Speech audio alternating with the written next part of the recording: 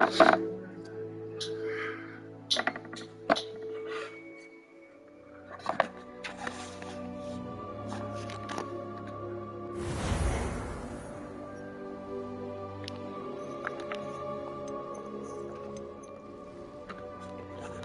think I'm streaming, right? Am I streaming?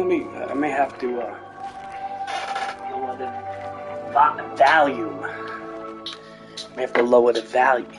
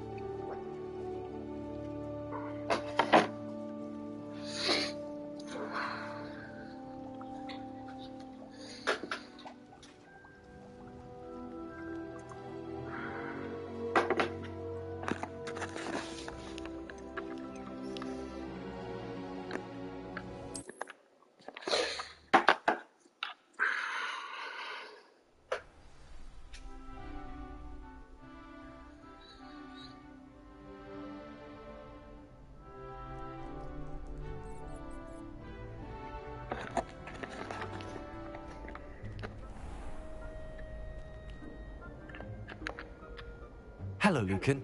I'm ready for practice. Glad you're keeping at it. Shall I fetch the dummy?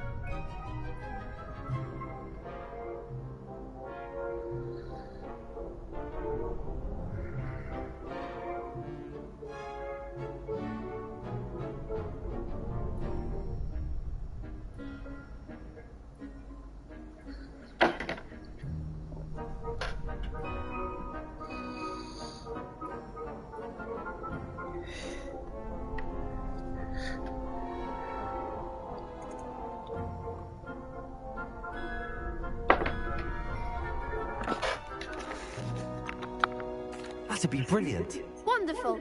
I'll set things up. Remember to cast all the spell combinations before the dummy lands again. If you need to stop practicing before you finish all of them, let me know.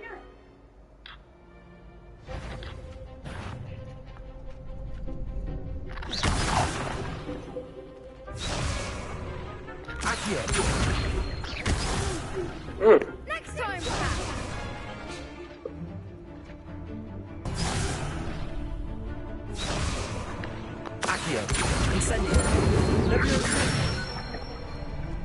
Good one.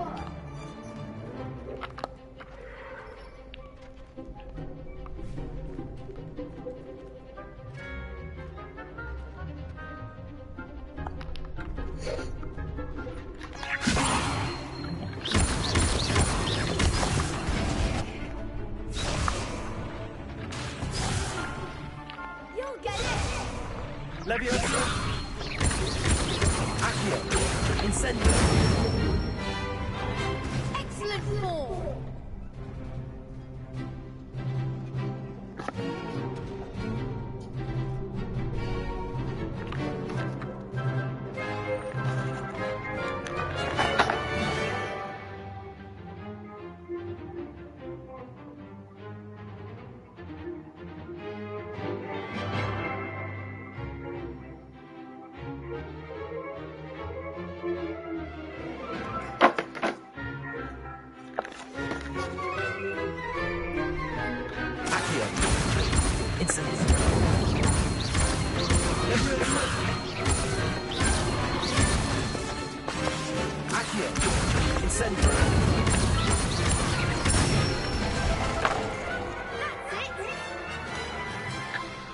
Impressive wand work. I'd hate to face you in a duel. Thanks, Lucan. You've been a great help. Oh, stop. Don't make me blush. Seriously, well done. Training dummies will think twice before challenging you again. Even though you won the tournament already, I'm glad to see you haven't stopped training. Stay sharp, my friend.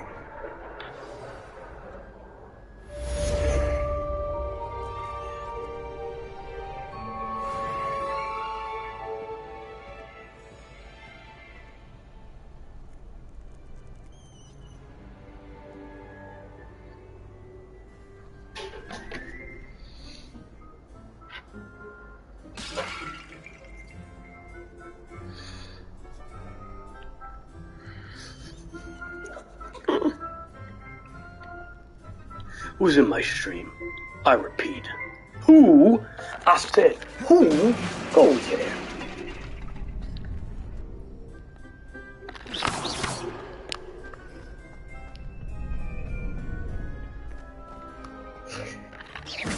Okay, let's see what we got here, quests.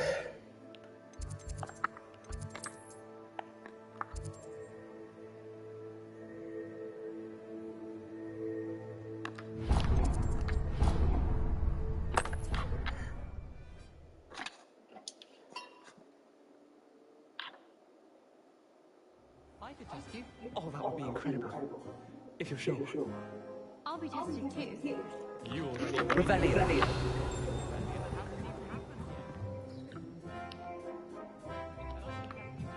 at the same time.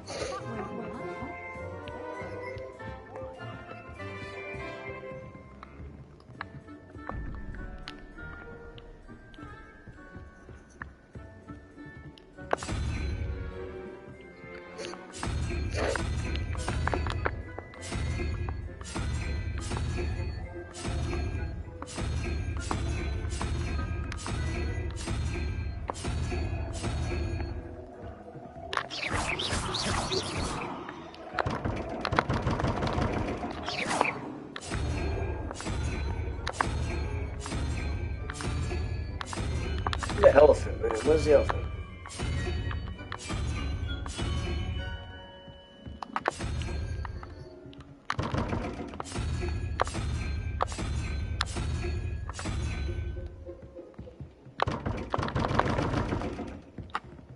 Revelio. Man, fuck this place.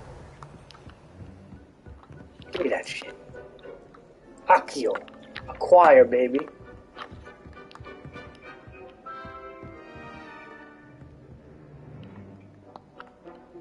Accio.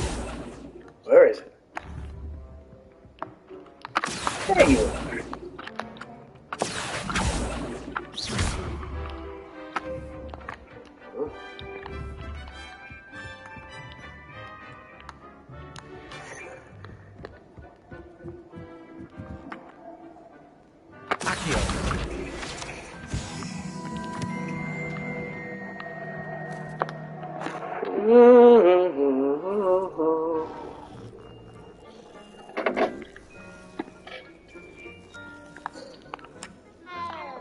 Look, everybody, it's a transphobic cat. Whoa.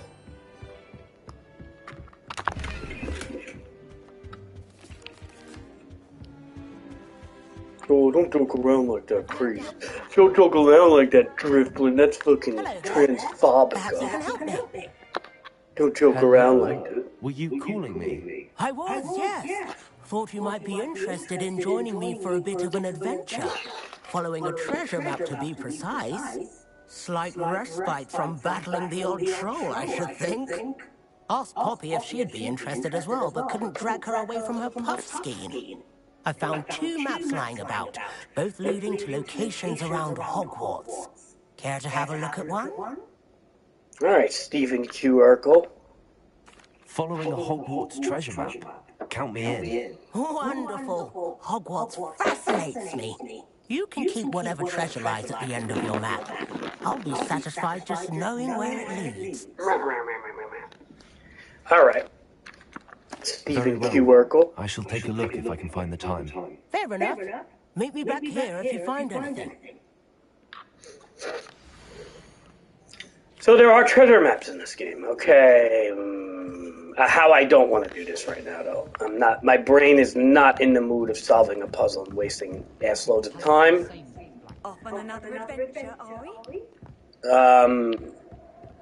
You know, a lot of this stuff I will eventually do, but like, there's a lot of things I don't feel like doing. So, what? Okay, wait a minute. Wait.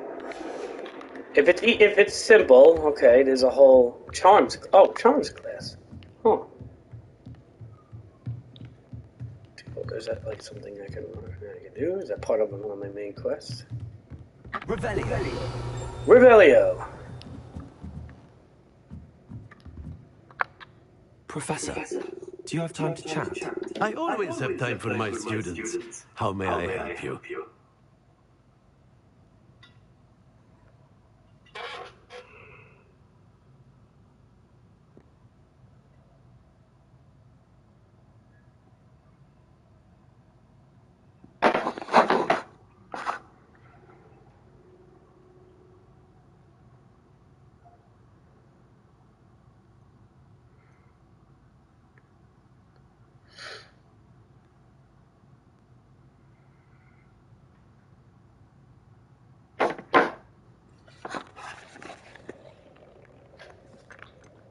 I wondered if I might ask how long you've been teaching at Hogwarts. Well, it's been what now? 7 swift years. Time does fly because we have fun. Essentially, in my opinion, an eager, positive, and confident mind is the most open to knowledge, I find. Some of the professors may not agree with your approach. Well, each of us has our own style, I suppose. Some in the teaching field believe that hard work and dedication are the only keys to success. But they forget what drives those things. If one cannot fathom why some would expend energy on gobstones, then one is blind to the enormous power of play. And that's why you teach the way you do. Precisely. I strive to be the sort of professor that I would have enjoyed in school. My experience was less cheerful.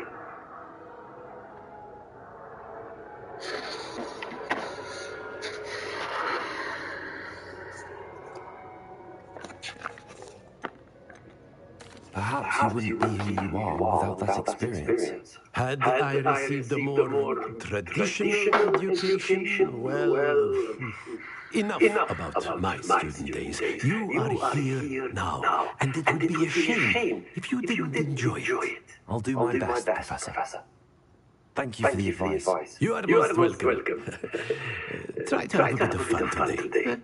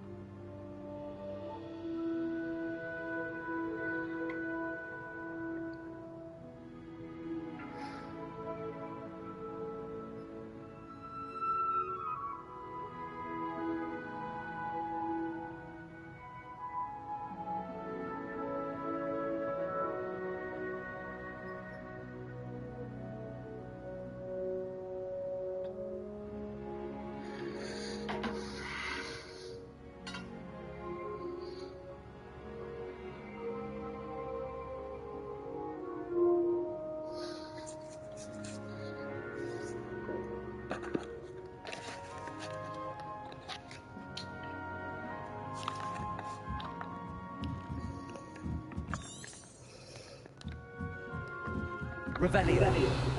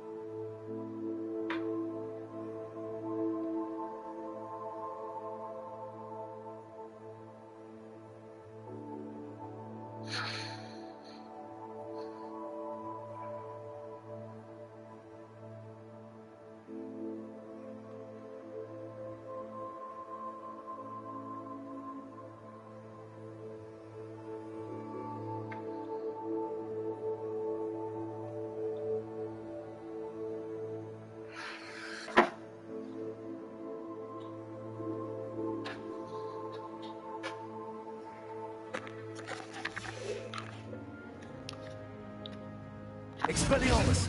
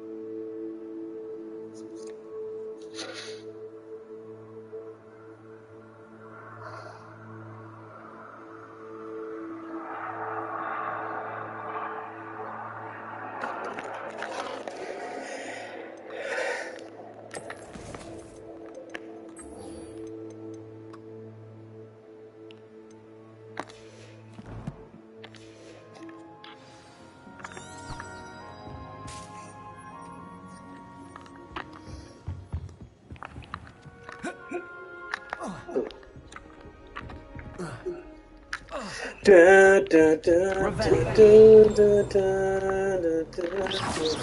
It's a rebus.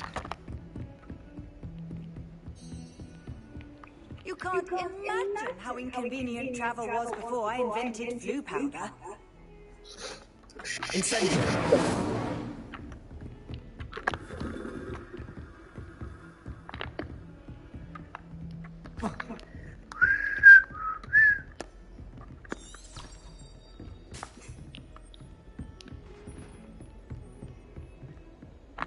Shut your face, yo.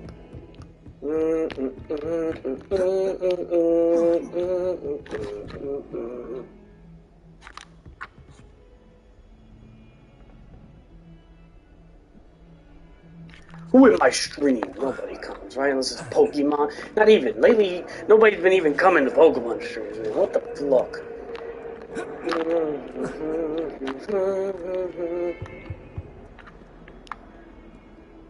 Look at that load time. Look at that load time. Because it has to, like, load the render of the world. Oh, wait, wait a minute. What are you? Did I just see something, like, fly above me?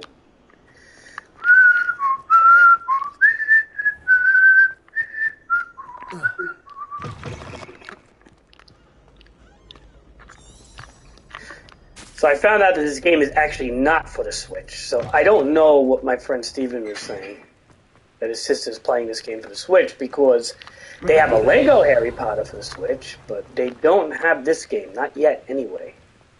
Unless she got some early release drop, which I don't think so. Oh god, another puzzle? Oh, I see. Okay. This might be an easy one. Let's see. No, it's probably not. It's never easy, right? Oh, okay, wait a minute, wait a minute.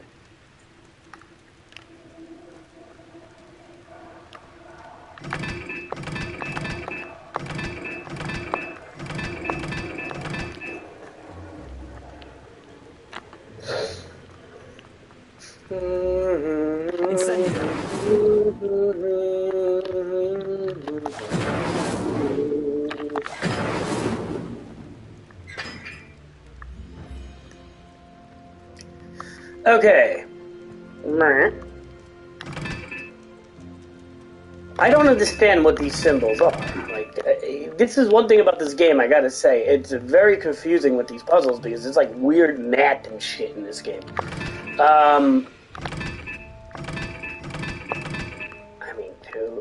I mean, like... Oh, never mind. I think it has to do with the sides. Okay, let's think about it. Triangle, a wand, and 3 sides. 3? Triangle.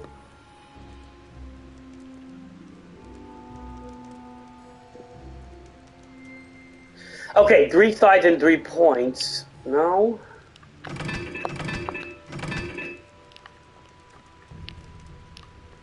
You know, see, shit like this is hard, man.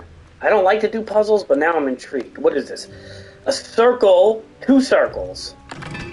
Maybe 2. 4. Okay.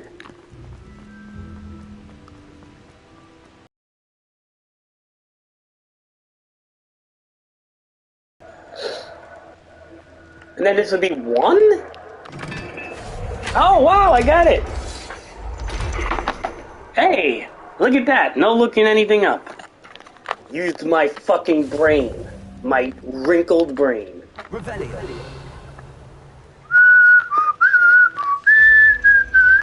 Yeah, no, these puzzles are serious in this game, man. It's like, they're a little harder than your typical open world puzzles. Most open world puzzles are fucking, like, easy as S. Oh, wow.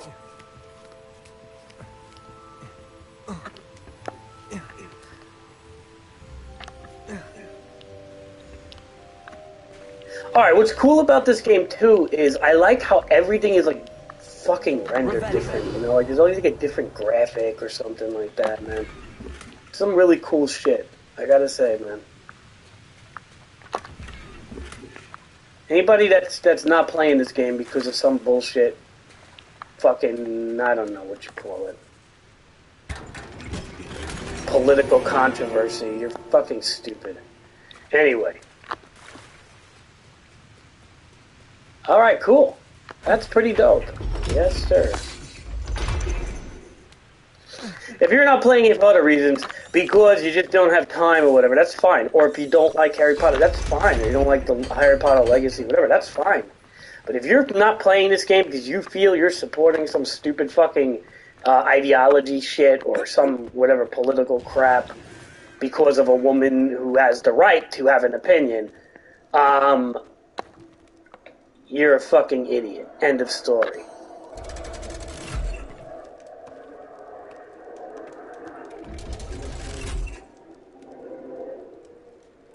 oh, but Brooklyn, that's not right. I mean, J.K. Rowling, she's such an evil person. It's like, I don't fucking care, like, what she is. And I don't think she's evil. I think she actually has 100% the right to say what she said, especially when you have people like Leah Thompson, who fucking is literally made, like, the whole entire female swim team of the Olympics cry and have PTSD and all sorts of fucking shit. Because, oh, the marginalized group, you know. Can't hurt the marginalized group. But we could just hurt 4 billion women in the planet. You know, that makes a lot of sense. This is why people like even Caitlyn fucking Jenner is like, even she's like, nah, you shouldn't do that. And other fucking trans people are like, nah, you shouldn't do that, you know? Because at the end of the day, the people who believe these fucking ideologies are just so fucking brainwashed and warped. It's actually kind of disgusting, but what are you gonna do?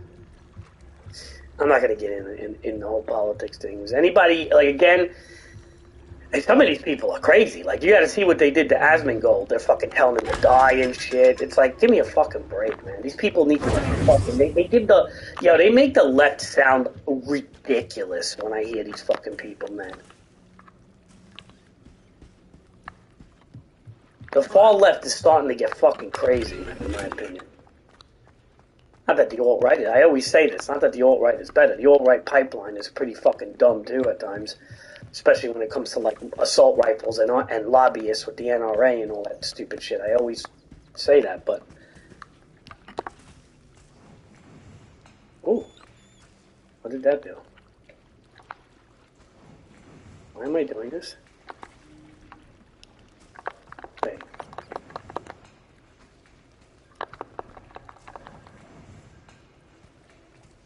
Okay.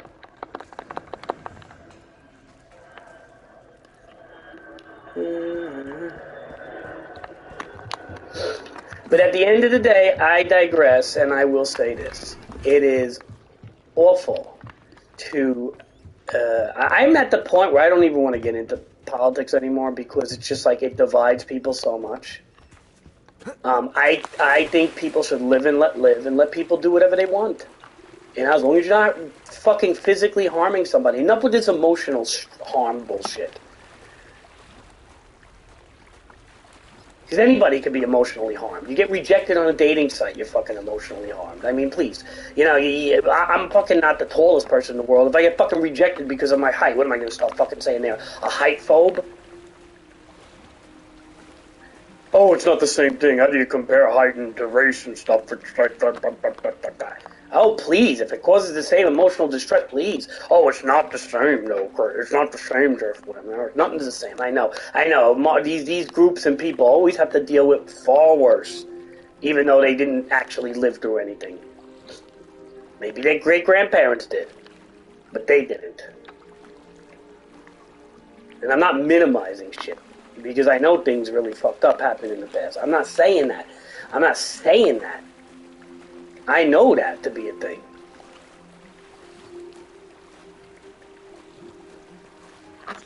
And I do feel bad for things like that. But to be honest, we don't live in that world anymore. Like, honestly, people should be more cared about the cost of living, buying a fucking house, you know, the younger generation, the fact that, like, 50% of females out there are not having children, and the ones that do, I think it's like 51% of females in this country, I don't know if it's this world, I think it's the country though, are not having children.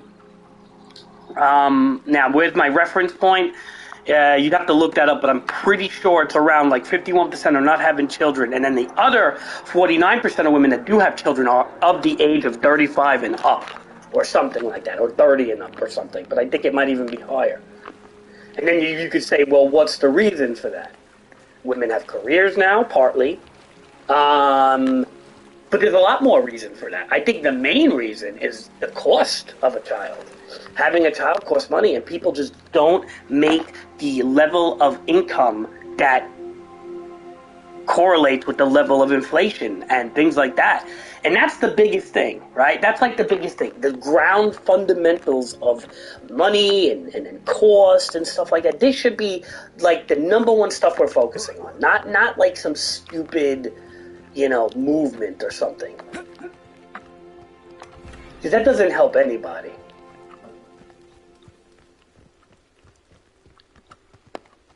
But the far radical left doesn't understand that. They just go into the movements always. They always go into the movements, the doctrine. They get brainwashed. It's the path of least resistance, the path of least effort. Just go with the flow of what Hollywood, MSNBC, or whatever the fuck you listen to tells you. And then, of course, the ignorant pushback is the people on the far right who just listen to Fox News thinking that that's a good fucking alternative when actually it's pretty much just as bad. Because Fox News will never say anything, and people like Ted Cruz will never talk against gun lobbyists or anything that has to do with anything bad that happened. Like, there could be a mass shooting and 100 kids could die, and it's just like basically like, oh, well, Senator Ted Cruz, what do you think about that? Oh, well, we need to blah, blah, blah, mental illness, blah, blah, blah. Doesn't bring up. And this is the exact problem we have with politicians. Oh, shit, okay.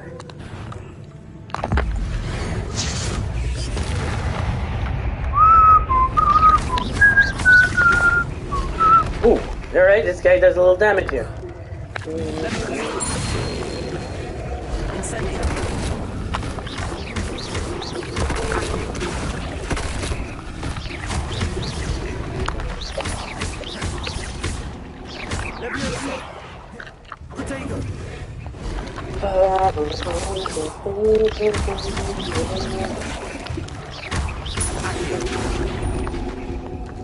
No, we're not healing.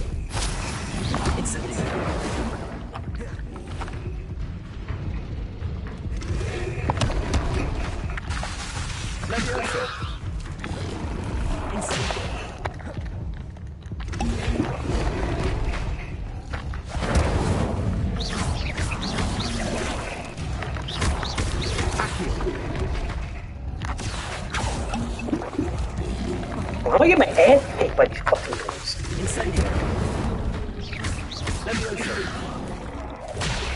And there's another one. Oh, dude, come on, man. Alright, let me get another coffee. I'm just too much in my mind right now talking about shit. I'm not paying attention to what's going on. So let me just make coffee.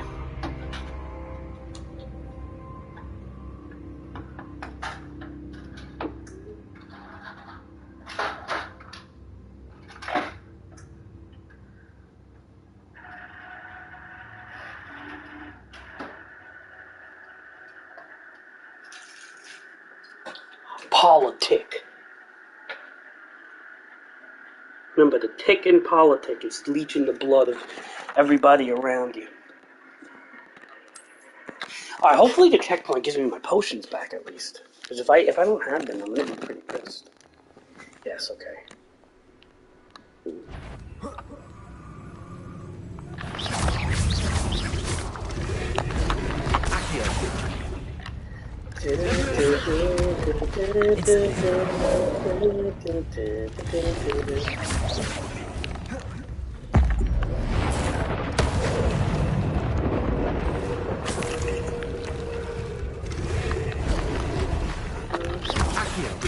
Come here. Stone back down.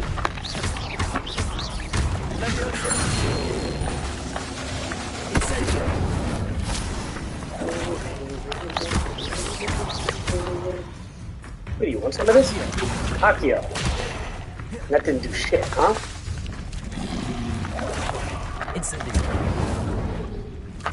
Why are you fucking more powerful than you think?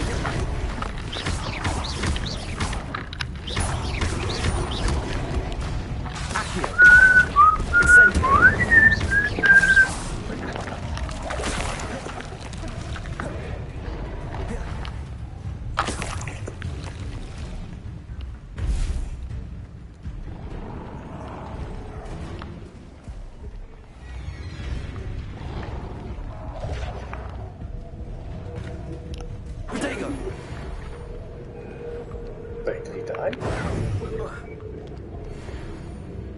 Levitate over by its tongue. I already did that.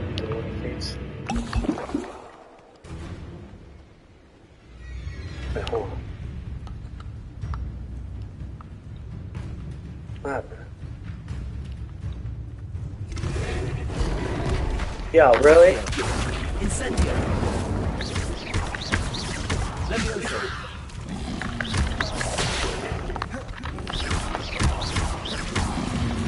Get the fuck out of here, bitch.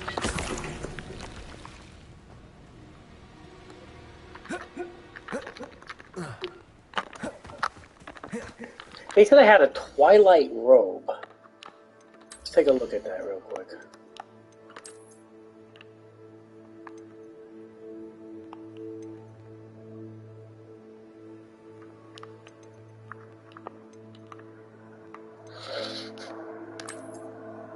Oh, it looks like shit. See, some of the items in this game just look bad, dude.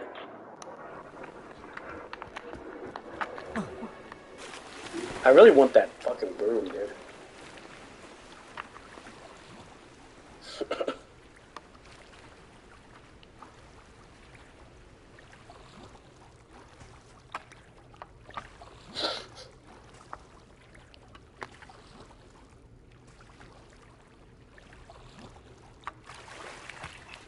Why would I need a piece of toast? I suppose that's where it goes.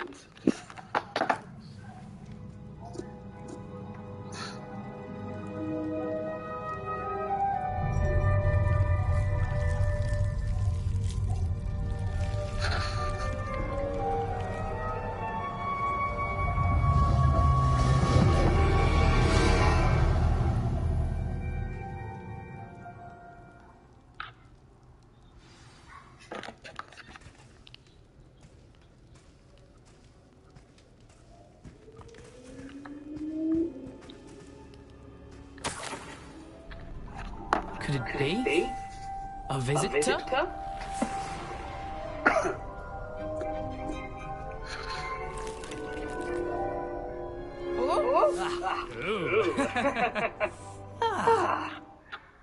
The name's Richard Jackdaw. I was a student, just like you, about a century ago. How in the world did you find this place? A house elf named Scrope sent me. Said I might find a black family ring here. Ah. Sorry to say, I sold the ring a long time ago. Poor Scrope. Still holds a candle for Apollonia, I reckon. Can't say I blame him. I stole all these treasures just to impress her. Alas, 'twas to no avail. I thought a secret map I pilfered from Peeves would pique her interest. She simply rolled her eyes. What would I want with yellowed old pages torn from a book? Not my finest moment.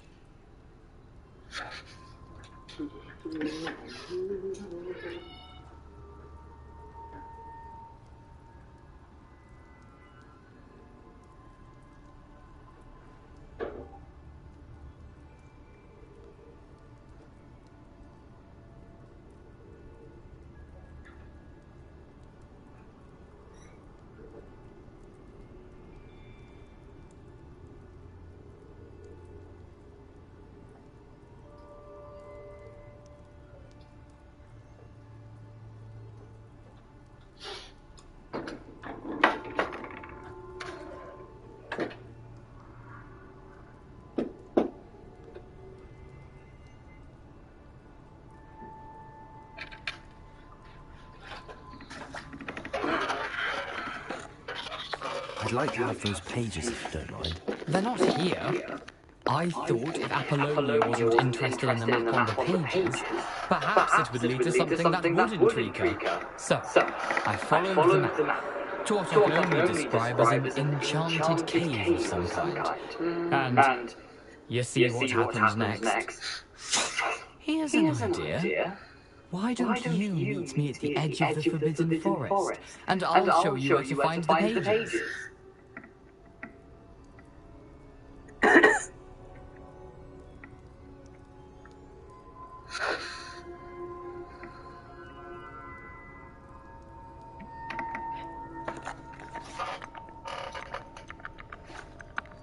I suppose if that's the only way for me to get those pages, I'll meet you at the forest. I'm sure the pages are still tucked in my waistcoat. If you don't mind the sight of my decapitated skeleton, they're yours for the taking.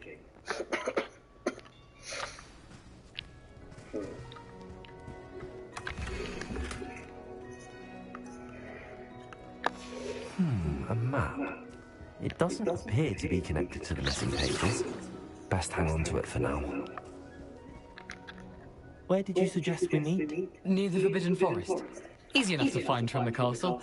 Look for a foreboding tangle of thick black trees. I suppose if that's the only way for me to get those pages, I'll meet you at the forest.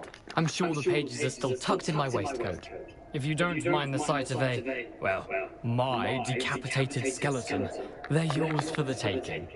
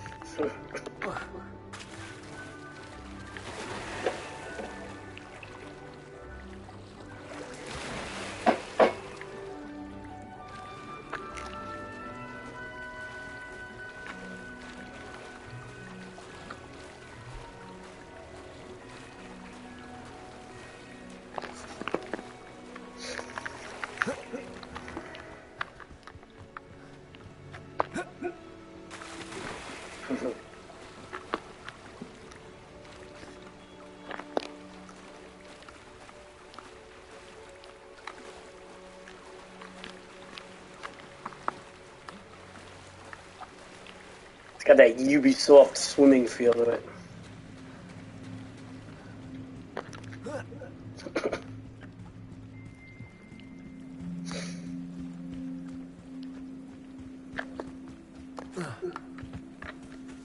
Hi, Mr. Scrub. Hello, Scrope. Thanks to you, I was able to enter Apollonia's grotto. The toast was the key. I met a ghost there, Richard Jackdaw, who's agreed to lead me to the pages I've been looking for. That boy was never good enough for Apollonia.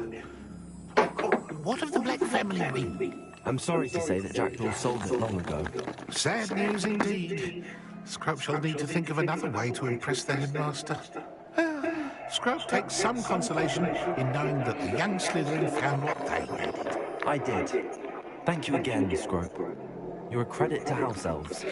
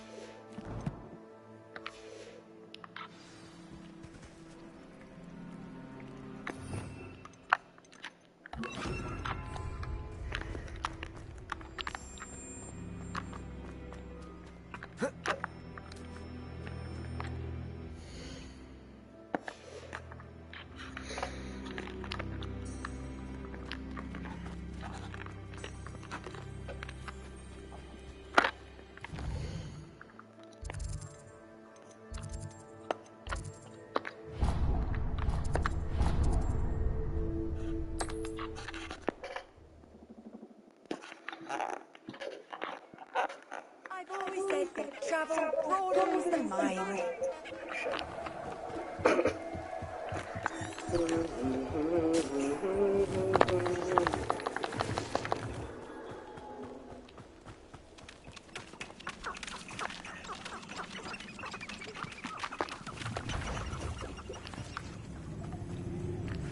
I can smell the mudblood from a mile away.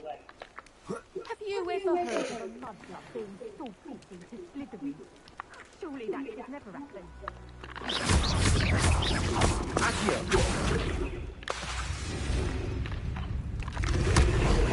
Oh!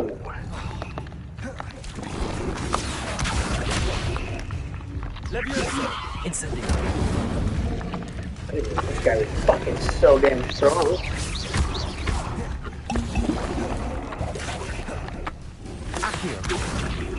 Incendio.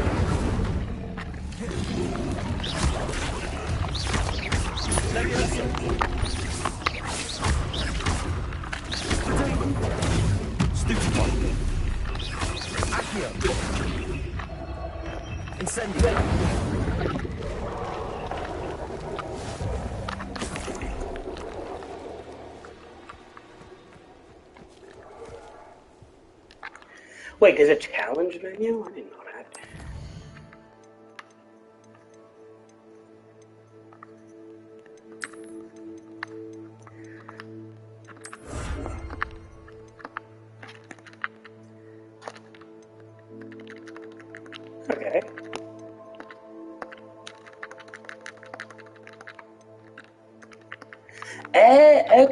Okay. Okay. So when you do things in the challenges, it actually upgrades your power.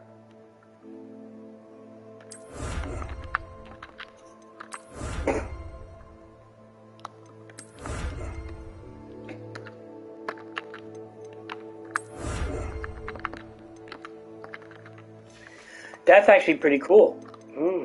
I like this unlocking here.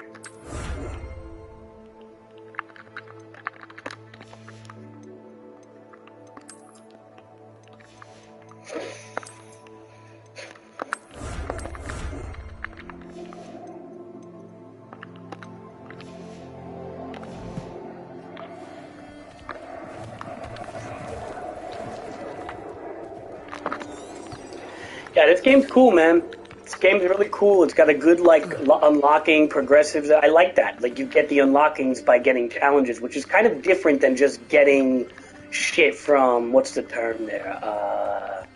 Level up and then putting in a perk tree or something, which is just fucking annoying. I'm tired of that shit already.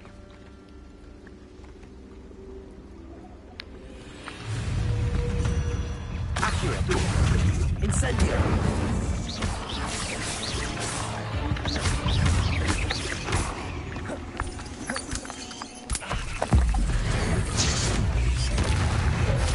But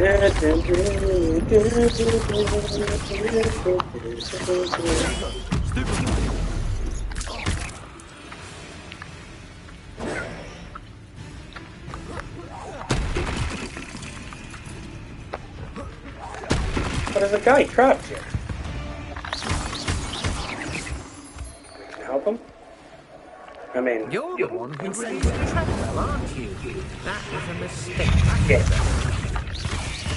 I've seen you, Jules. Your strategies won't work on me. Incendio.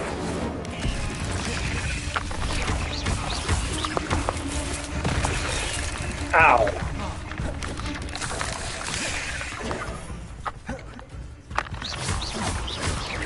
Accurate.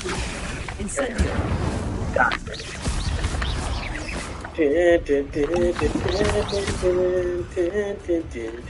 Incendio.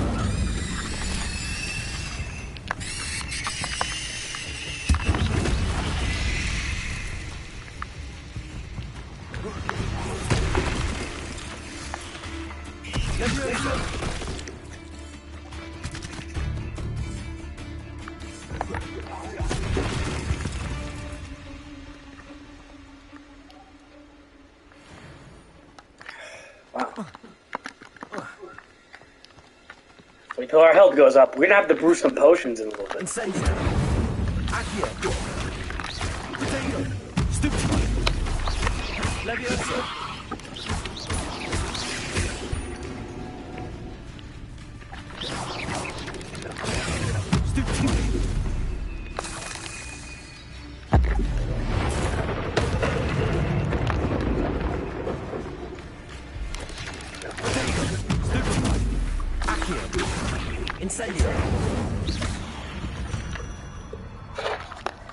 Well, ain't that how we do things?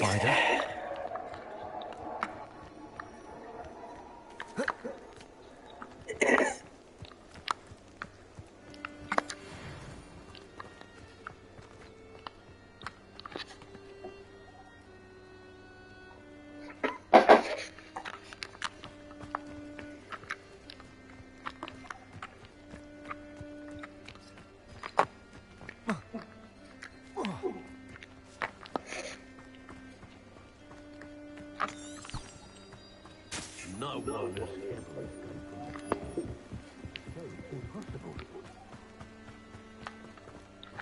Yeah, this is cool, man. I like this shizzle.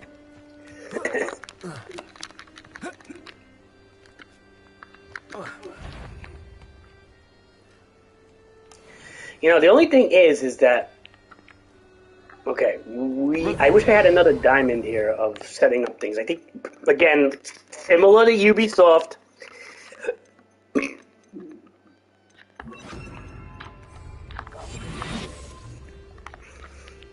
Haven't a clue why there's such a fuss over poaching. There's enough beast flesh for everyone.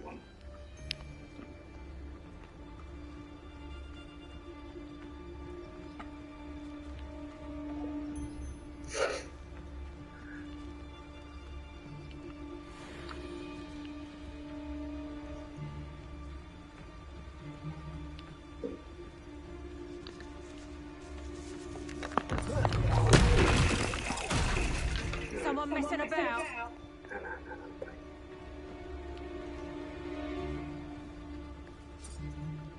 The only thing is I don't want to jump over this, but I didn't want to reveal myself.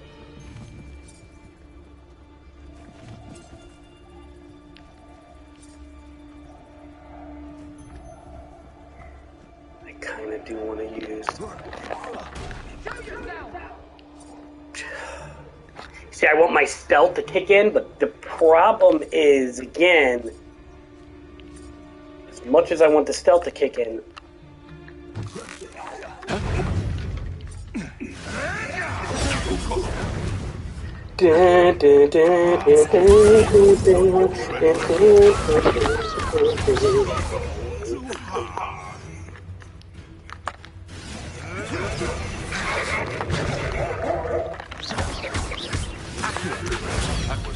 super far out of there.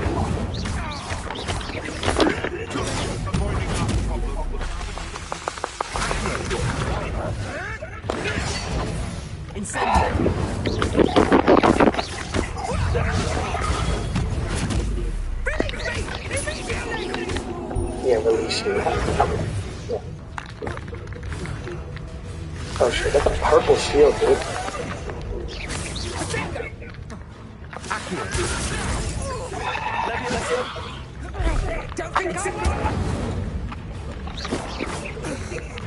Yeah, get the fuck out of here. You don't know the type of wizard I am, baby girl. Who else wants some of this shit? Anybody? Yeah, you? You'll have to fight eventually. Come over here. Have fun with fire. It's shameful what you've done to helpless beasts. That's right.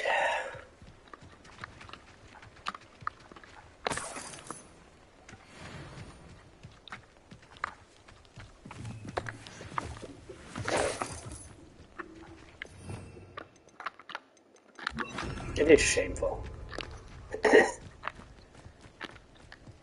Revelio. I'll tell you one thing. I really don't give a two shits.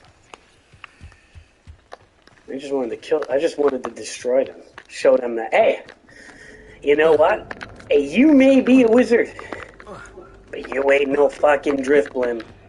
I'm the most powerful wizard in fucking Hogwarts, bitch, and they don't even know that yet, but I am. Especially the one where you ended up with an actual... Hey, come here, mongrel.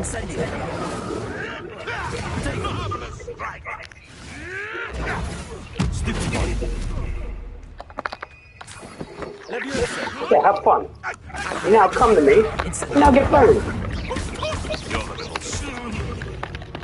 That's what you do. You get your ass kicked in, boy. What up, Cheddar? They don't know. I'm Driftblim. I'm the strongest fucking wizard in this neighborhood, bro. And they want to fuck with me. They better watch themselves. They better recognize, yo.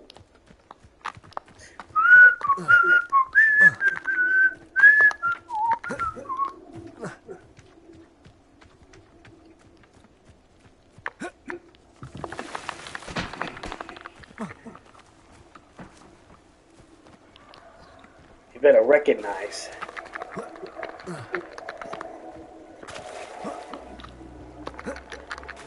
Hell yeah, I own the streets. I own these streets. Back in 1863. Fuck yeah. These dark wizards want to fuck with me. Where are they? Dude, I got the combat skills because I'm so used to the Batman games and shit. This shit's like fucking easy, bro. Like, it ain't that bad. But boom. Blast that motherfucker. Look. Get the fuck out of here, dog.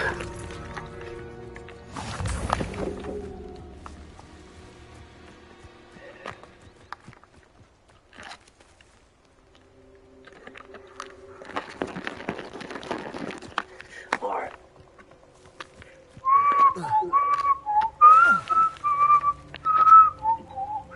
Man, I fucking like this game a lot, Cheddar. Shit, I ain't gonna lie, it's fun. This is like an Assassin's Creed Valhalla, but with Harry Potter. And like more mysterious and magical. It's like better. And I'm not just saying that because of the stupid controversy. It's really good. Barkley was fucking right, man. Here I am, as good as my word.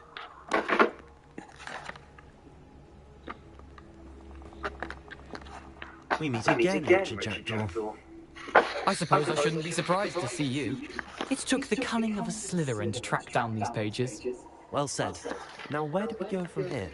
Follow me. I shall lead you as far as I can, as I fear I may remain a tad reluctant to revisit the scene of my demise. Keep your eyes you were open decapitated. for birth. When you find it, say Intramuros. I think it's Latin. Or Greek. As you can imagine, I never paid much attention in school. Shall we? That's because you're an airhead. Literally, his head falls off and shit, so. Aside from the bird bath, anything else I should look for? Indeed. Let me tell you, Cheddar, I never liked Harry Potter. I was always a Lord of the Ring guy. I kind of even detested Harry Potter for the longest time. It doesn't even matter if you like Harry Potter or not. This game is that good. It's like seriously that good. Like, you could hate Harry Potter and you'll like this game. It has nothing to do with Harry Potter. It's basically just the universe. Harry Potter's not even born yet, dude. He's not even a reality in his father isn't even born yet. They're not in the scrotum yet, though. You know what I mean? Surprising how much of this is rather unfortunately coming back to me.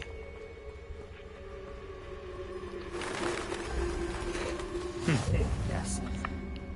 You know, the closer we get, the more I'm remembering. Probably best I leave you to it. Simply stick to the path and keep a sharp eye out for that bird bath. Adieu. Adieu. Is that Latin? No, that's French, you fucking idiot. Alright, Nothing to do now but keep going. Yes. Yeah, like I said, you don't, like, I had the same mentality, man. I was telling Barkley I was never into Harry Potter, dude. It's the same shit, I'm telling you. I never watched any of the movies. Now I want to watch all of the movies. Because this is how good this game's got me so hooked that I want to watch the fucking movies for the first time in, like, my entire life. Take it from me, Teddy. You know how fucking anal I am about shit. I hate fucking anime. I mean, you know the shit I'm anal about. Like, it's good. The waterfall. For a thief, Jackdaw's surprisingly as good as his word. Revelio. That's like your scan.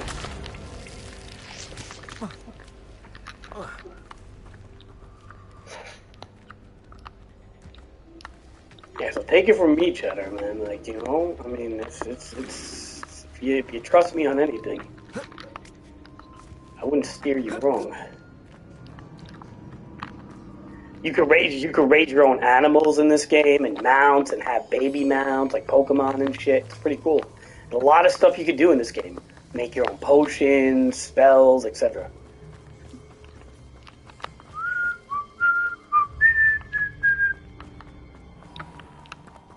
Alright, wait a minute. I'm kind of confused here.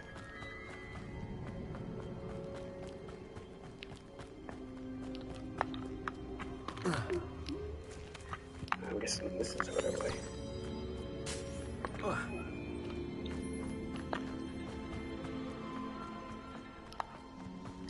Okay. I want to get my broom already. I want to be flying, dude. And plus, this is the first open world game where you can really fucking fly. Alright? You can't fly in... You could glide in Pokemon and stupid shit like that. In Zelda, you could glide. Puffskin? What is this shit? Incendio.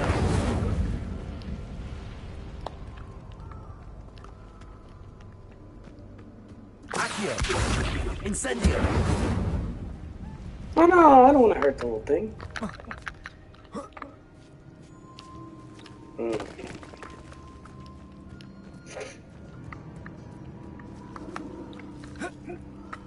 Something oddly solemn about this place. Such regal creatures, stags.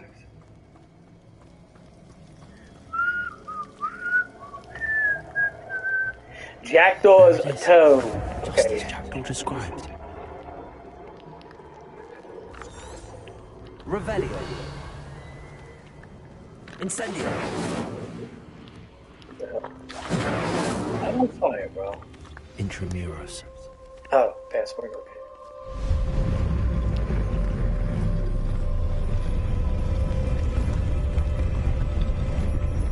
Yeah, that's pretty dope right there. The portals and everything is fucking dope, man. Oh shit. Oh shit. Goblins. A little far from home. Ranrock knew you'd eventually lead us to whatever it is you're hiding. Look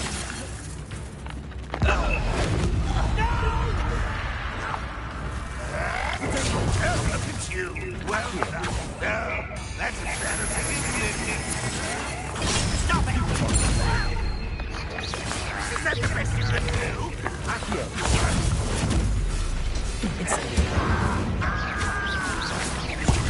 Ah, ow, ow, ow, ow.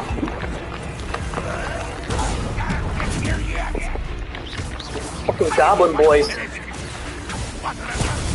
Not exactly weak, right?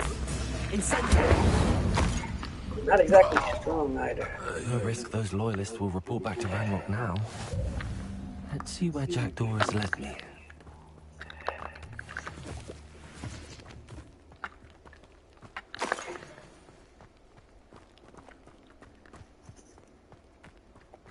What is that for?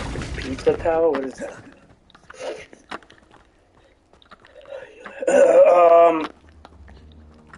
Okay, let's get the challenges. Upgrade our stuff.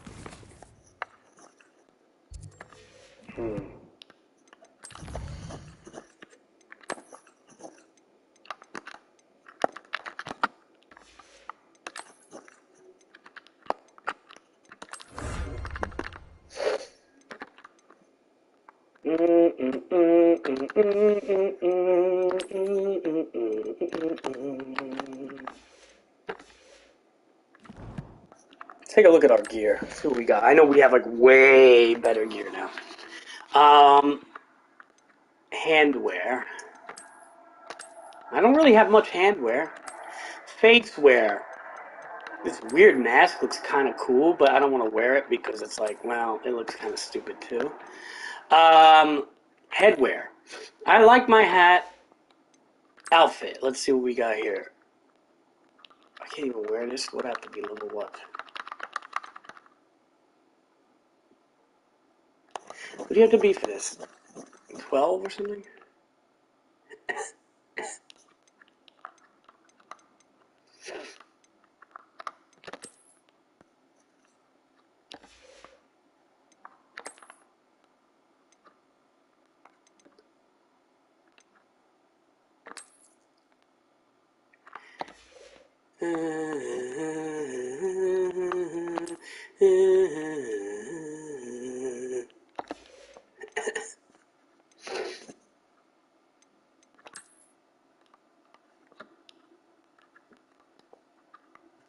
Now, is this shit just like, I think this shit's just aesthetic. the wand handles.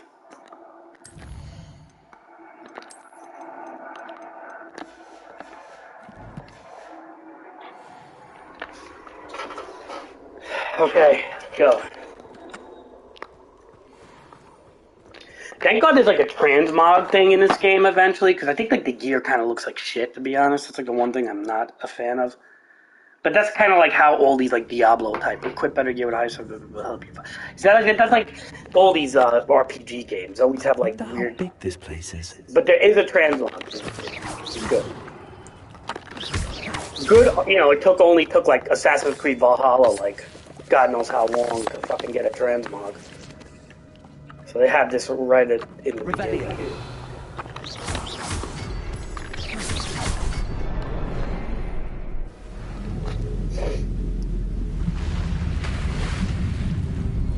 Impressive. That must be where all this leads.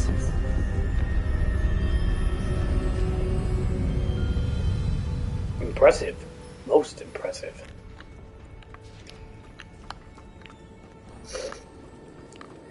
Someone didn't want casual visitors down here. Yeah, no shit. I'm wondering if any of my spells will help me through this. Hi, Mr. Spider. Oh shit. Bro, why so many of them?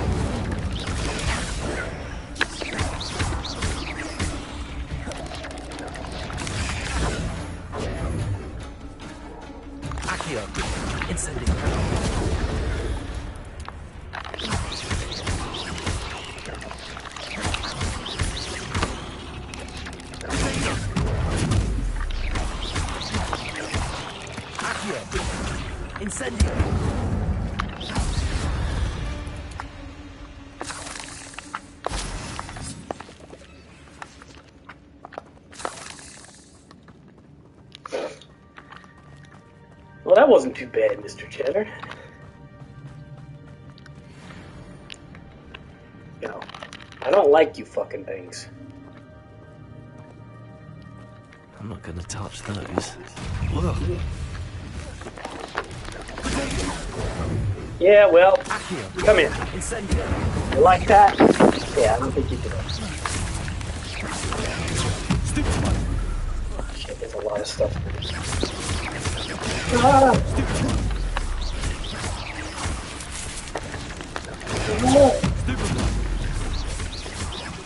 Alright. No, don't use it on him. He's already fucking dead, man.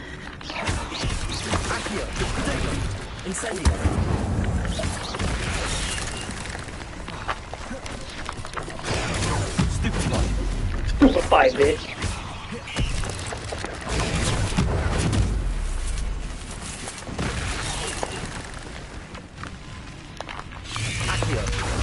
Incendio.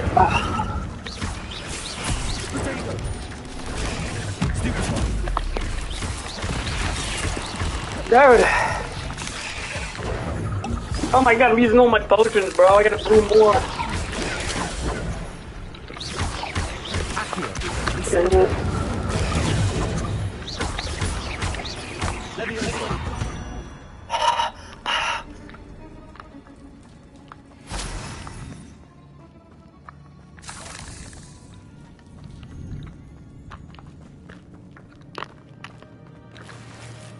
Silver 4-eye spectacles. See, like, there's like a lot of dumb items though in this game, like glasses and shit. Like, you don't really fucking need. Like, I don't want to wear any of that shit. It looks stupid, some of it. Okay, we find dueling gloves. Ooh, take a look at these gloves. I need new gloves. Yeah, that's good shit right there.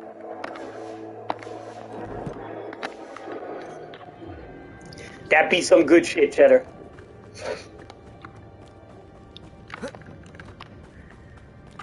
Find the missing pages. Okay, we have to look for these missing pages still. You know what I mean, Cheddar? The only problem is, again, I may have to come back here, like, after I brew potions and shit. I have no fucking healing potions right now, dude. Like, I'm getting my... These spiders are kind of kicking my ass. I feel like they're harder than the wizards. They're like beasts, you know? What do you think? I think I should go back to the school and like fucking... I don't know. Let's see. Oh, God. Great. Dude!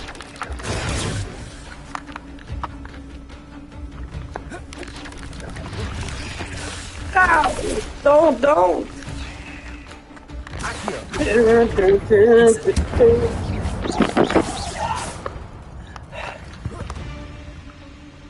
Come on. You want to get nuts? Let's get nuts.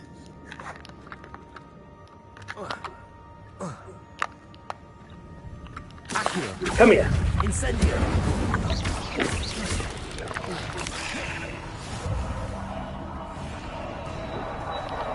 A bunch of fucking tarantulas over here.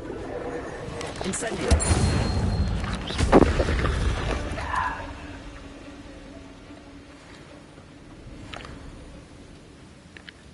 Okay, I just got a challenge, so let me just add that here. When you do challenges, they give you, like, they give you stuff. Anti-Venom 1, like, this is a good one, but it's 40.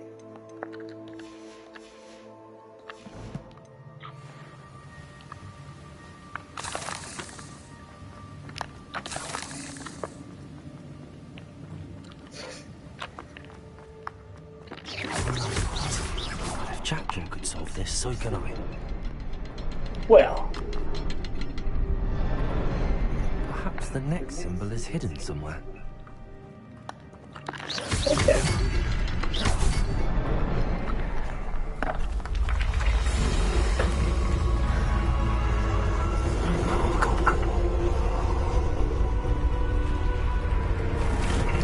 Man, I kind of want to go back to the school, though, Cheddar, and brew potions and shit. I wasn't really prepared for, like, a whole fucking quest line like this.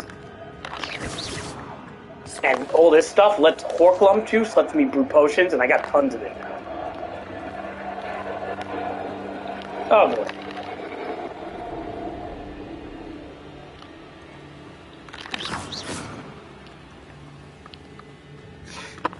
Okay.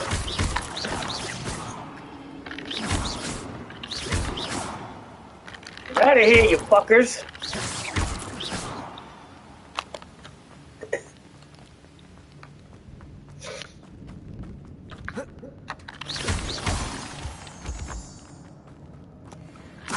Dun, dun. Hey, this way. Alright, we have some... It's a good thing Jackdaw didn't fall down there. Yeah, well, he's dead anyway, sir. What's up here? You see, there's like chests and shit. What's that like? That's odd. I'd have thought Jackdaw would have been interested in this loot, but there's no sign of him. Who cares about Jackdaw, boy? Accio.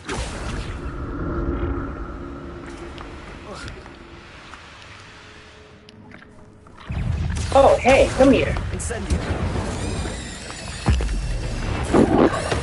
Yeah, how you like that? How you like that ancient magic? Is that good? Yeah? How you like that? Oh, shit.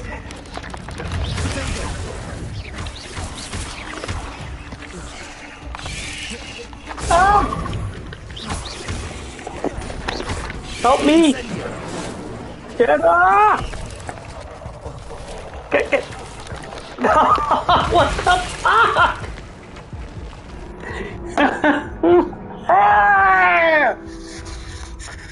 Dude, you know, this is what I mean. I need to go back to the school and brew like fucking 6 potions. This is fucking stupid. They did like, ugh. Alright. Ease up. I'm glad Richard Jackdaw left a little something behind for me, but where could he be?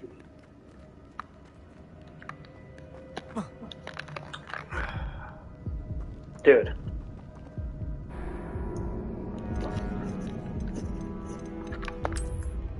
It's funny. Wait, let me see if you get different loot every time you open the chest, because I got gold last time, and then this time I got a fucking robe. Let's just take a look here, because this could be like something people could. Oh no, never mind. They saved it. Ah. All right. Whatever. We still have 0 potions since the checkpoint, so we still have a lot to worry about. Come here.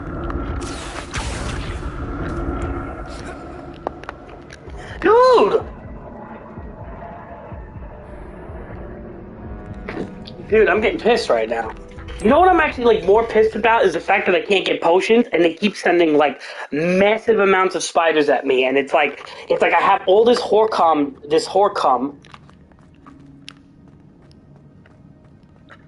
but I don't have any yeah, come over here all the way. All right. I have all this fucking horse cum juice. Complete the battle.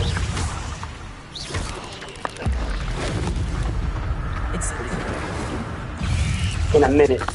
Yeah, they are fucked up, man.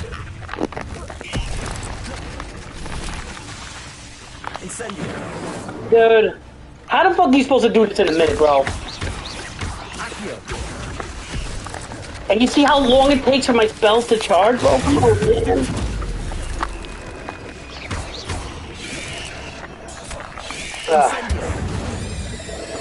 Alright, one of them's dead.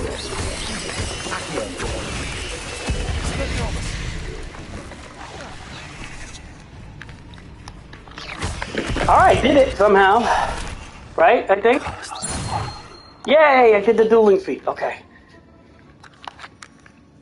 Alright, so I got all this horse cum, but I don't have fucking, I don't have like a brewing station. I wish, you know what they should have did? They should have added like, see like here's the Horcum mushroom here, look. Horcum juice, right? And I have like, they should have added a brewing station, like that you can just go to every once in a while and make like your potions real quick.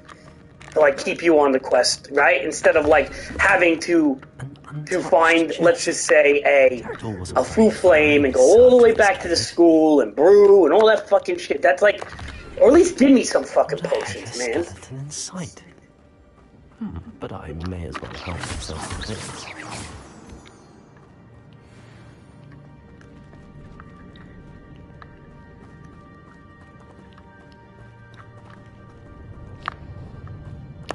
I don't know where to go, Cheddar. Man, these dungeons are big. Which is not a bad thing.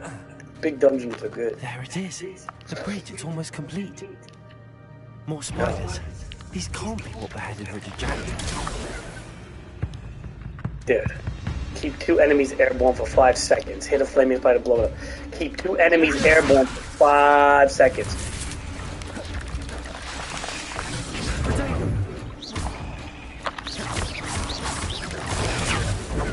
I don't know if I'm gonna get this one. Incendio.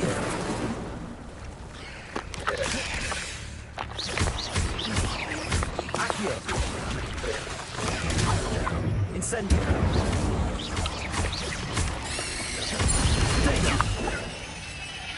Accio. Levioso. You see this shit? They want me to keep 2 enemies airborne. I could do that, but the problem is I'm getting fucking shit splattered at me. Alright, so airborne. Airborne.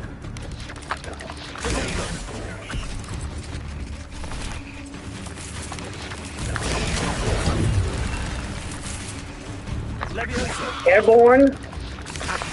Airborne.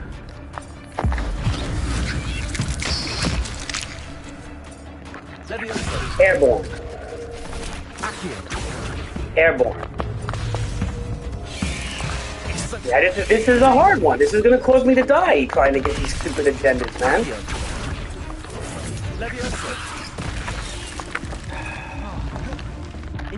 Oh, I won't be able to get it. Yeah.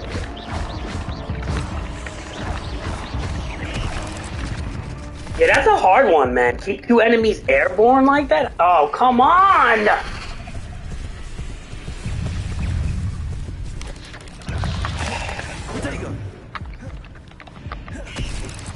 Yo, really?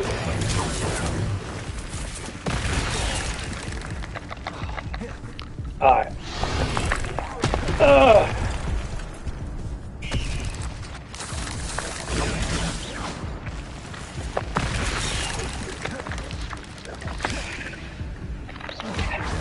Holding ring fit now.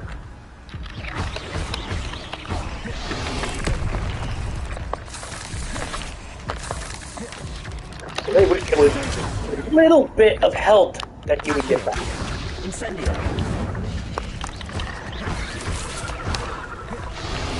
Yeah.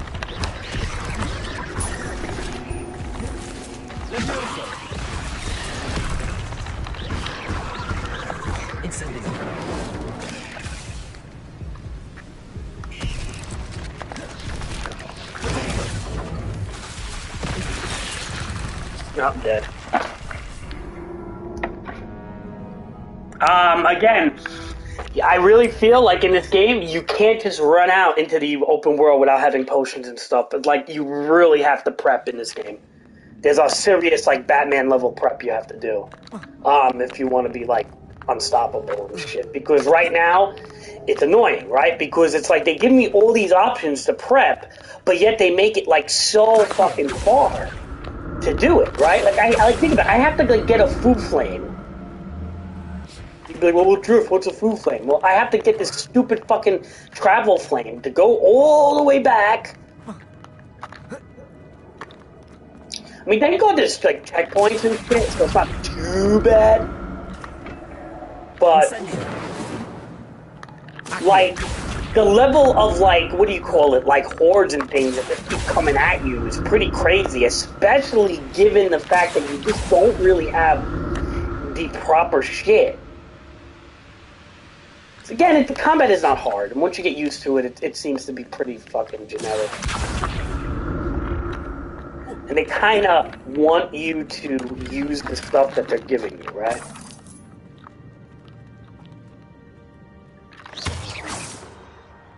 Revelio. But the problem is, some of the stuff they give you is so ugly that you don't even want to wear it.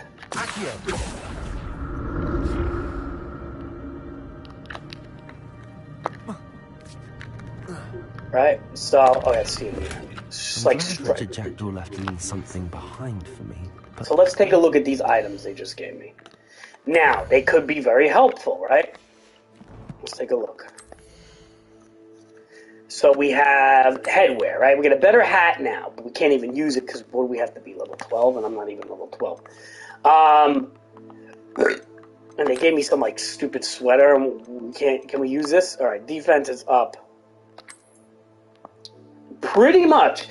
And that's the problem. That was a complaint in this game. But now here's the thing. They said once you get the ability to transmog, you're going to be transmogging a lot, which is cool. I mean, like, that's fine. Because then I can transmog outfits I like and kind of hold on to stats, right? But they really should make it more clear, like, how to do it and where to do it. Again, this game takes a very long time to open up.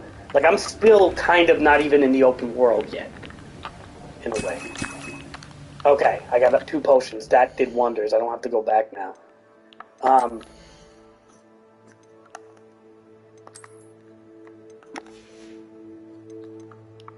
I don't even know what I picked up, man. What did I pick up?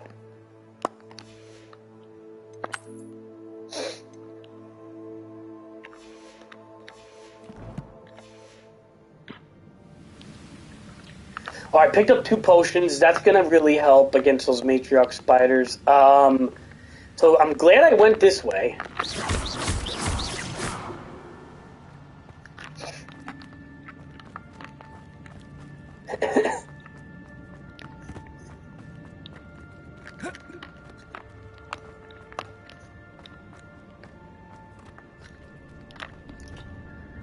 Alright, so there it is. The bridge, it's almost complete. Here we go. More spiders. Keep 2 enemies airborne. Now that's the tricky fucking agenda. See, this is what gets me killed. Is you know, I really try to get like, what do you call it? Okay. You know, I really try to get these agendas, right? And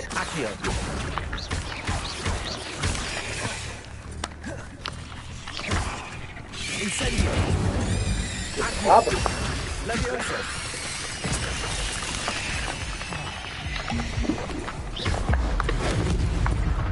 Incendio. Potato. Levioso. Incendio.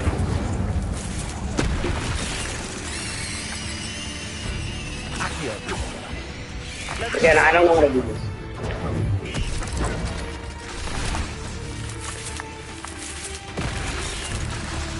Levioso. Accio.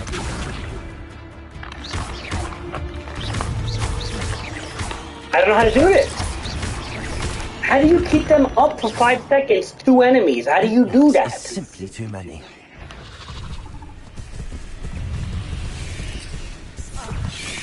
Really? And they hit me during the cutscene? Come on, bro.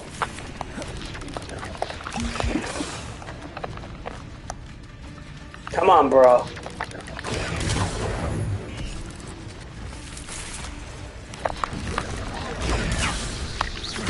Incendio.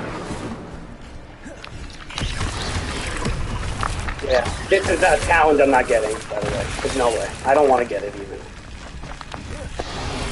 I don't want to get it. It's a stupid challenge. Whoever put this in the game was retarded. Incendio. I don't mind challenges, but not stupid ones like this. Accio. Levioso.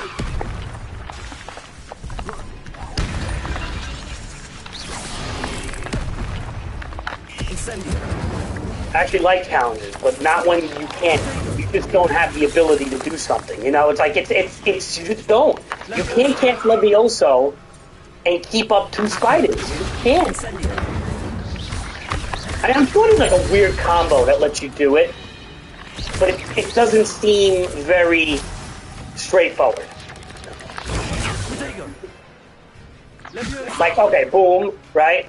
Now, yeah, you can keep them up in the air. See, it says keep 2 enemies airborne, but it's like, again, it's not explained.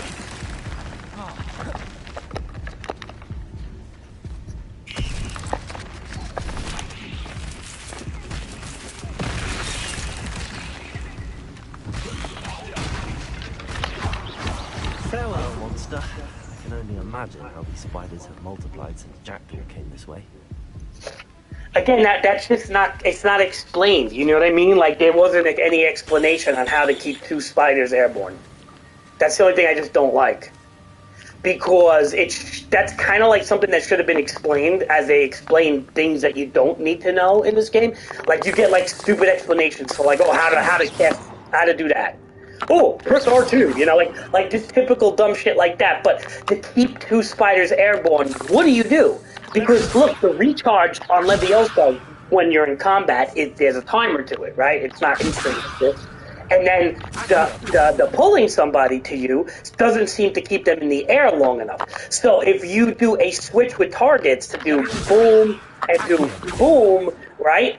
It just doesn't seem to work. Like, I'm almost thinking you gotta do boom, boom, and then just kind of hit them, juggle them up in the air and hope that one of them doesn't fall. And I think that's the only way to do it, but it seems like impossible if there's other things attacking you and fucking killing you at the same time. It's like, what a stupid agenda, you know what I mean? Like, whoever, probably not Q&A tested. Untouched chest. Jackdaw wasn't very thorough in his search of this cave. And again, like, another thing that people complain about this game is the inventory, is that you get, like, this absolutely terrible inventory where you don't have enough spaces for anything, right? So it's kind of like you have to basically destroy shit. Now, I don't know if destroying shit gives you, like, materials. Like, for example, if I destroy, right? Do I get anything? I don't know.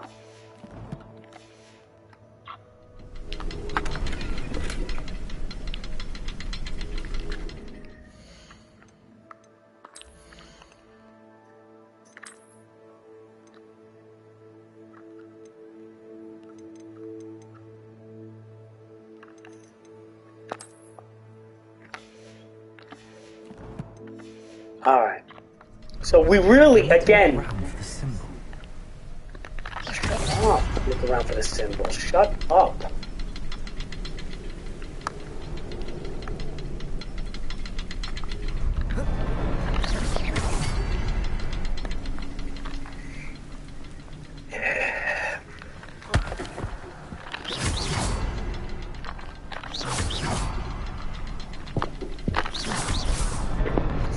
Alright, there's the bridge.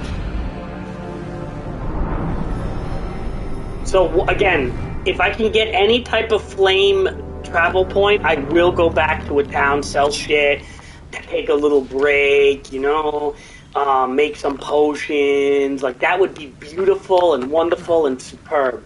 But they're not going to do that, right? They want me to continue this quest, like, unhindered, you know.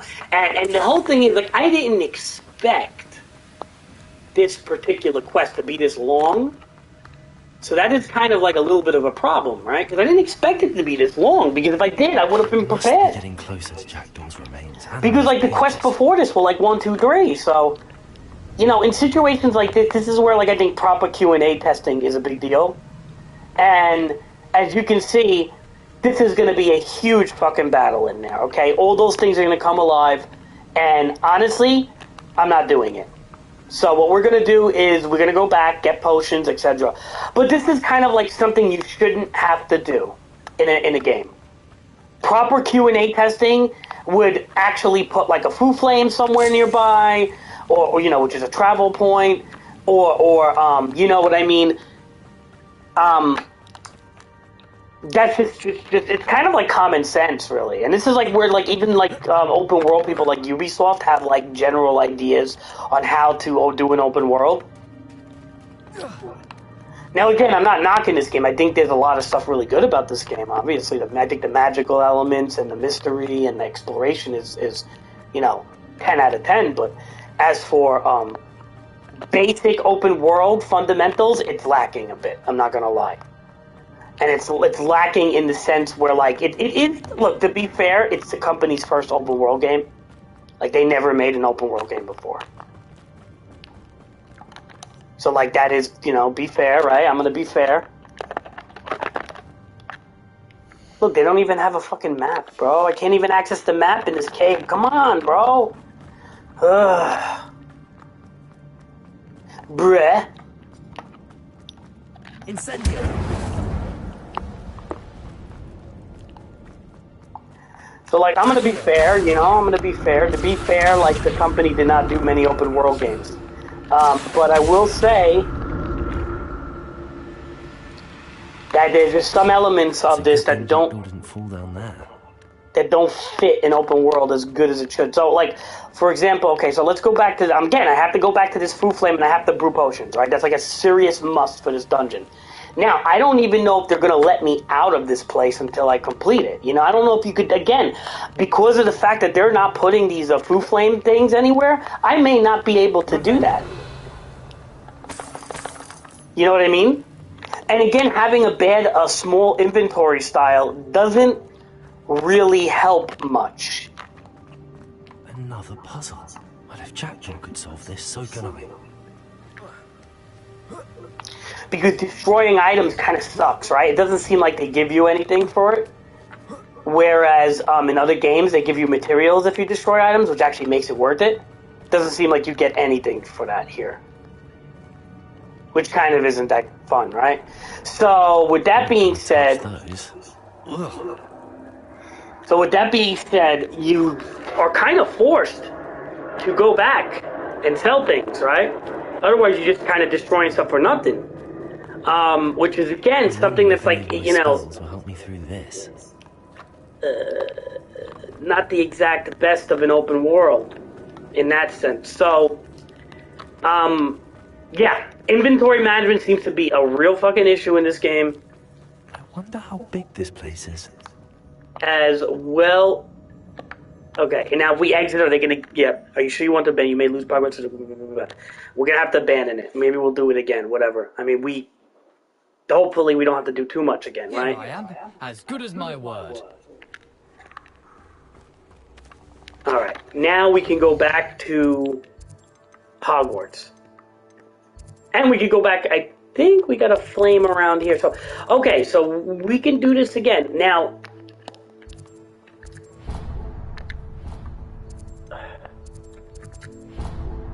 wait. We gotta go back. We gotta go to one of these flames, right? So.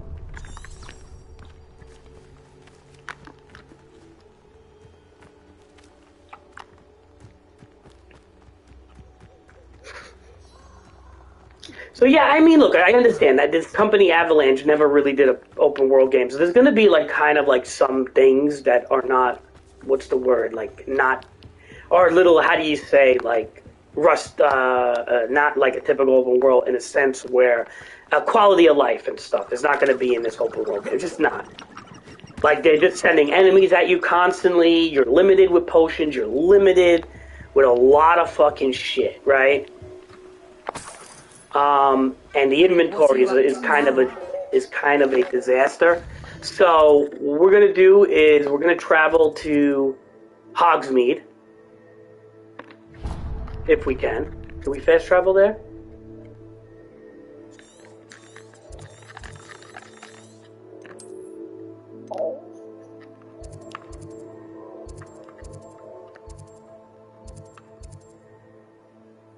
Okay, so we can fast travel here. Now, what do we want to go here for? We want to sell stuff, correct?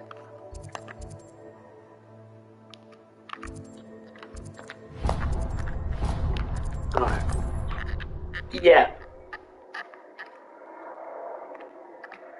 No, I mean, look, it's a good open, look, scale-wise, exploration-wise, having the first, open world game that has, what's the word, flying and stuff like that, it's pretty dope. There's a lot of, like, dope things in this game, but I do feel that the quality of life stuff isn't really quite there, based on, again, maybe, the company's very new to open world games, so.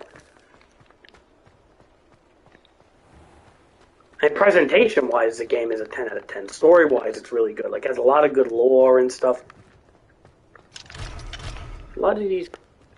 They could. I mean, I don't think they're gonna, like, add the waypoint traveling and stuff, but they could fix the inventory, which would really fucking help, because that's, like, a big complaint that everybody has. It's like, the fact you gotta do these Merlin puzzles to increase your inventory, which is kind of like Korok seeds in Zelda, right? If you ever play Zelda Breath of the Wild, you collect Korok seeds to increase your inventory. But it makes more sense in Zelda because your items break. So it's like kind of like as you use your items, they break, and then you free up inventory slots. Whereas in this game, you're not breaking your items. You either have to sell them or destroy them. And destroying them to not even get any resources is just like, what's the point in even finding them? Do you understand what I'm saying? So it's kind of like that's where it kind of is not like Zelda. It kind of loses me a bit. So, right now we have to wait, I think, till daytime to open the shop, which is just typical of, like, Skyrim or something, so we could do that. But anyway, yeah, I mean...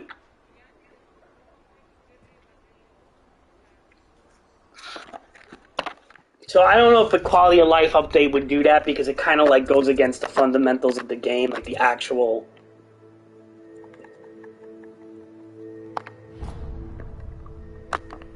Yeah, looks good. Looks really good.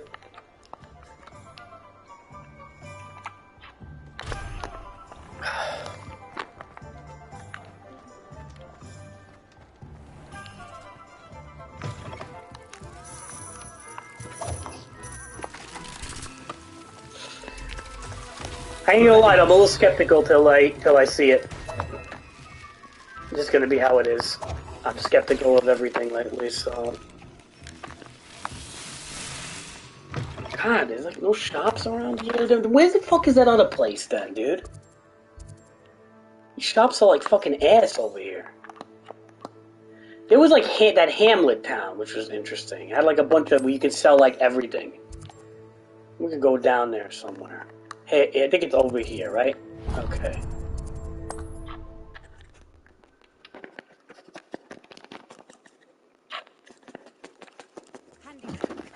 pleasant enough little place. It's like, equip better gear will help you, blah, blah, blah, blah, blah. It's like, oh, shut the fuck up. Revelio. You think I don't know that, man? You think I don't know that shit? Come on, man. Equipping better gear. Of course I know that shit. Doesn't mean I want to.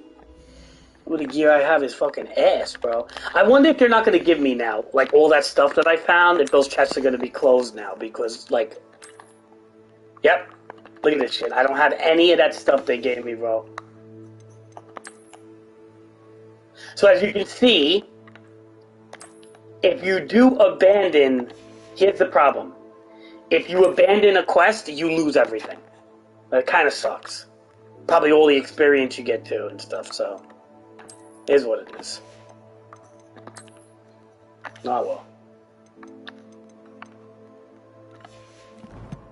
Yep, look at my level. I was almost 12. So all those spiders I did and all that stuff is gone. Hello, Mr. Semi. What can I do for you? What do you have for sale? So that's kind of shitty, but whatever. Yeah, what are you gonna do though, man? You know, this is this fucking game. So, okay, let's just sell shit. Like, I don't like these glasses. They look stupid. Sell it. Illustrious Emerald Silk Robe. We can sell it. Silver Four-Eye Spectacles. Sell it. Sell it. See? Oh, shit. These guys are giving me 0 for heaven's. Okay. But you see, at least we get gold out of it, right? We'll keep this mask. Looks kind of cool.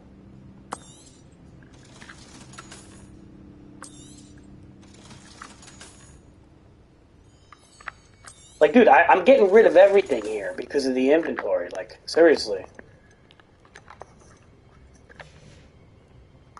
I hope to see you again sometime.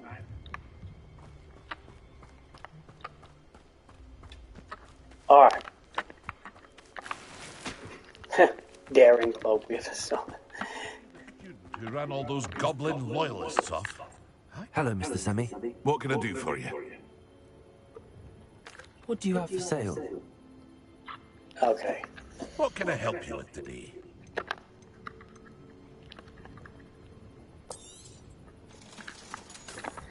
I'm keeping that mask 'cause it does kind of look cool. So we could buy 2 of these potions for 100. Yes. Then you can't. Then we have the brew. Let's buy 2. You could buy some of these potions here. But then it's like part of me wants to save the money because I don't know if there's something See you bigger. again sometime. So this is what we're gonna do. All that Horklum juice, all that Horklum juice I got, or whatever the fuck it's called, I don't have anymore, right? Fuck. Wonder who lives here. That's kind of ass.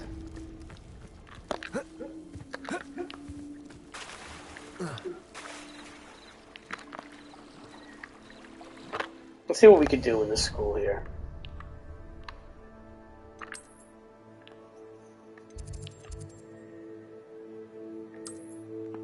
Why?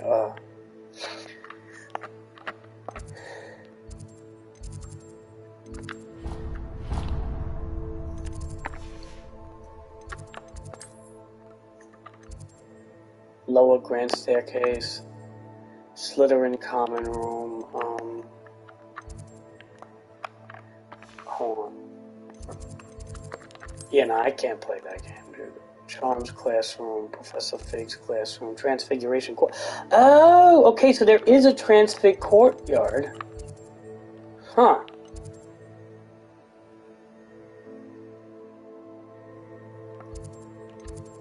Huh.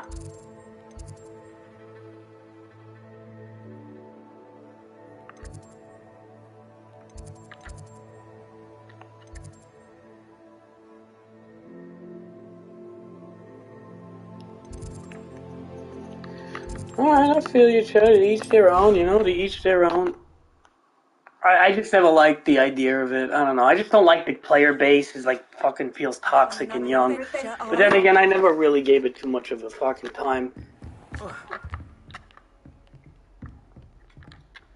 Professor, what can you tell me about your work at the Ministry? Your curiosity is understandable. Well, although I can't speak in any detail of my work, I can tell you certain interesting facts. Unspeakables work in the Ministry's Department of Mysteries. Dangerous work at times, as you've no doubt guessed. Yes, Professor. Now, you needn't concern yourself with my injury. I made peace long ago with the fact that a sprig of dittany, once plucked, will surely begin to wilt. You do seem to have come to terms with things rather well. It's a matter of perspective. Without saying more, perhaps whatever time I've lost was an exchange for time gained. And to dwell on such matters is a waste of the days ahead. At this point, no magic permits us to travel back in time. Perhaps one day. Yes, I can tell you that my years at the Ministry were well spent. I'm surprised that all you guys in my stream never played Breath of the Wild. Like, you've never beat Breath of the Wild, man. If I may, Professor, I'm also happy that you're here at Hogwarts now. That's the crazy part. Speaking of time, perhaps yours would be best spent honing your defensive wand work. Yes, Professor.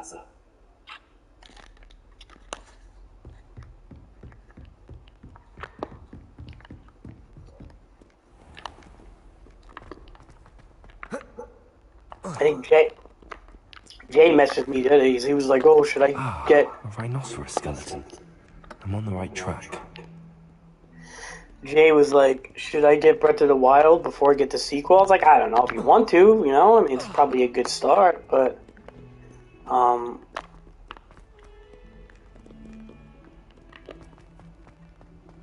to get used to the controls and stuff, because the controls scheme is going to be like almost identical."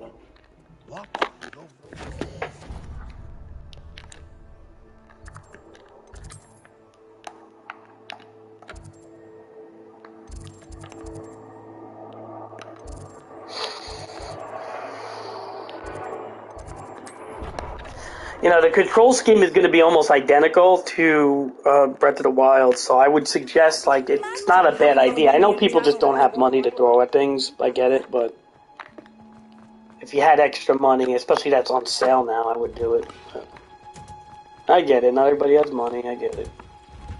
A lot of people don't want to say that, but that's usually the case.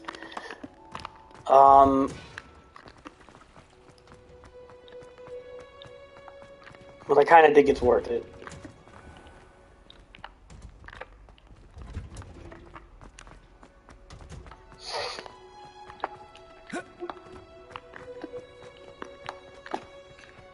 It's a pretty good open world game, and I think, it just, I hope the second one has quality of life improvements. And when I say quality of life improvements, I'm talking about, like, climbing. It's a big deal.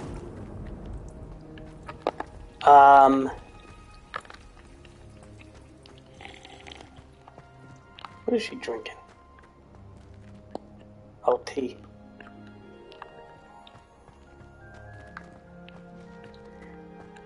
Man, I wonder if I could get Horklum seeds. That would be something, huh?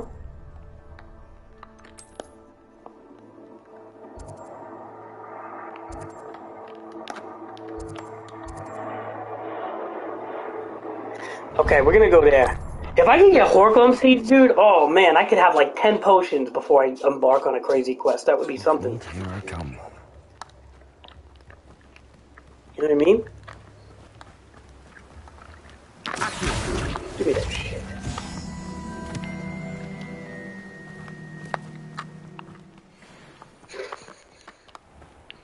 Hello, be with you in a bit.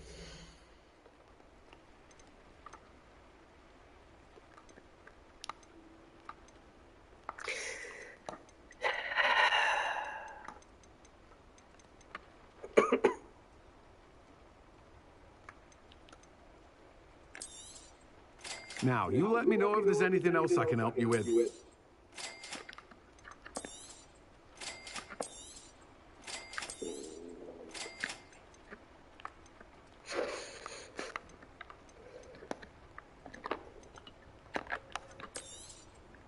Now, you let me know if there's anything else I can help you with.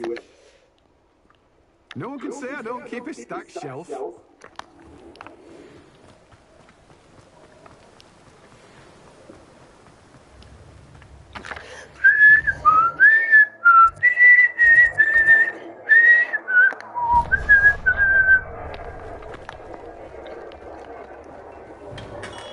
then. In the market for potions, are we? Yeah, well...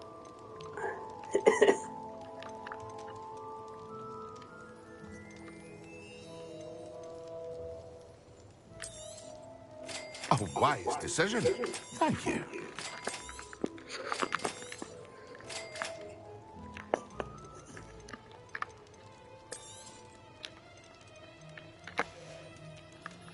I hope to see you again. Farewell for now.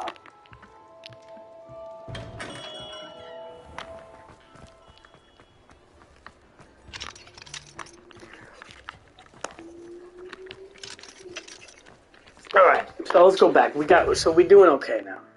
Alright, so let's go to Hogwarts.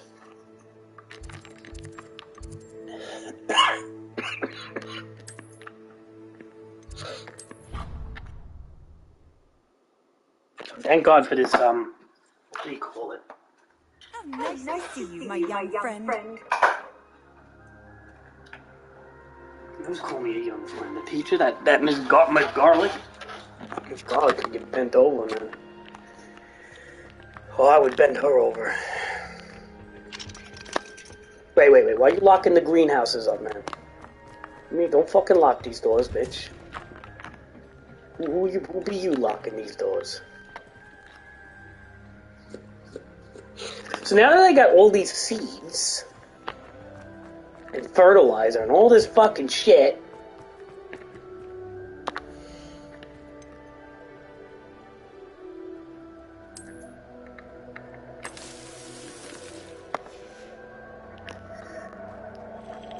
what about over here?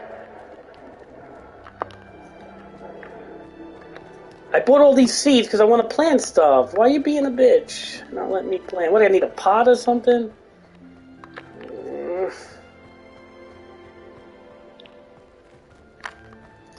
Alright, let's go in the other room.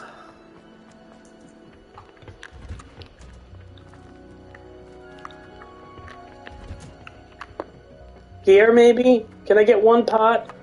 No? It's probably like another class. You probably have to progress this shit, unfortunately. Okay. What are you gonna do, right?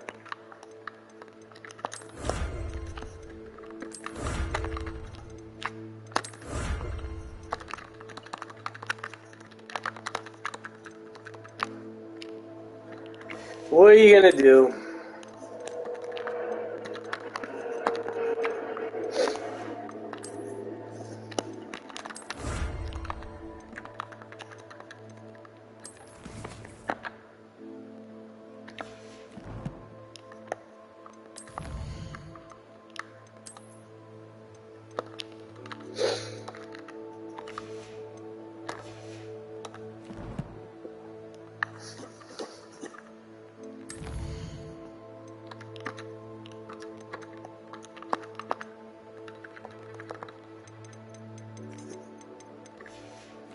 Right, Shadow, what are you gonna do?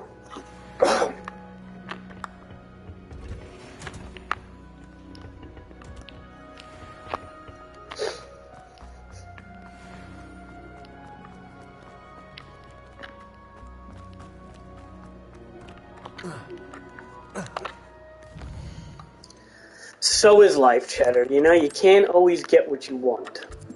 You try sometimes and you get what you need. But surely those who could.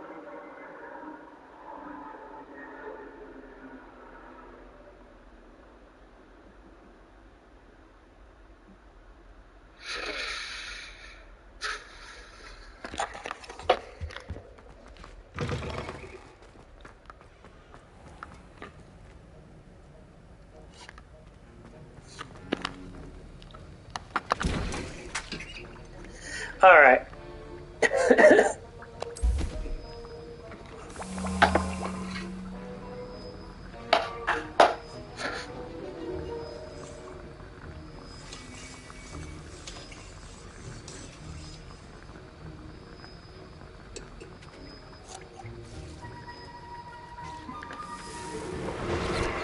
Alright, we're getting potions here. I'll be right back.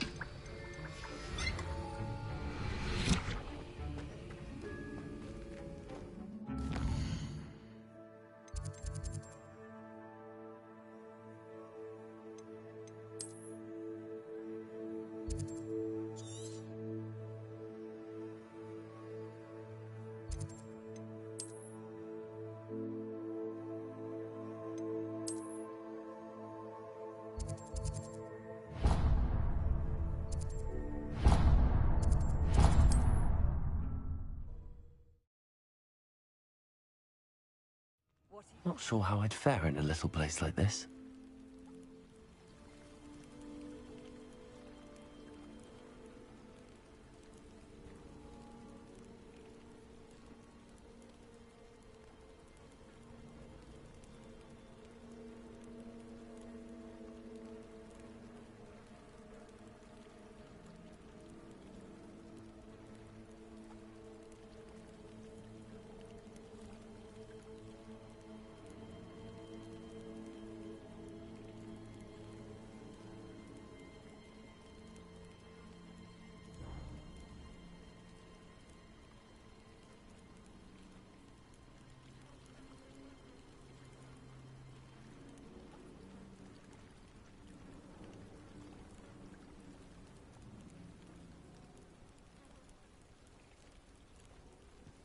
Revelio.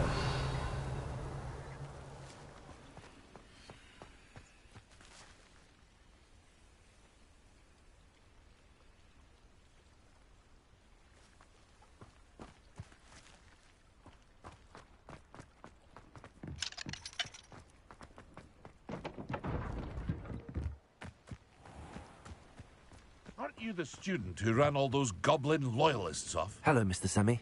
What can I do for you?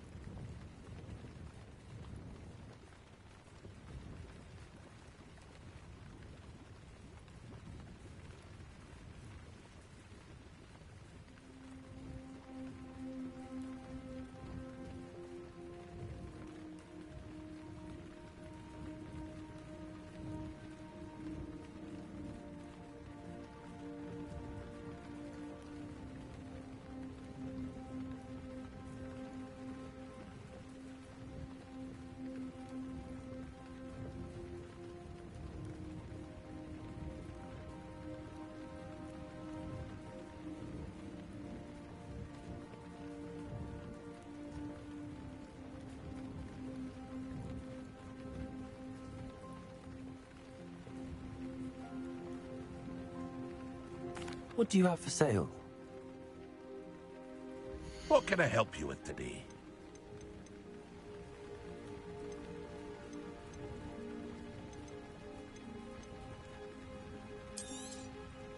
Ah, yes, a wonderful choice. I hope to see you again sometime. Revelio.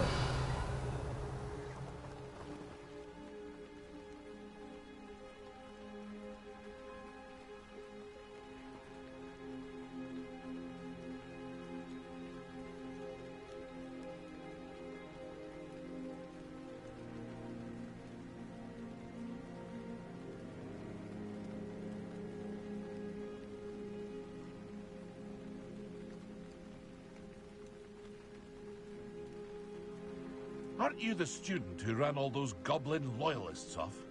I can't tell you what a relief that was to everyone in Lower Hogsfield.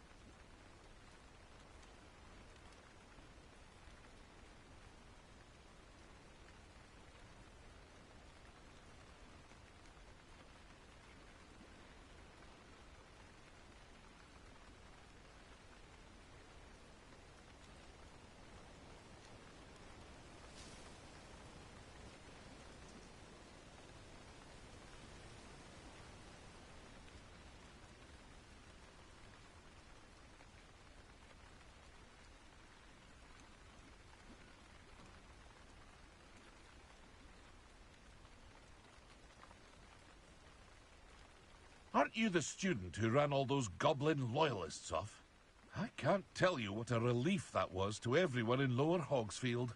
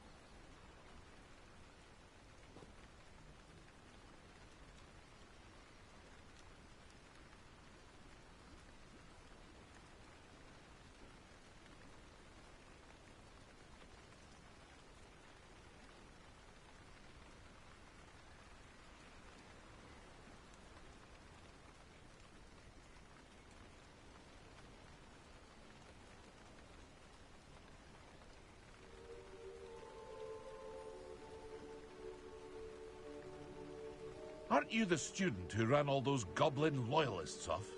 I can't tell you what a relief that was to everyone in Lower Hogsfield.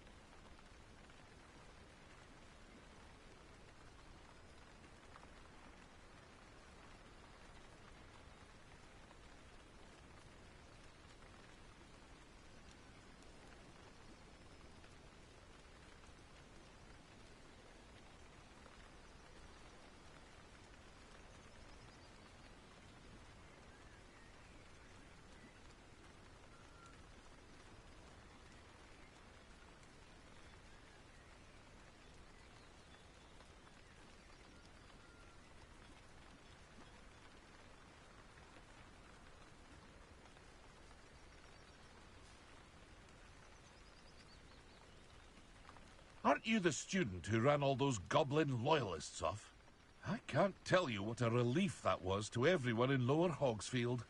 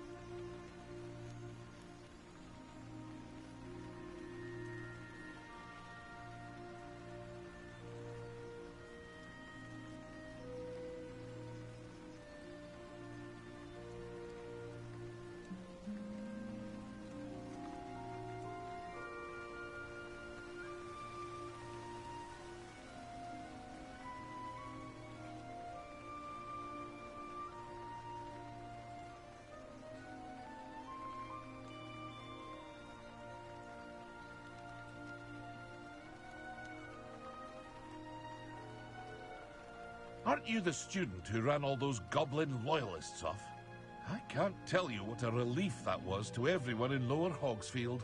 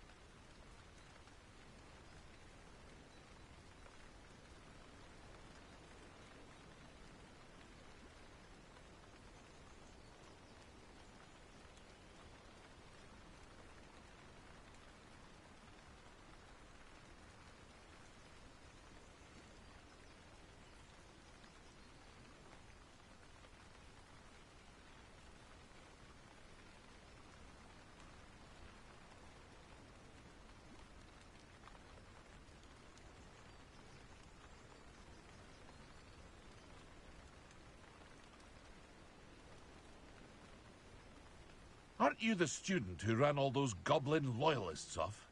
I can't tell you what a relief that was to everyone in Lower Hogsfield.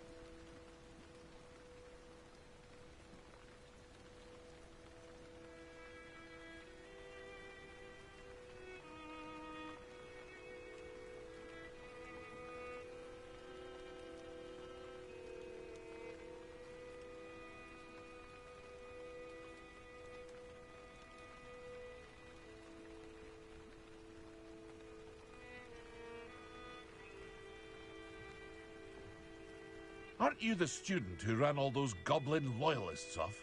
I can't tell you what a relief that was to everyone in Lower Hogsfield.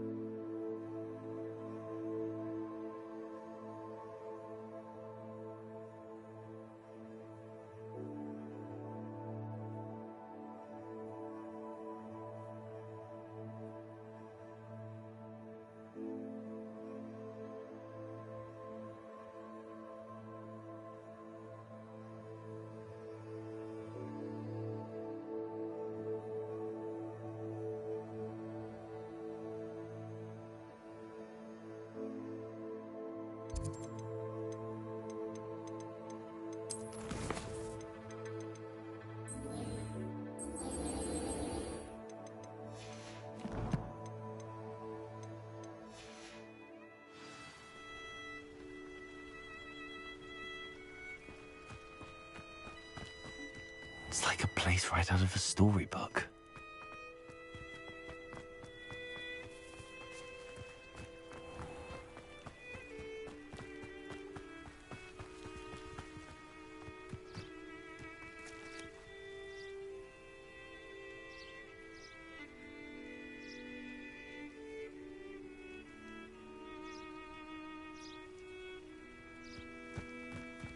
This could prove dangerous if I'm not careful.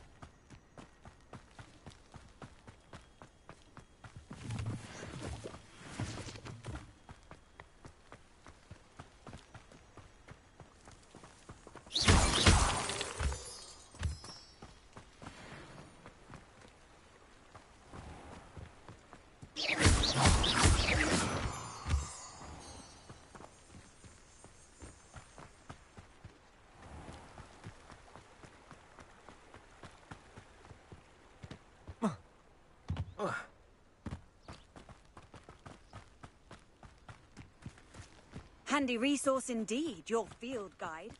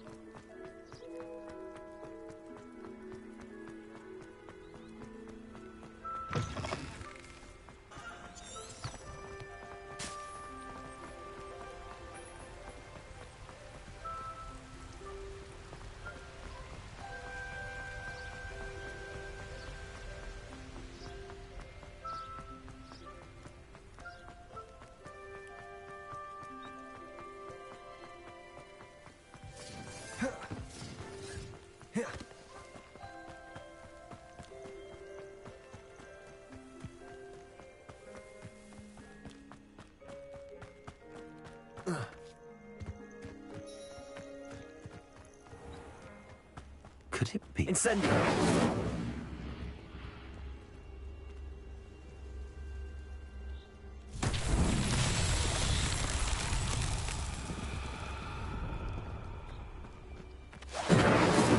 Accio!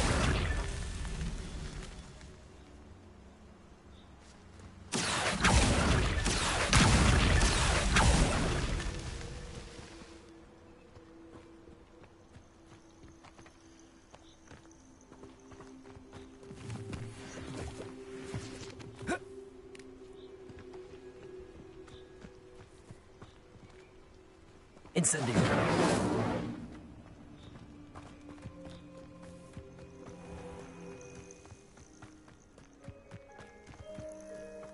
Accio! Levioso! Accio! Levioso! Accio! Not so tricky after all, Merlin.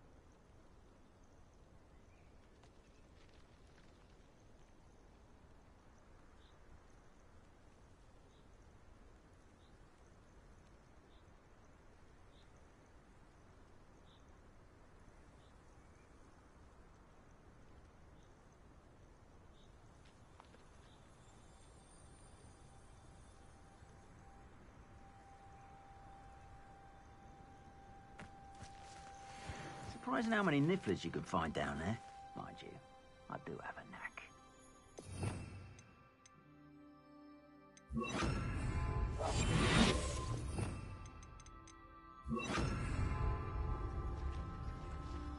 Over here either.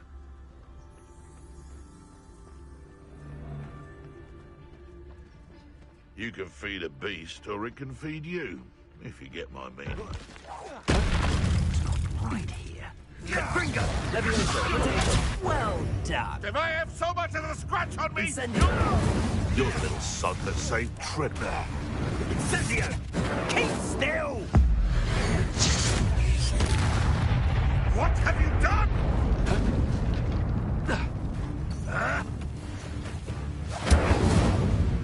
No.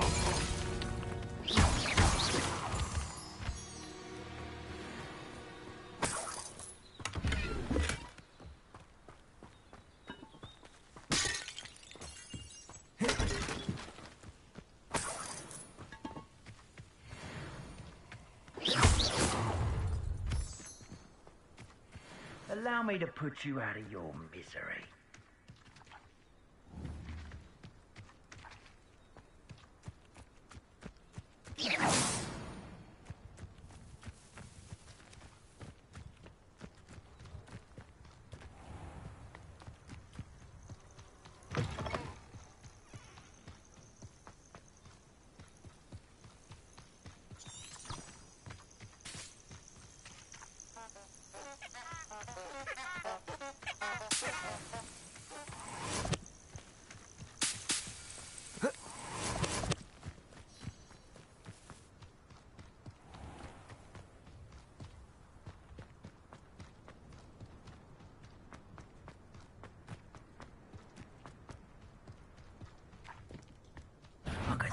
Leviosa!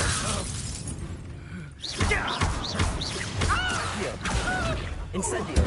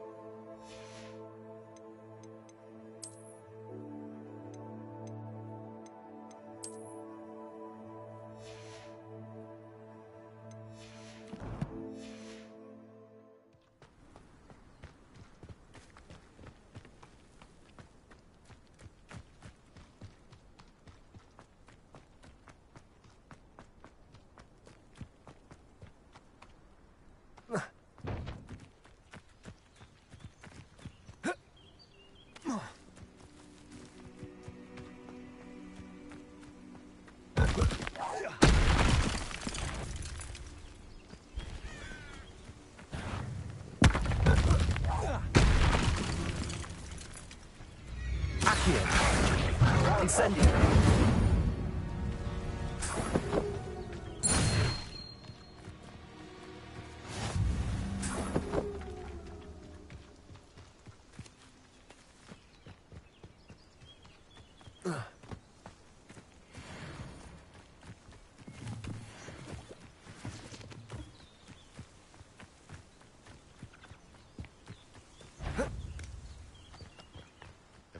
I heard some. I'm sure it's a Mihara the killer. It isn't Nora Treadwell's guardian.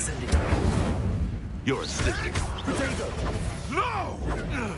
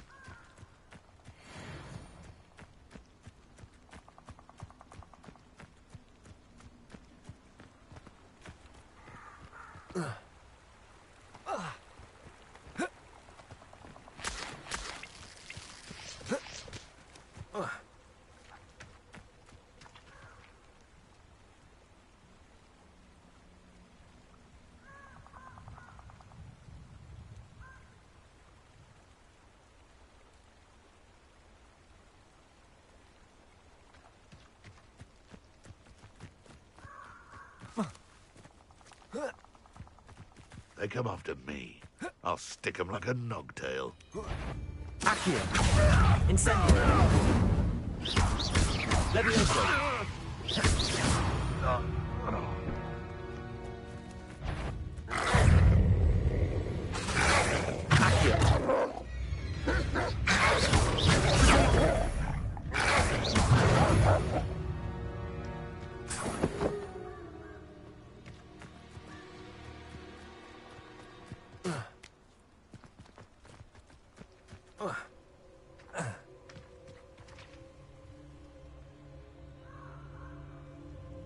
Here I am, as good as my word.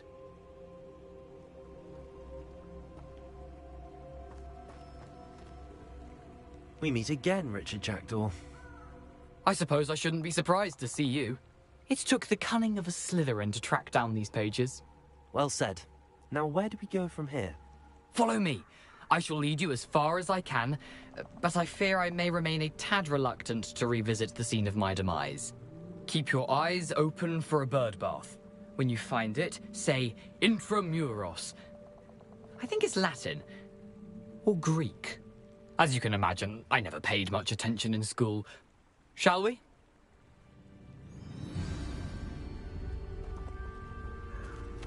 Aside from the bird bath, anything else I should look for? Indeed. A few landmarks. A stone bridge, a waterfall, and, if I recall, a lake. You'll see. You've been very helpful. Thank you.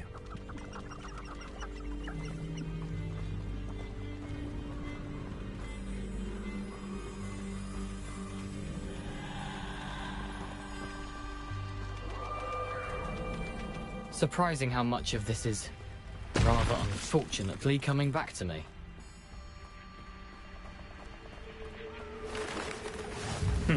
Yes. You know, the closer we get, the more I'm remembering. Probably best I leave you to it. Simply stick to the path and keep a sharp eye out for Accio! Incendio!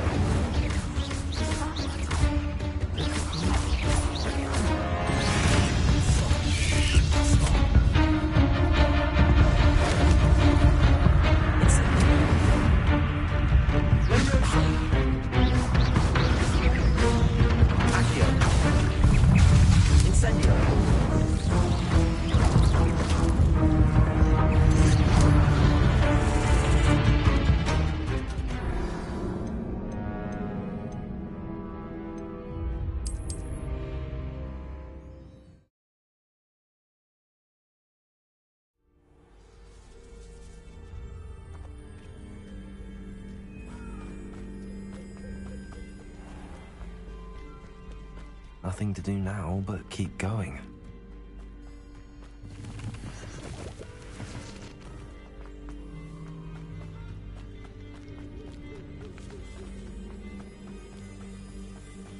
The waterfall. For a thief, Jackdaw surprisingly as good as his word.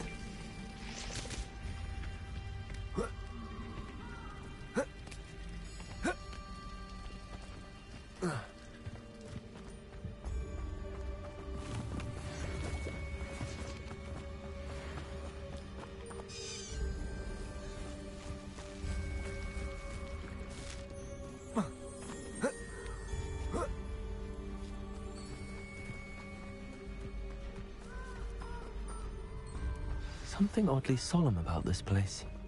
Such regal creatures, stags.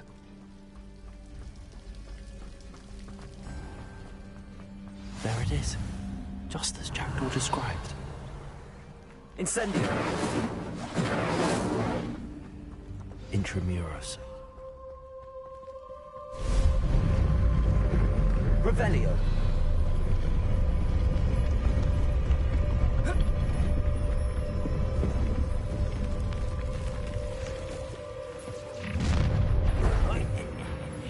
Aren't you a little far from home?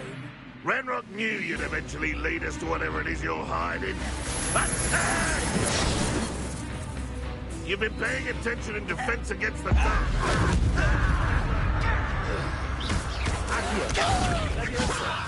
Do you think this is funny? Get accustomed to that!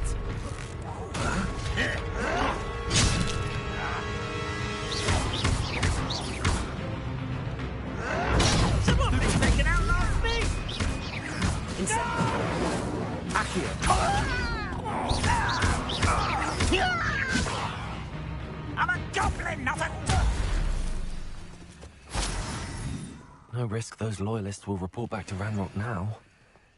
Let's see where Jackdaw has led me.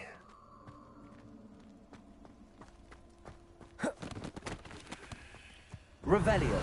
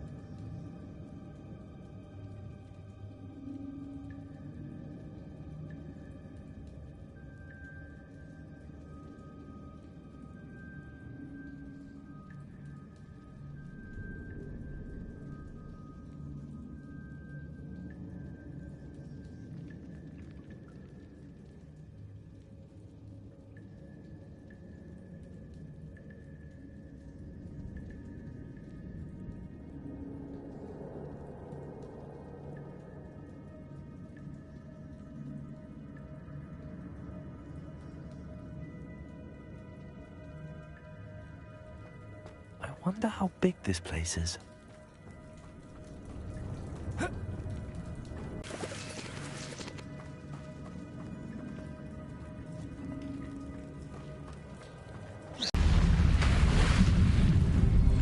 Impressive.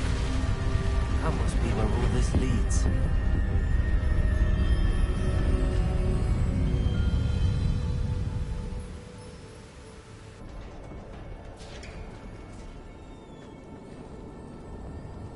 Someone didn't want casual visitors down here.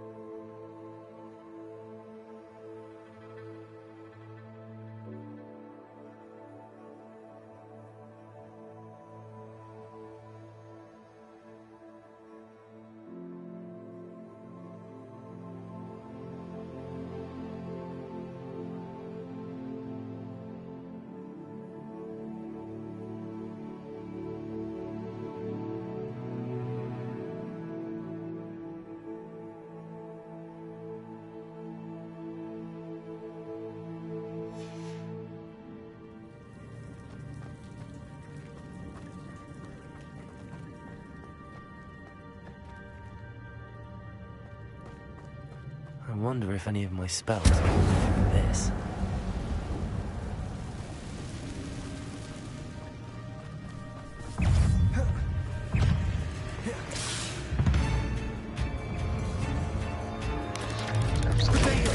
Accio! Incendio!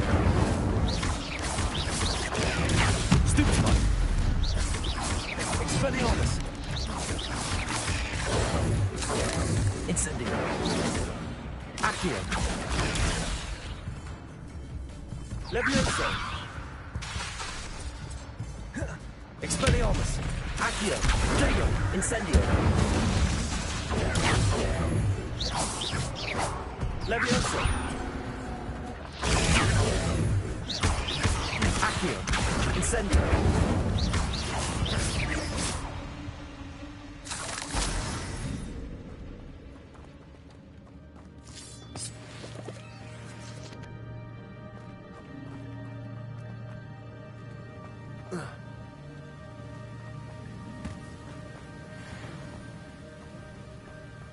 If I could summon that platform to me, I could likely get on it.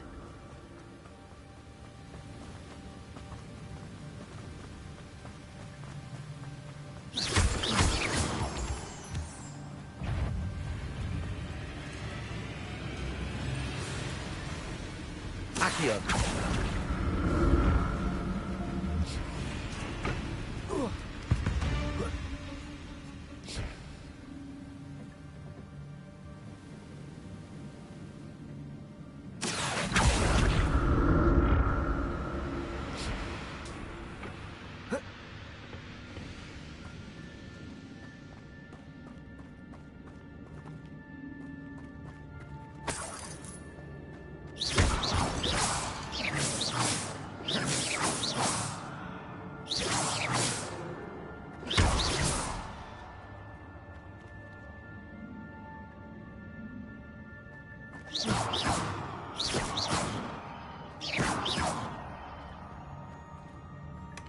Not a headless skeleton in sight.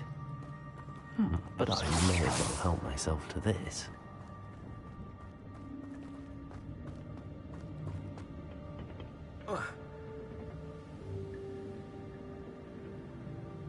Accio!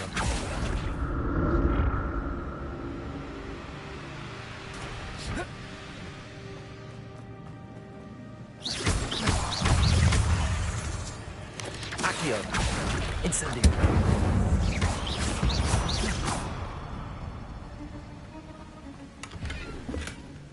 That's odd. I'd have thought Jackdaw would have been interested in this loot, but there's no sign of him. Accio!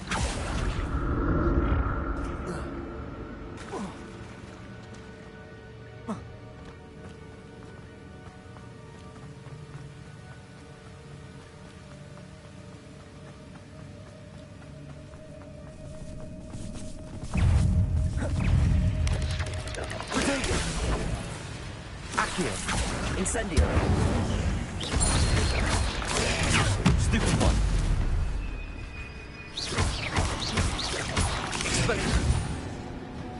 Another puzzle. But if Jackdaw could solve this, so can I. Stupid one! Expelliarmus! Ugh. Shame you're so foul.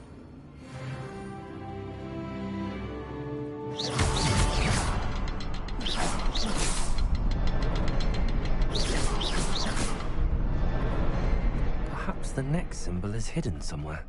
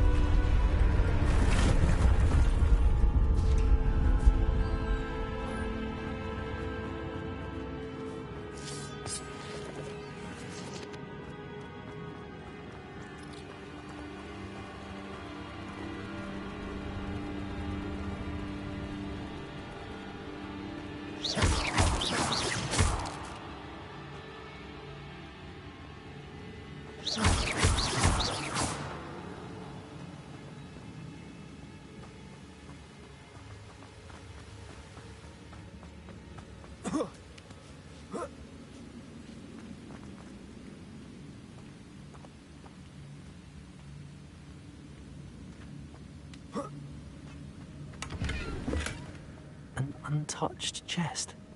Jackdaw wasn't very thorough in his search of this cave.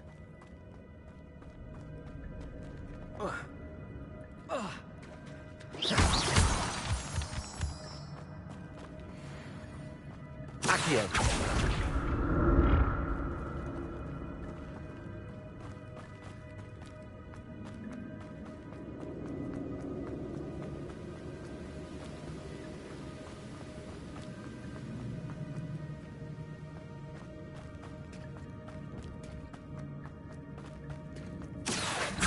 Jackdaw didn't fall down there.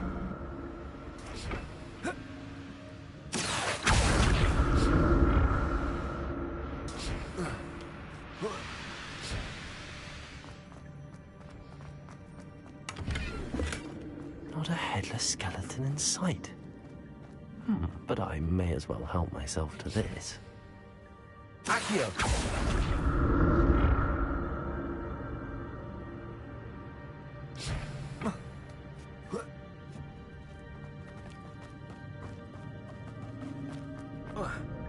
Incendio!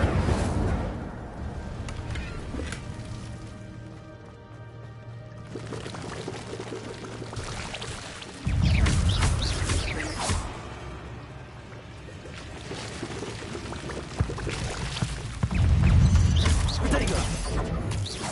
Expelliarmus!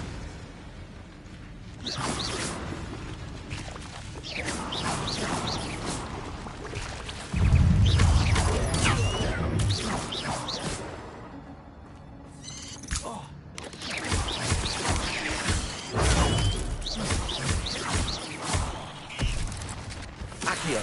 Expelliarmus! Incendio! Protego!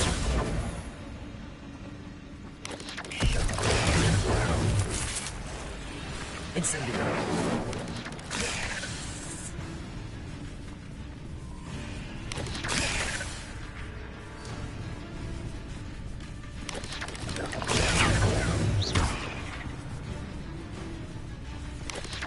Incendio! Protego! Accio! Levioso! Expelliarmus!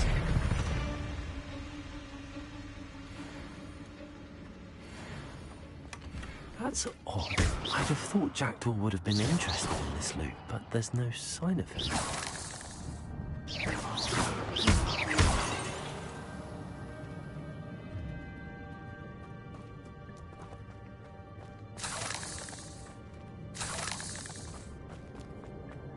Incendio!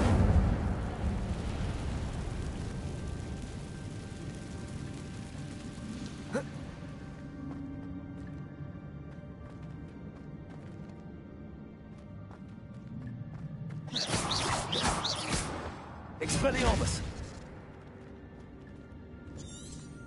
Revelio!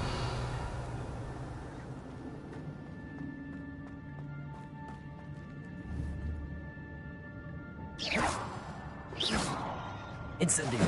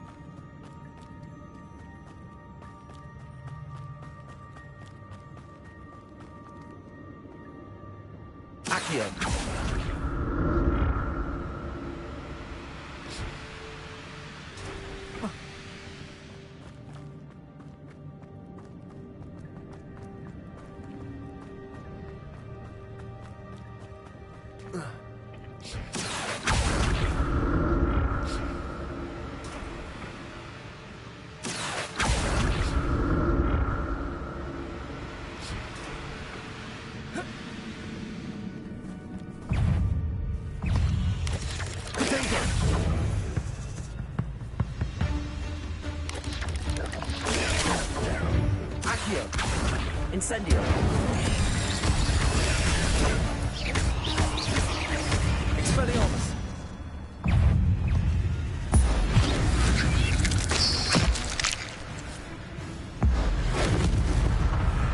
Accio! Incendio! Expelliarmus! There's a victory that came none too soon. Ugh.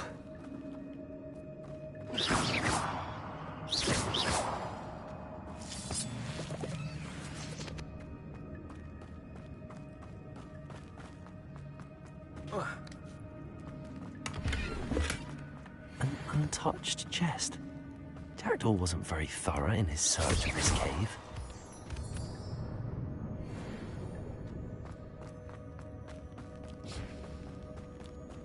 Accio!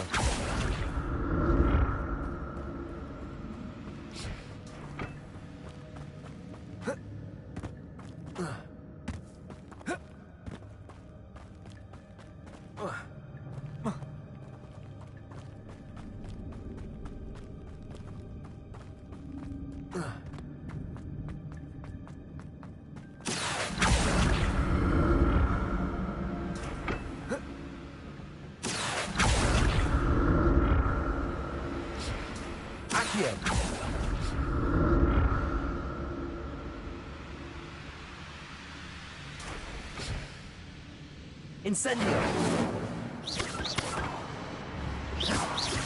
Revelio!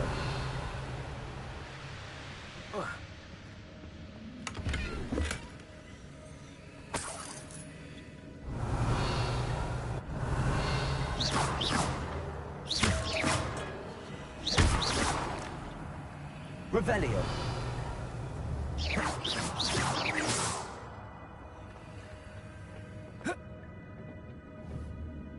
Accio!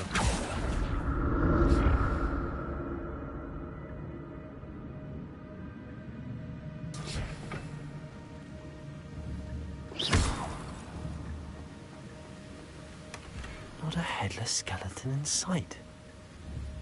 But I may as well help myself to this.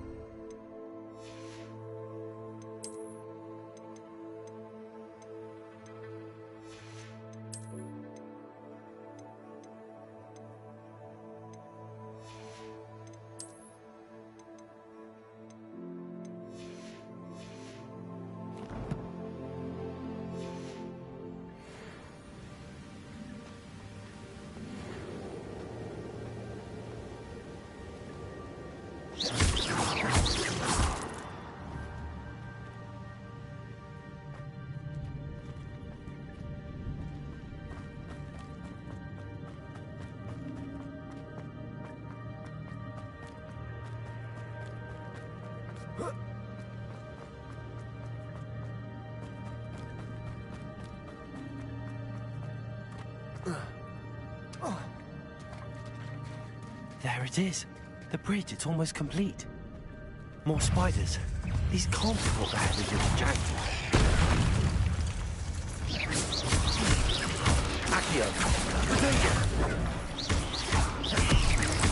Incendio.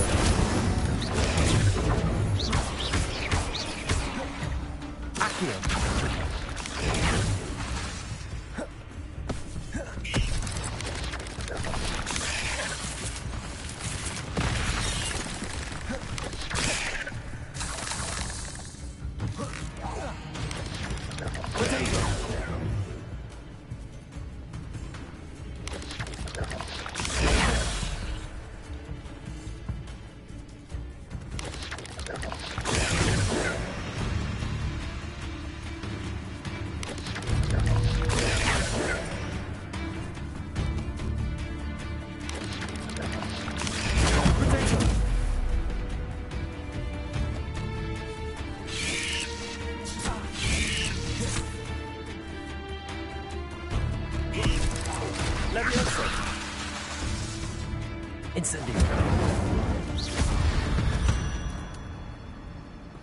Not my fault you're a deadly great spider.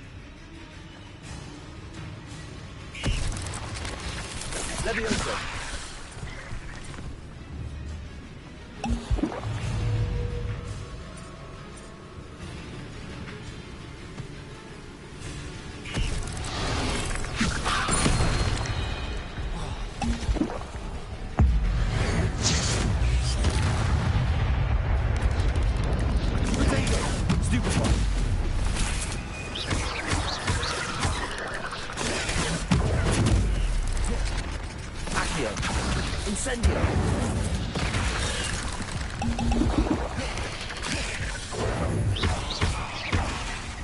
Accio.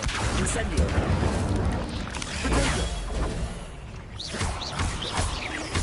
Levioso. Incendio.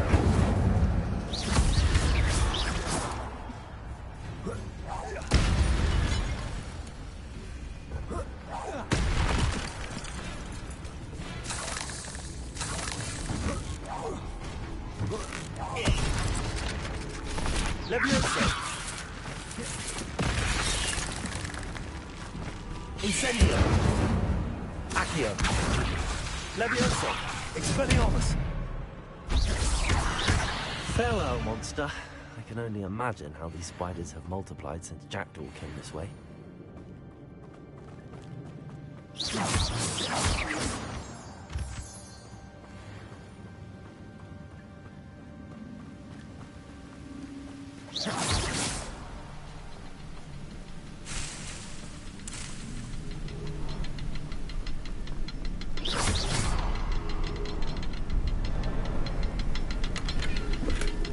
That's odd. I'd have thought Jackdaw would have been interested in this loot, but there's no sign of him.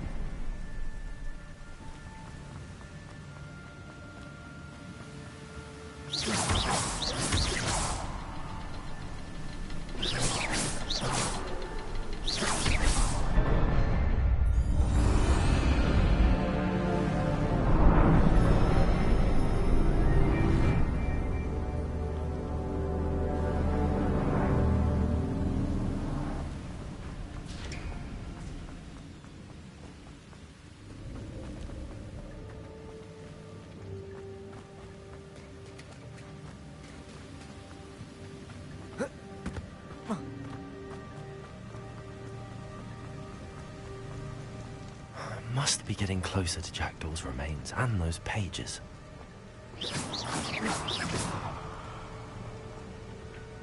We meet again, Richard Jackdaw. Thank you for keeping these pages safe all these years.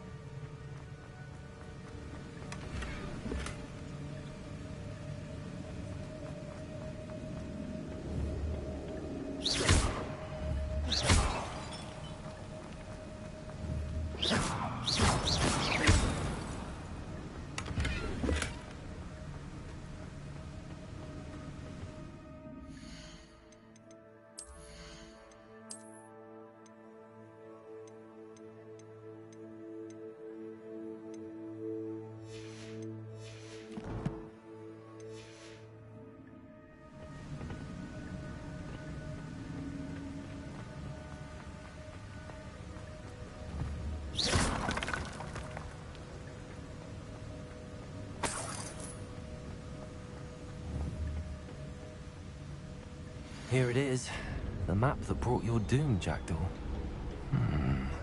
Is there something beyond this room?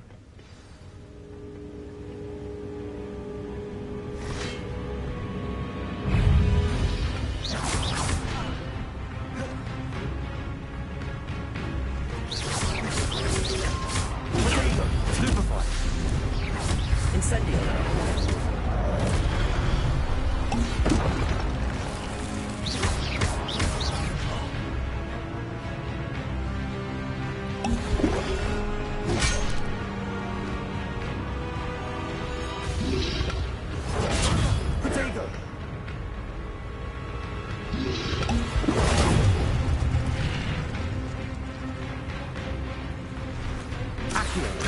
Incendio.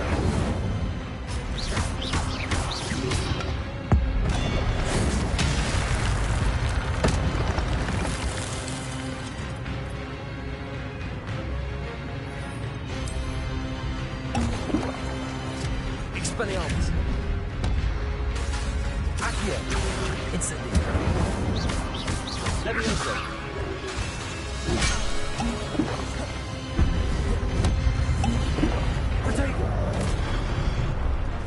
Incendio. Expelliarmus.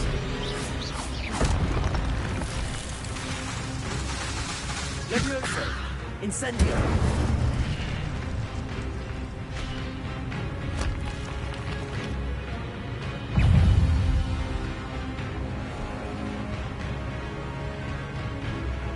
Accio. Expelliarmus. Incendio.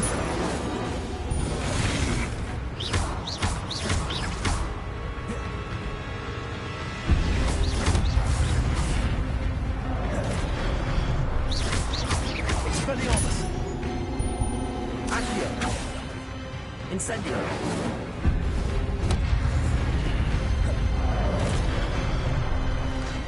Accio. Expelliarmus. Incendio.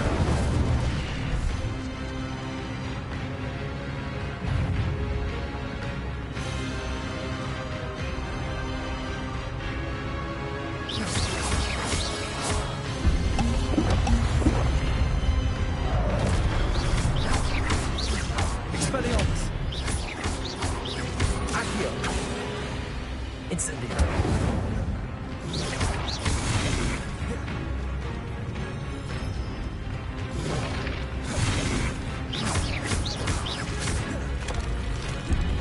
Expelliarmus. Incendio.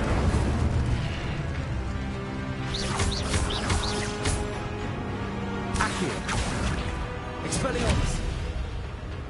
Levioso. Incendio.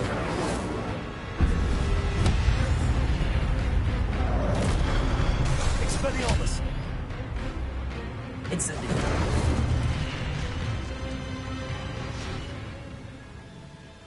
Revelio.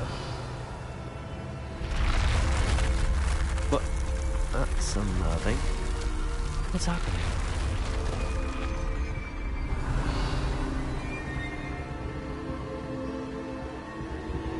I've seen this before. In Gringotts and the restricted section.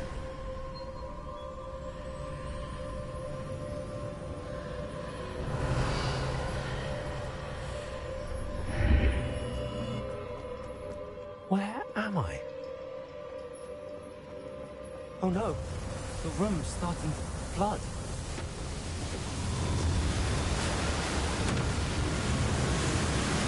How am I being protected? What sort of magic is this?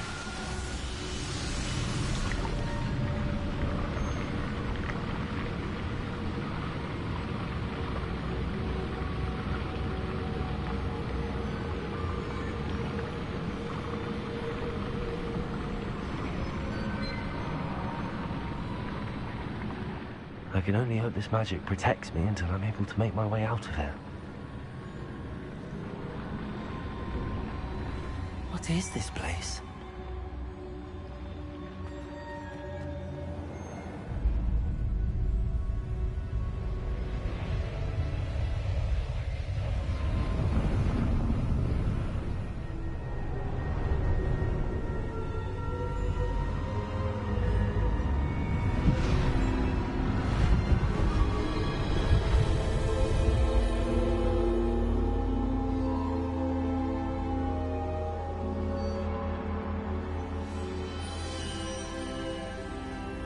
Can it be?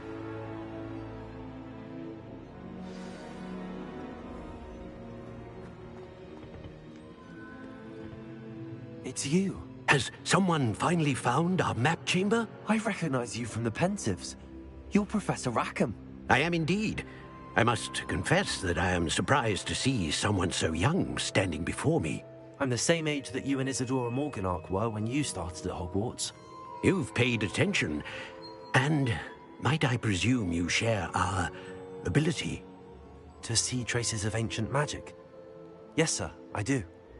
As you have likely realized by now, our ability gives us a unique relationship with all forms of magic. We can access expressions of magic that few others can.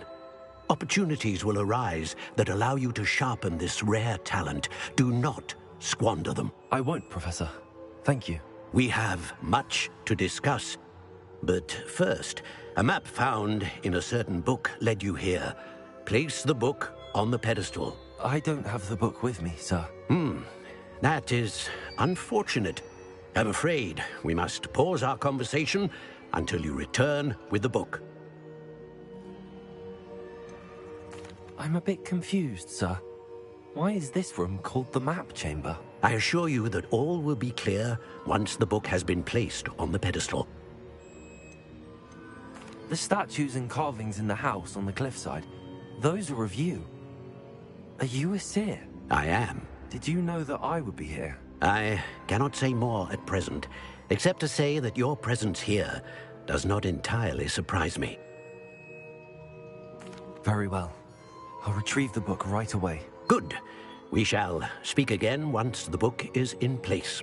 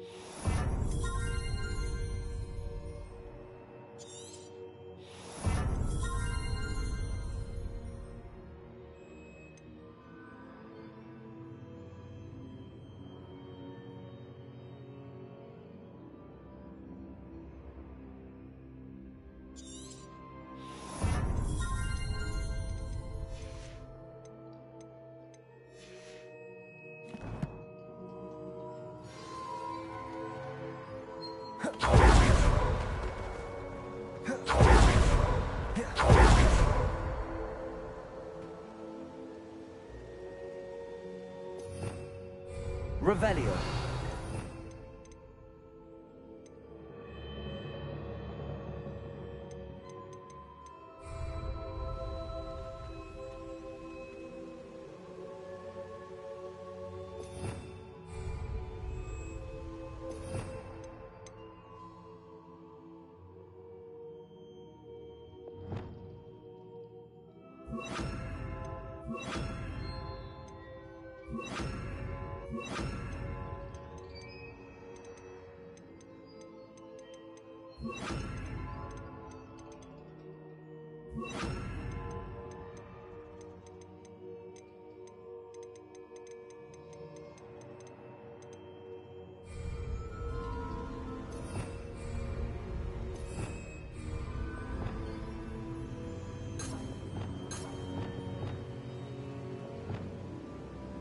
Lumos.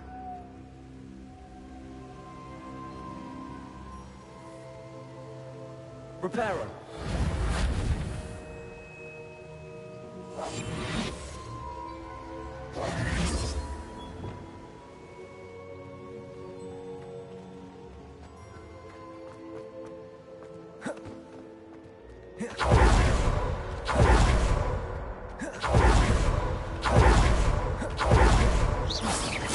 Expelliarmus. Accio. Levioso. Incendio.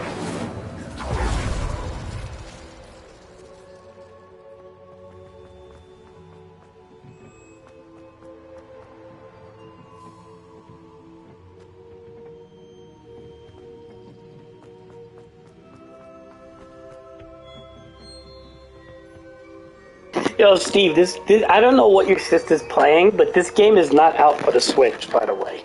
So I don't know what she's playing. You could go look for it on the Switch. It's not out for it.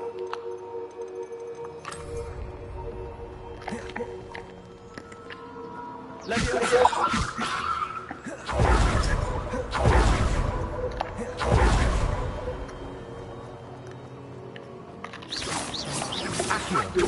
Expelliarmus. Incendio.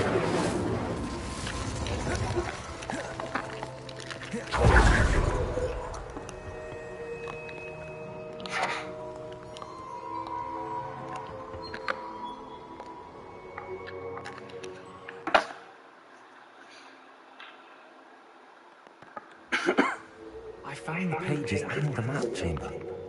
Why would I need the book?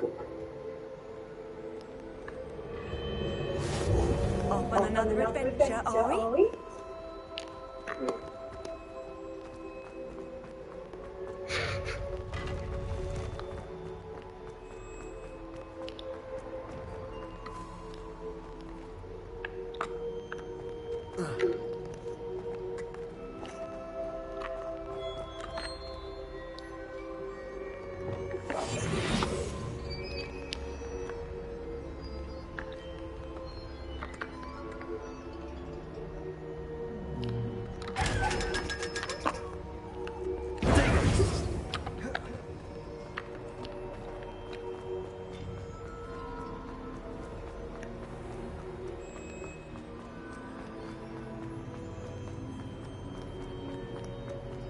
I'm back at Hogwarts. I wonder when Professor Fig will be back. I did promise him I wouldn't neglect my studies while he was away. Suppose I have enough to distract myself with till he returns with a book.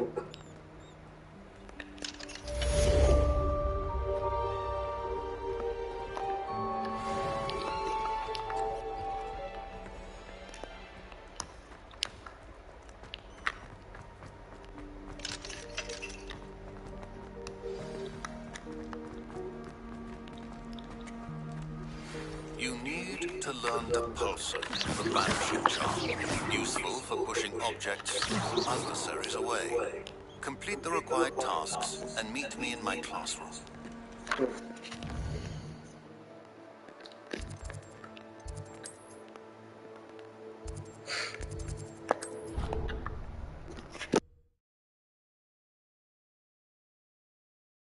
I've always said that travel broadens the mind.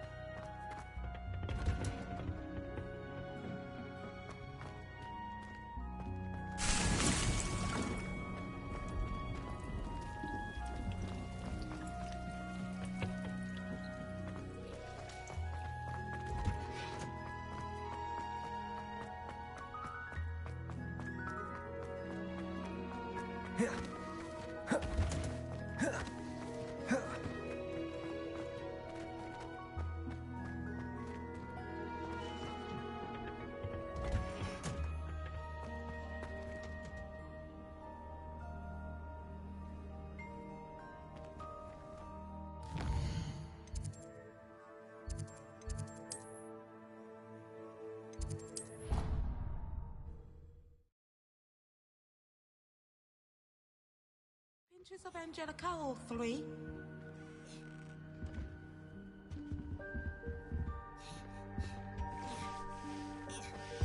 You can't imagine how inconvenient travel was before I invented flu powder.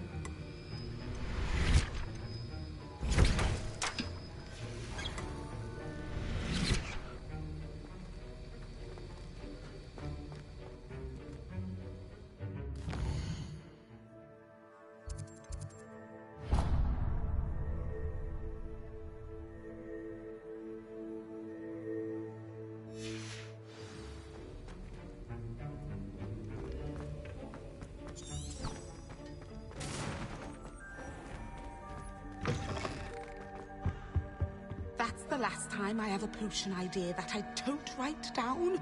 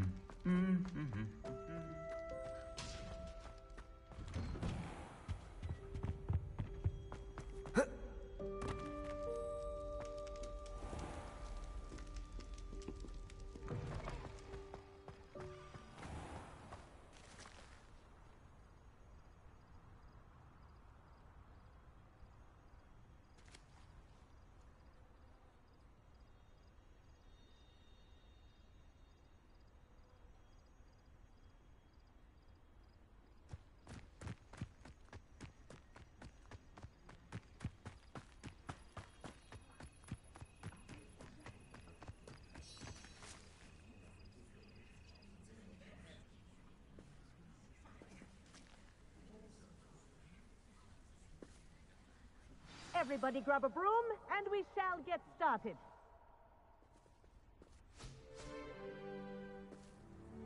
Mr. Clopton, your attention, please. Sorry, Madam Kagawa. Everyone, please welcome a new student to our flying class. Welcome. Hello. The goal of today is to remind all of you how to maneuver on a broomstick safely, as broom flight is, first and foremost, a means of transportation. This, I fear, some of you have forgotten. Diving, rolling, and loop-the-loops will not be taught or in fact tolerated in this class. We'll leave that to professional Quidditch players, like the Toyohashi Tengu. Not a fan, I take it? Now, let's see how well everyone kept up with their practice over the summer holidays. For those who need a refresher, step up to your broom, say up firmly and clearly, then kick your leg over and rest your weight on the seat. Up! Thank you. Now, your turn. Up! Up! Up, you stupid ratty school broom! Up.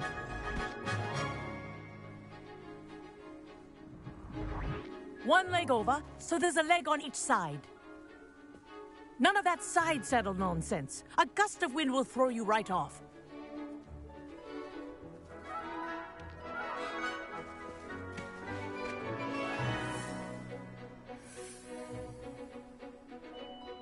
And if you hear my whistle while you're in flight, ground yourself at once.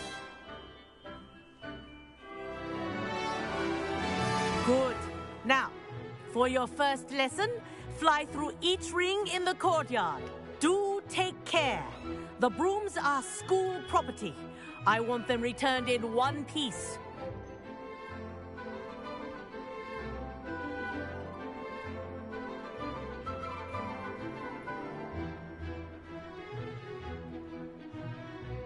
This'll take some getting used to. I think I'm getting the hang of this.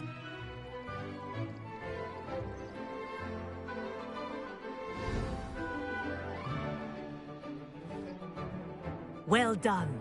Now that you're acclimatized to your broom, let's see how well you manage with a more advanced exercise, shall we?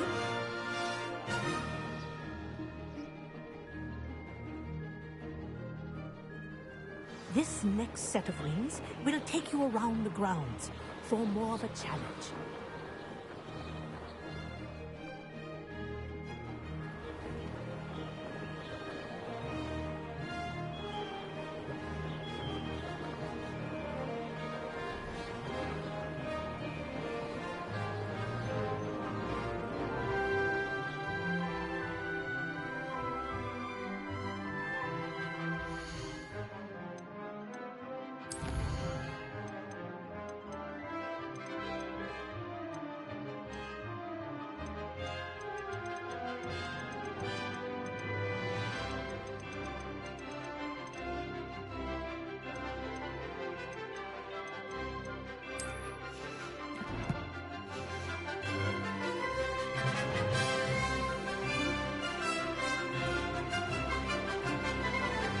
What a view! Hello! Nice day for a fly!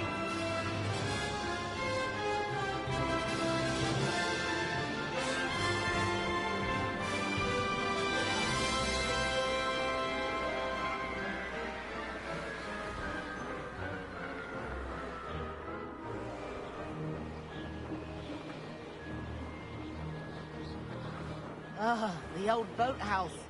Wish you could have experienced crossing the lake as the first year.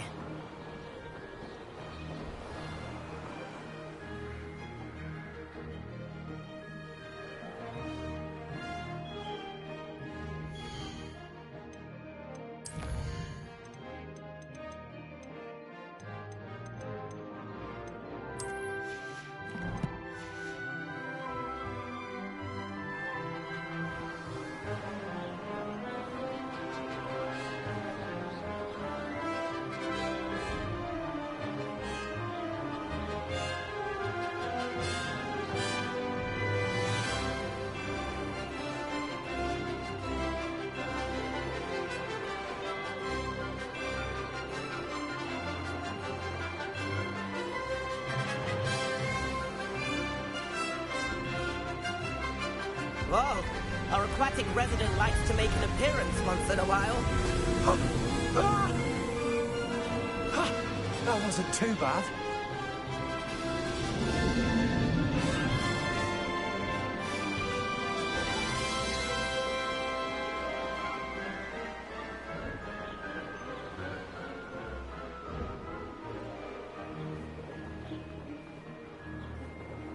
Made it! Oh, well done! Have a moment?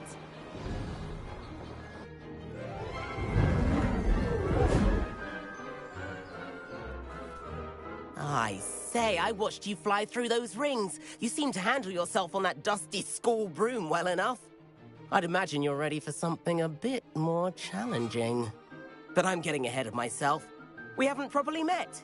I'm Everett Clopton. Am I right in suspecting that a Slytherin like you might be interested in making an escape from class? Can't say no to that. What did you have in mind? A bit of a detour, so to speak. Follow me. The tour is about to begin. Follow closely now. Right now, we're flying over the Transfiguration Courtyard. Lovely as ever. Let's hope the headmaster isn't having tea by the window today.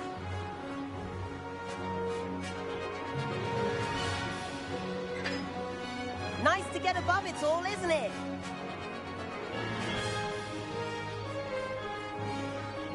Ahead of the gardens, the Hufflepuff common room windows just peek out.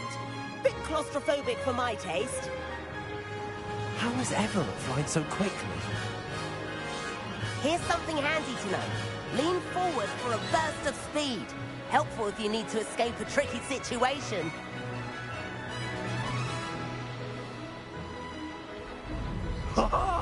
Now that's more like it. You sure you're not part hippogriff? There's the famous bridge. Think of all the magic holding it up. I mean, look at it. And the owlery. That's a bit of solid architecture, isn't it? Flying tips and a jaunt around Hogwarts. This is quite the tour, Everett.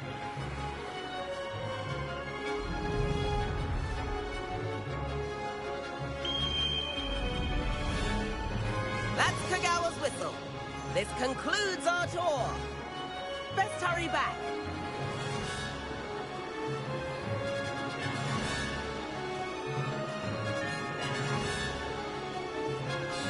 Looks like he's already dismissed class. Better hurry and hand in our brooms. Dismount here.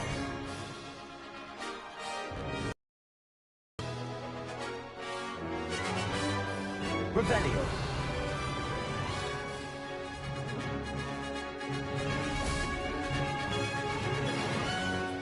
And where have you two been? Oh, hello, Professor. We were trying to get a bit of extra practice in. Hefty points will be taken from each of you for not following my instructions. Mr. Clopton, I am disappointed in you. You're in this class because you're still not showing yourself, or frankly, your broom, the proper respect. But, Professor... Enough. Class is finished for the day. As for you, you do well to use better judgment in the future. Chin up. That was some rather good flying.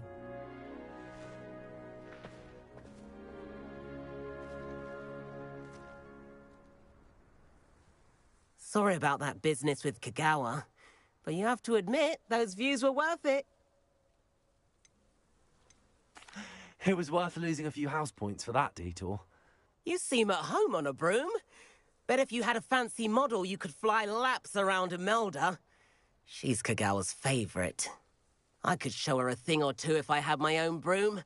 Hate having to return the school broom after class. Perhaps I have to purchase a broom then? If you can, you should. Wish I could. I recommend visiting Albie Weeks at Spintwitches in Hogsmeade. He's always looking to test new models. I'll keep an eye out for you in the sky.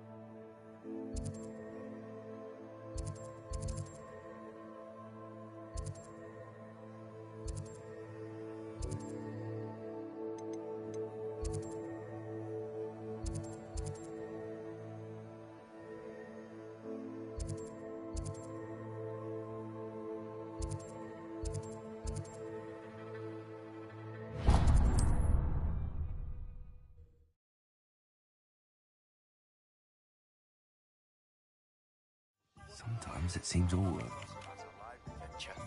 How did you fare?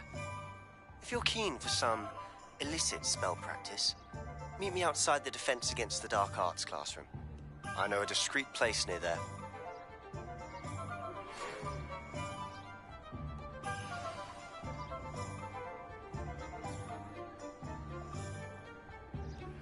Please meet me in the 7th floor corridor as soon as you can.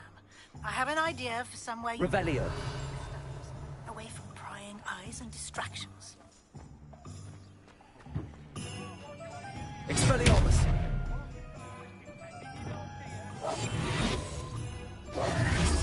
Lumos.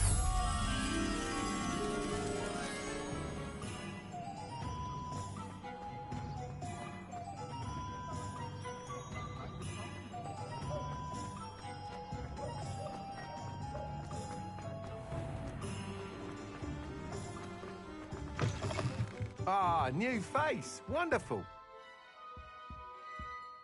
Hello, Mr. Weeks, is it? Albie Weeks at your service. Welcome to Spintwitches. Apologies if you came by before and weren't able to come in. Shop's been closed since trade routes were disrupted. Had to travel as far as London to meet with my supplier. And I've only just returned, thankfully with inventory. I presume you're in the market for a new broom? Got a few rare yew weavers available. Ember Dash, Silver Arrows. Wind Wisps too. No matter what broom you choose, you'll be pleased. They're all exceptional, both in quality and performance.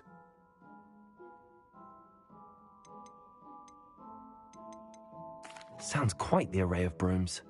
I'll have a look around. Thank you. What are we looking for today?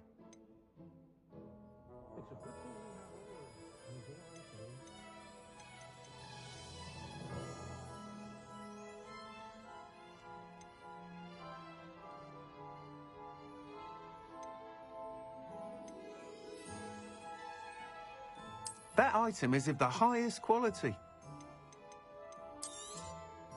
You'll be thrilled with that broom, I promise you.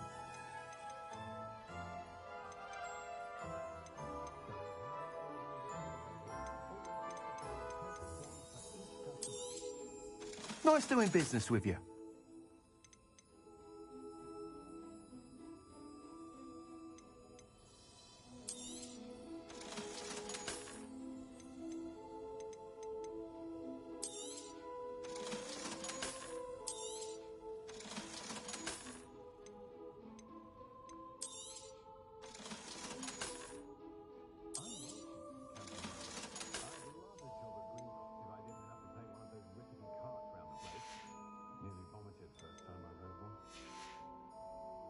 Thanks for stopping by.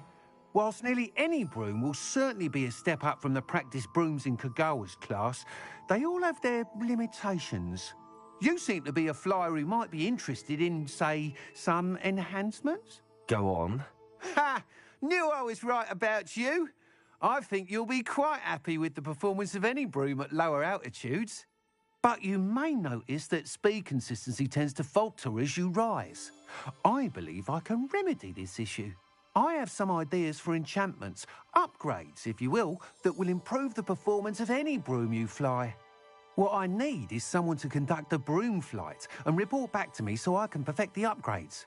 As it happens, another Hogwarts student, Imelda Reyes, is using abandoned broom courses for time trials.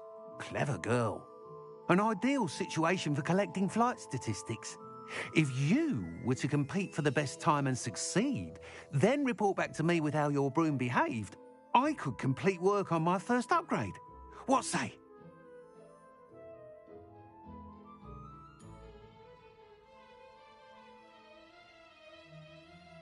That sounds intriguing. I'll see what I can do. Thank you. It'll be worth your while.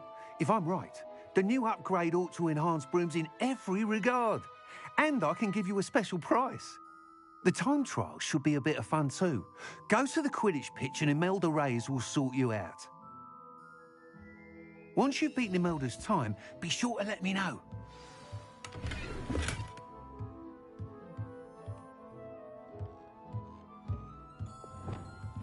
I can't help but admire Mr. Weeks' enthusiasm.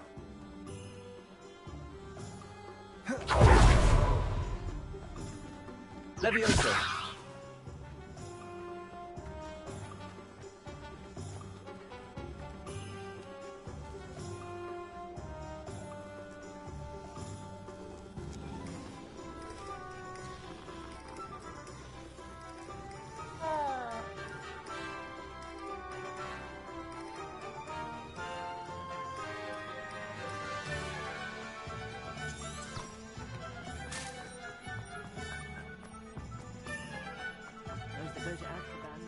Revelio.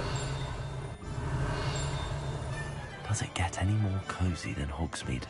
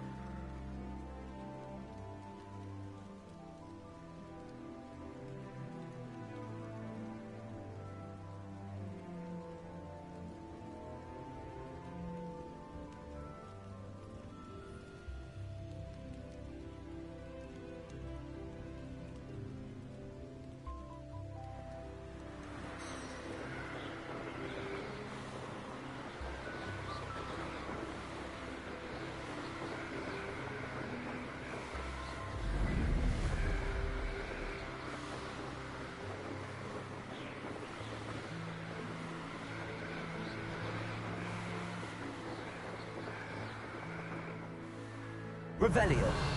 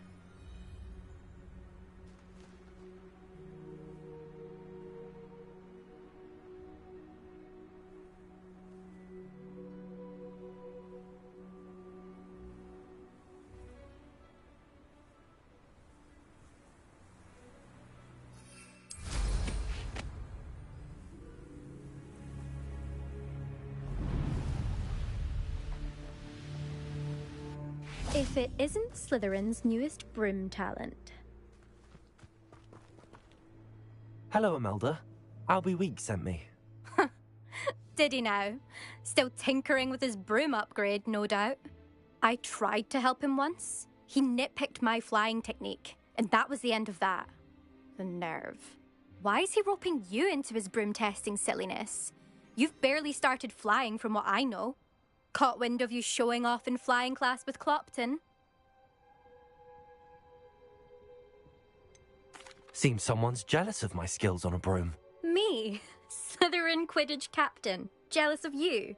Everyone knows that class is only for beginners, troublemakers, and bumbling baboons. But for some reason, now people think you're competition. Ugh, I can't be having that. Perhaps I am competition. You can't be what passes for Slytherin these days. Pfft, ragged old hat's dropping its standards.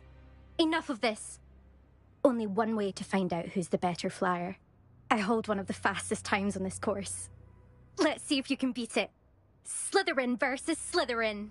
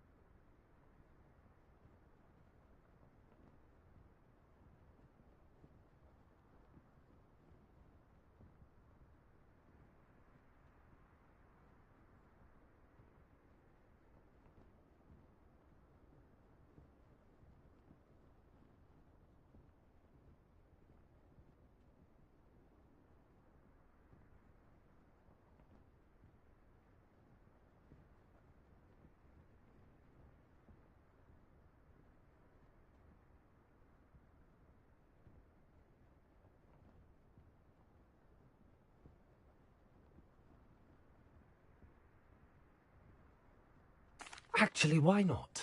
I can beat your record. I'm so looking forward to seeing you lose.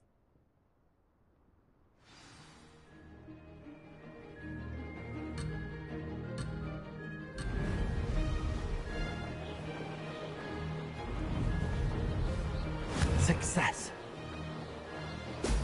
Brilliant.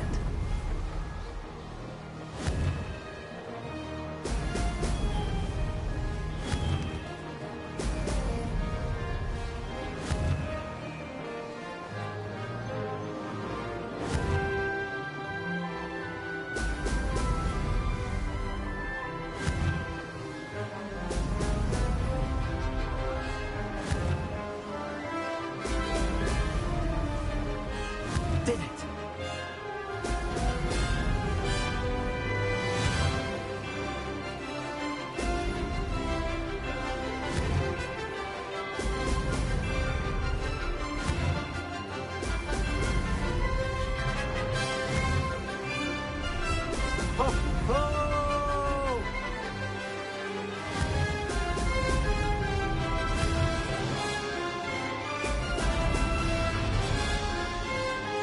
This is rather fun.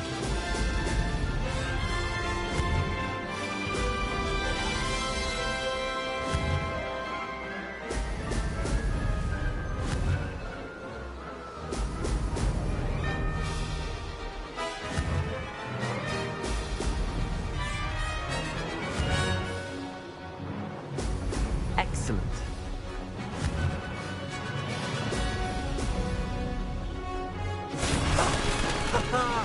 This is rather fun.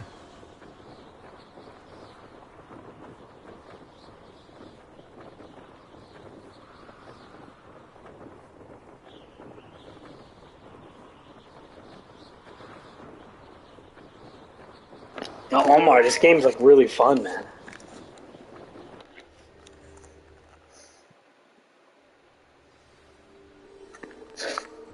Imelda's gonna be pissed. That's not. You must have cheated. You. Oh. Fine. You won. Don't think this is over. You can't determine skill from one single trial. Surely my win means something. You're not terrible, but you're still going to have to prove yourself if you want to Yeah, I don't want your respect. What? I don't want respect from the likes of you. All you do is insult people. You and everyone else need to get a thicker skin. Anyway, I'm moving on to the next course. It's near Irondale and offers a much tougher challenge. Yeah, well, I beat your score by a whole minute. This course again. Just check in at the podium where the leaderboard is. You can check your time and start the race. Yeah. Go back to the lock, you fucking Irish bitch. Oh, that sounds really racist. Well, I got part Irish in me, so I could do that. Yeah. Something like that. Alright. I suspect Mr. Weeks will be glad to hear how I fared.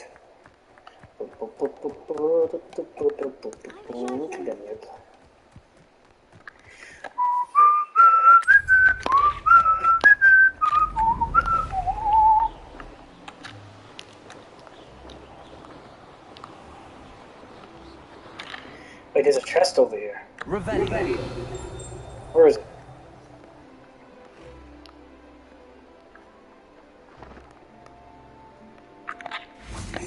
Where is it?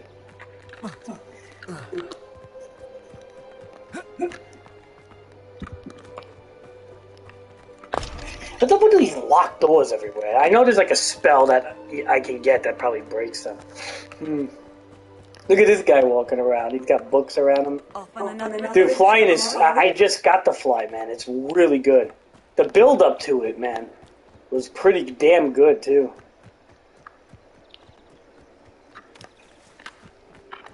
Dude, Omar, this is the best open world game I have played in years.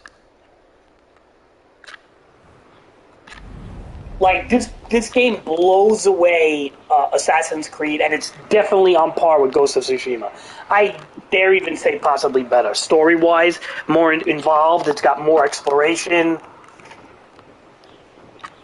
A lot more things you have to upgrade and do, where Ghost of Tsushima... Man, I don't want to, like, not Ghost of Tsushima. Ghost of Tsushima's pretty damn good, too, but, like, it's different, you know? Not really, Omar. I don't give a fuck about that.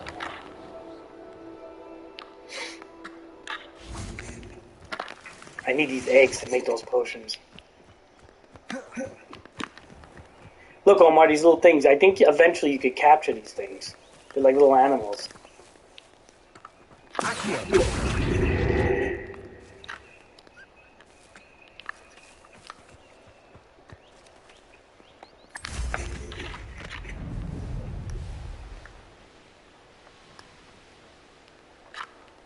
You know, you could make your own. You could breed your own animals and stuff. I don't know if you know that. Like you can like make your own mounts and shit. There's like a lot you can do, and there's shiny ones too, like in Pokemon. Though I didn't really get to that far yet. They don't really let you fly in this town because it's like congested and shit.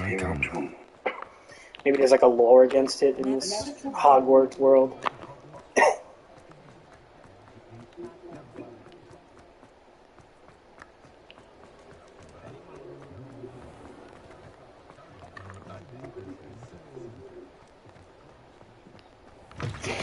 Oh, you're back! With something to report, I hope?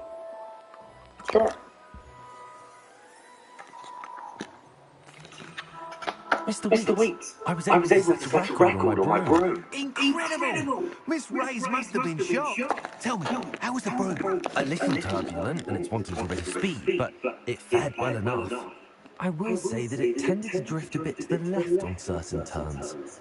Heard a slight swoosh when I dipped. Oh, thank you. They treat the brooms like cars almost. There's like upgrades to them and shit. Even a naysayers will be forced to admit that my work's had potential all along. Why would anyone doubt your ability to upgrade brooms? No, you'd be surprised. People get set in their ways, worried that fiddling with what's working fine will somehow ruin it. Those people don't appreciate the sense of freedom that comes with quality broom flight, nor do they appreciate all that's involved in the I'll be honest, I think I'm having more fun with this game. I don't know, Ghost was good in its own way, but this is like an RPG, man. This is like Diablo type shit mixed with Ghost of Tsushima. That's where it gets a lot better. Because in Ghost of Tsushima, all the gear you find is just cosmetic. Everything in this game has, you know, it's more than cosmetic. Right? Like, you could basically, like, you could transmog, you could, you know, it's basically like if Ghost of Tsushima and Assassin's Creed Valhalla was mixed in an open world and then, you know, painted with Harry Potter, skin, and then also giving you new open world stuff like flying and stuff that you were never able to do. Plus it has camps and everything. It has encampments and all sorts of shit, just like a typical open world game. It's got but it's got like so much more story, man. The presentation and the dialogue and the interest with the magic and stuff is just so much better than other open world games. Like it actually keeps your interest the whole time you're playing it, which a lot of open world games get pretty boring, you know. Like, so I gotta say, I give this a 9.5, man. This is, and I didn't even really get through much of it, and I give it a 9.5 just by the scale and exploration and things you can do and the upgrades and everything. And the presentation, look at the detail, like the portrait, it's moving over there. I mean, the detail alone in this fucking game is ridiculous, man. Best detail by far I've seen in an open world game. Easily. I always thought, like, Batman, the Arkham games are pretty high in detail. This beats it out, man.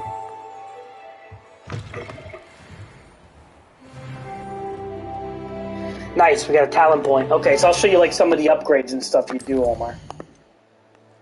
So as you can see, like, you can upgrade your room, which will allow you to grow, like, say, more stuff.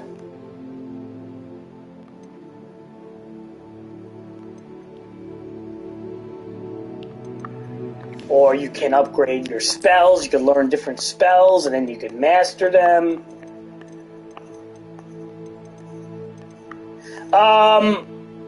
That's the problem with all open world games. You're going to get bored after a while. It is what it is.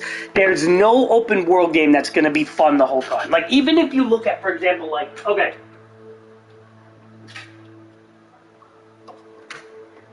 Like, look at Days Gone, for example, right?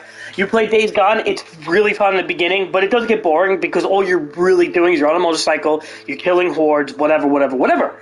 Then you go to sleep, you want to play it the next day, right?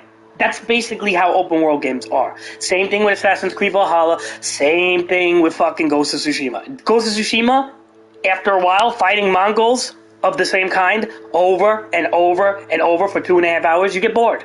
I don't care what anybody says. You get fucking deeply bored. Elden Ring, you get bored too, you know? Like, it just is what it is. It's not like you're going to get bored with an open world game because you're basically running around everywhere, grinding and looking for shit, and there's only so much you can do till you get tired and bored. That's just how open world games are. That's why, in general, some people just don't like open world games. Because they're bloated, right? That's the whole idea. Is open world games tend to be bloated a bit, right? So it's like this game is bloated as fuck. Like, if you don't like a bloated game, you're not gonna like this game. It's like, this is basically Assassin's Creed, but just with, like, more things. You can fly and is the map as big as Assassin's Creed? I don't know, but it seems like it's more of like it's definitely more interesting than Assassin's Creed because there's magical elements in this game, where there's like almost no magical elements in Ghost of Tsushima or Assassin's Creed. So that's where it has like a Zelda type feel to it too, you know? You think what, Zelda Breath of the Wild 2 isn't going to be boring at times? Breath of the Wild 1 was fucking painfully boring at times. Painfully boring. So it's like this is a problem with open world games, is they are going to get boring.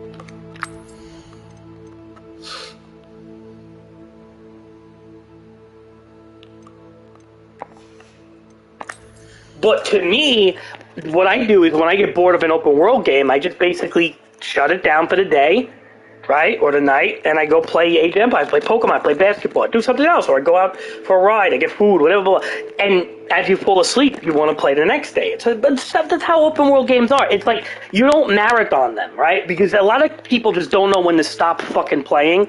It's like an alcoholic, right? It's like, oh, I don't know when to stop drinking. Well, some people like to go out and have a couple of drinks because it's fun. But if you keep drinking all night, you're going to fucking get sick and throw up and all that fucking bullshit, right? And you're going to hate drinking. So it's kind of like that's the idea of gaming in general, right? And open world games just tend to be very bloated. Go here, go there, go here, go there. But the good thing about an open world game is there is no, what's the word?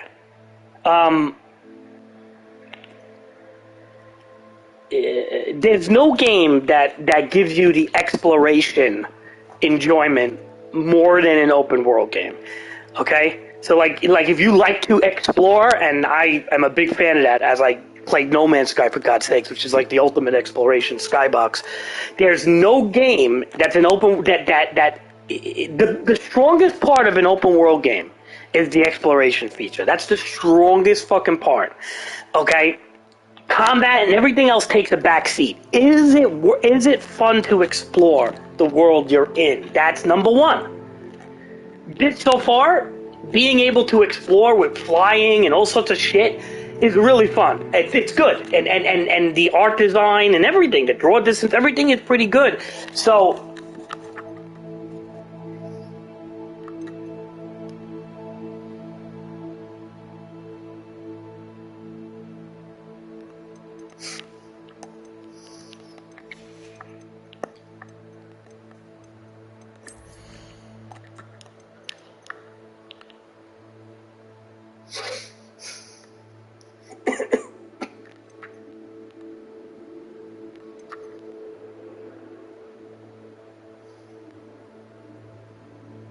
oh, that's really good. See that one, Omar? Basic cast impacts, reduce spell cooldowns. That's really good. That means I can do my spells more. But again, this is like, look, not every open world game is going to be, look at even like Spider-Man, right? You could arguably Spider-Man's an open world game in New York City. It's a decent sized map. It's not that bloated. It's relatively short. Some people didn't like that, right? But then at the same time, some people liked that it wasn't that big of a game, right? But you could really look at a game like Spider-Man and be like, well, is that the perfect formula for an open world game? It probably is. It's a pretty good formula. I personally don't like shorter games. I like when there's more to do.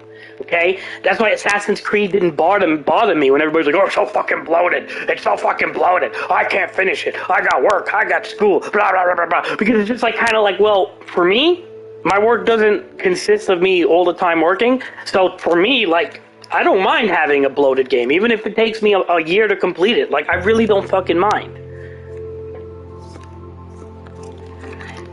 Yeah, so, I mean, Spider-Man, I got a little bored with it at times, like, with the story progression, and then being Mary Jane and all that stupid shit, and then, like, fucking, some of the story progressing elements, but overall, it's a pretty solid game. I'd give it, like, a 9 out of 10 or something, you know what I mean? It's a solid game. I'm not a big fan of Spider-Man, but it's a solid fucking game. Like, this is a solid fucking game, man. Like, I'll tell you when a game is not good. To me, Elden Ring was overrated. It's a fucking 7.5 out of 10. I will still say it's a 7.5 out of 10. From a guy who beat it and put hundreds of hours into it, I will say Elden Ring is not as good as people thought it was. It was clunky, the platforming was terrible, the boss fights were inconsistent, it required you to summon people, the network code was fucking disgusting, the story was almost non-existent. The game's a 7.5, end of story, and I don't care what anyone fucking says. Anybody that gets on the fucking bandwagon is a brainwashed, naive moron, and that's why I know people that get on that bandwagon, because they're fucking brainwashed and have no fucking view of their own. I played a lot of open world games in my fucking life, okay, since Witcher 3. Before Witcher 3, I've been playing Skyrim, I've been playing fucking you name it, I play it. I'm playing open world games since, like, they came around in, like, 2008, let's just say, right? This is good. This is good. So, that's it. That's really what it boils down to, Like, Pokemon as an open world game is not that good. Pokemon's open world is pretty fucking terrible, actually. And then you say, well, why Driftblim? Why is Pokemon's open world terrible? Well, Number one, you can't go in any fucking building, practically, in Pokemon's open world. In good open world games, you can enter most of the buildings that you see. In Pokemon, you can't enter any of them. So, yeah, it kind of sucks. Then you say, well, performance-wise, exploring in Pokemon is fucking shit. Then you can say, well, what about the graphics in Pokemon Scarlet? Well, the graphics isn't even that good, right? It's okay, but at times it's not that great. So then you say, okay, well, what is good about Pokemon Scarlet and Violet? Well, the battles, of course. The battle structure, what they did. You know, like nerfing poison is pretty good, nerfing recovery spells is good. They focused on the battle formula, which I think is the best part of Pokemon Scarlet and Violet, but at the same time, you know, they're taking their time and updating the game and blah, blah, blah. So I give Pokemon Sword and Violet like 7.5 or 7 even. A 7 as an open world game. As a battle, as Pokemon's battle and collection and all that shit, yeah, that's typical 8.5, 9, because that's Pokemon. But as an open world game, solely as an open world game, it is not that good. It's a pretty less than...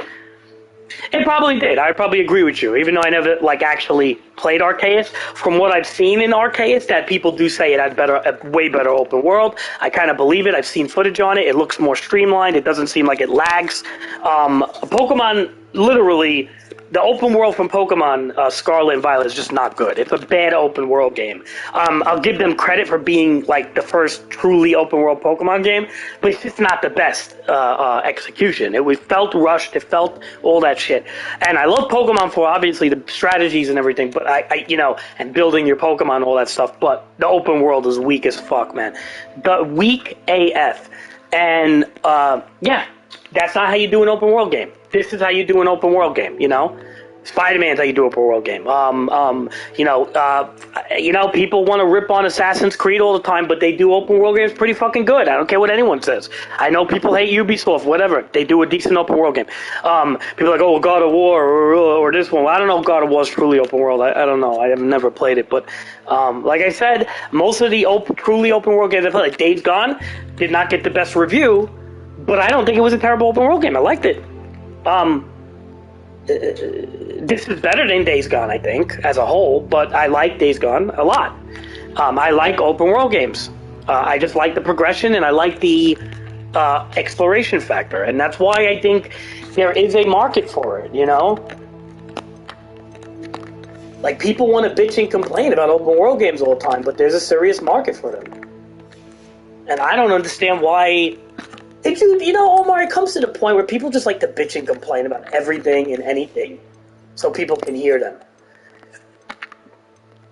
Alright? I don't like all first-person shooters. I like Doom Eternal, on the computer and whatnot, but I don't like all first-person shooters. I'll be the first one to tell you, most of them are fucking shit. I'm not a big fan of Call of Duty or Battle Royale shit over and over and over and over and over. Not a fan of it. I like games that give you options. You can do Battle Royale, you can have a good campaign, and just give us a lot of options, have a fun gameplay loop, and that's what makes a good fucking game. That's why Doom Eternal is a 9 fucking rating, and I would give it a 9 rating, because it's a solid fucking FPS game. It's as good as you're gonna get. You don't have that... Look, I'm not a big fan of FPS games. I won't give the Call of Duty games that high because I played them before and I didn't like them too much. Just in general, whether it's Look, I'm not saying... Look, I bet you I could play multiplayer in Call of Duty and get pretty fucking good at it, especially on the computer, because my aiming is not terrible. But do I like it? No. Do I like Overwatch as an FPS game? No. I don't fucking care about Overwatch. You gotta be a twitchy fucking retard to play that game, and that's the only fucking thing about it that's good. Do I like, honestly, I have a lot of critiques on FPS games. They're not what they used to be. Did I think Counter-Strike was a good FPS game in its day? That was a fantastic FPS game. Do I think, the old Quakes and shit like that, and Quake 2 and all that was good? Yeah, fantastic FPS games. Do I think, like a lot of these modern day FPS games are good? Not really. They're kind of shit. Like Star Wars Battlefront was an absolutely terrible open world game. A 2.5 out of 10 I give that. That was one of the few games I refunded in my lifetime. Okay? I refunded like 3 games in my lifetime, and Battlefront, Star Wars Battlefront, the first one, was a refund. I never even bothered to get the second one because of that.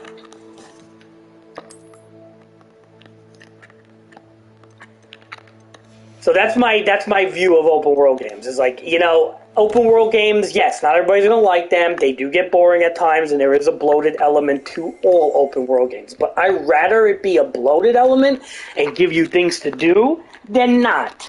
And this is why Zelda Breath of the Wild 2 is going to fucking sell more...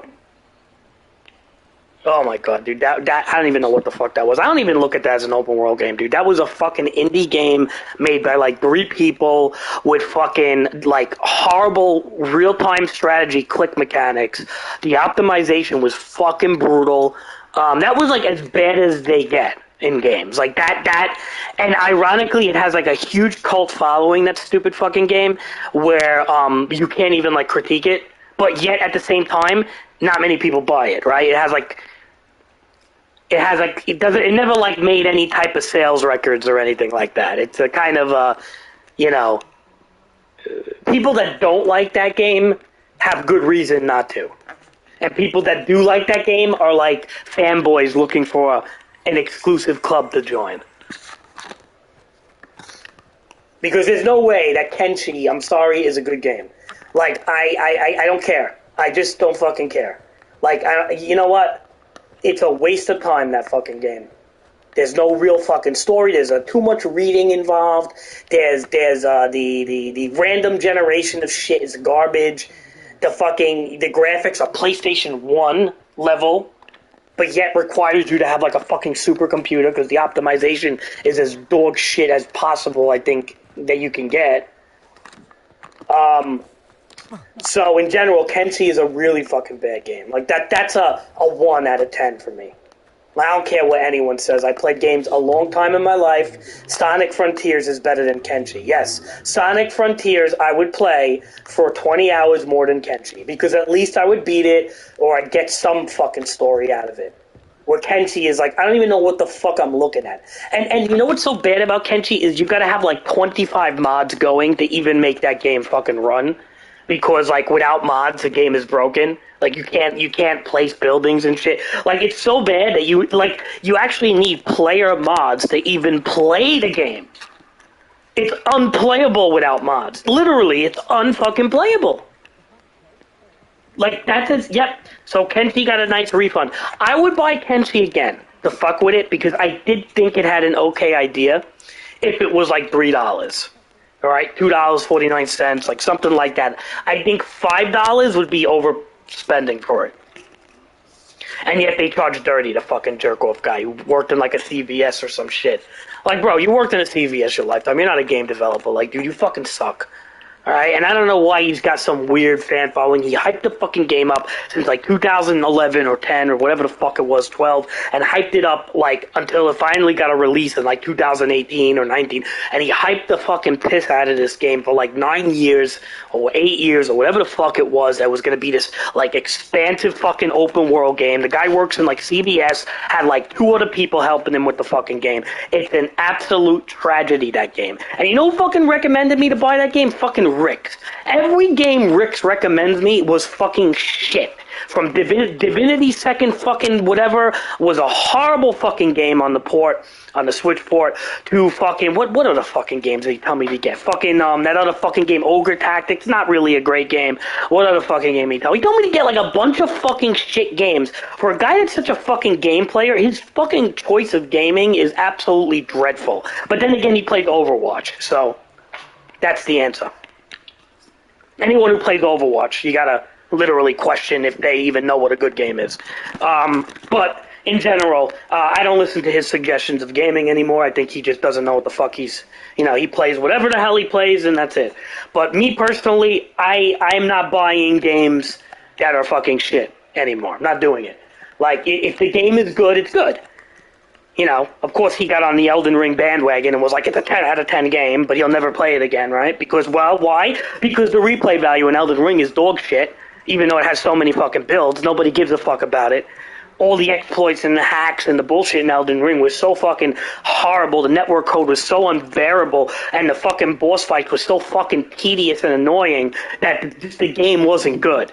Okay, the PvP and the multiplayer I thought was like maybe a okay thing in Elden Ring. I kind of had fun with it, like the whole swapping to menus and stuff, but it was clunky still. It was kind of shit. Everybody was using the same fucking blood katanas and the same fucking builds, so it was kind of like the PvP wasn't even that fucking good on top of it. And then, of course, the PvP just got fucking ruined with all the people hacking and fucking resetting their systems to get the max level. The whole fucking game was ass, okay? It was an illusionarily good game. Like, it was an ass. There was no story, hardly any dialogue, and everybody was all on the fucking Elden Ring honeymoon. Oh, it doesn't need story. It's got atmospheric story. You actually walk around and you find out the lore by looking at bookshelves and stuff like that. Oh, such a good fucking game. Yeah, take it from me. I fucking beat the game. I beat it. I wasn't one of those scrubs. You all saw me beat it. I wasn't one of those scrubs that couldn't play the game. I was actually good at it. PvP-wise, one-on-ones, I won. Omar, how many one-on-ones did I win? Even before we fucking started level jumping and shit. How many one-on-ones did I fucking win? One after another. Alright? I fucking destroyed people, dude. There were times I fucking killed 5 people in a row, bro. Okay? So don't give me that like I was shitty at the game, because I wasn't. I was fucking good at it. But at the same time, was it a good game? Was it truly a good game, Omar? Was it a good game? Could you look at Elden Ring like it's a great game? I think it's a okay game. I always give Elden Ring this. It's got great art design. Yeah, it's got good art design. I think that like the art design with the tree and all that shit was kind of cool. It had very good monster variety, very good art design. I think that's about fucking it. Like, really, to me, the combat was not that good. It was clunky. I just think there was nothing else, Omar, really. That's the whole problem. There was not much out, right? What was it going up against? If anything, God of War, you know what it was? Omar, Elden Ring is a type of game that's so different, right? It's literally From Software. It's from a AA studio, right? Because if you think about From Software, it was not even like a AAA studio. It's like a AA studio, okay? It comes out with this open world Dark Souls game. And honestly, the combat is really not much different than anything Dark Souls. It just overall, it's just Dark Souls on a bigger scale. Now, how did people really play Elden Ring when they fought bosses and stuff like that? They exploited most people, right? I remember like Rick's giving me like a fucking tip how to beat a dragon. You basically you take arrows and you shoot through like a fucking crack in the wall and just keep shooting and shooting and shooting, and you glitch the dragon between like the fucking roof and shit. It was just like such a fucking dumb thing to do. Like, if you are literally playing a game and the only way to beat a boss is to glitch, that's not a good game. That's a fucking stupid way of playing a game. If you have to use glitches and exploits because the game is just too difficult or you just don't feel like being bothered, it's not a good game. Like, you know, like that's just stuff that goes against it hard. And to me, Elden Ring is the type of game that, because of how different it was, it doesn't hold your hand, it doesn't teach you where to go, it doesn't blah blah blah, it goes against the open world boring trope and this, that, the other thing, that everybody jumped on its fucking dick. Another thing that they liked about Elden Ring was there was no monetization, right? In a world where everything is starting to become monetized, when you have a game like Elden Ring come out and doesn't monetize anything, that again supports people buying it. What is one of the reasons why this game is the best-selling game and most Twitch streamed games at the moment? Why? Politics. Right? That's really what this is why this game, that's the number one reason. It's not just because it's a good game, it's because the political controversy is causing this game to get more attention than even Elden Ring ever dreamed of, okay? Well, what made Elden Ring get attention? One of the biggest things was not that it wasn't monetized. It was one of the first. It was like like I said, in a world where everything is becoming monetized, Elden Ring gave you a game at full price with no monetization. Like, that's it. Here you go. It was refreshing to people, so they jumped on the bandwagon. They said, "You know what? It's the best game ever." Because other games, look at Assassin's Creed. They have time savers. You have to buy time savers if you want to go faster, you want to grind better, you want to get double the experience, you got to pay for it, blah, blah, blah, blah. They got mad at that stuff, which I don't blame them. Right? Because that stuff is kind of shitty. And because Elden Ring came out with none of that shit, it got a huge swarm of players that ran to it and said, you know what? This is what it's like a protest, Omar. You know what a protest is? Like when people have a backlash on something. They were having a backlash against the gaming industry with Elden Ring. They were so angry at the current state of video games that people jumped on the Elden Ring bandwagon to show the gaming developing community that this is how you should make games.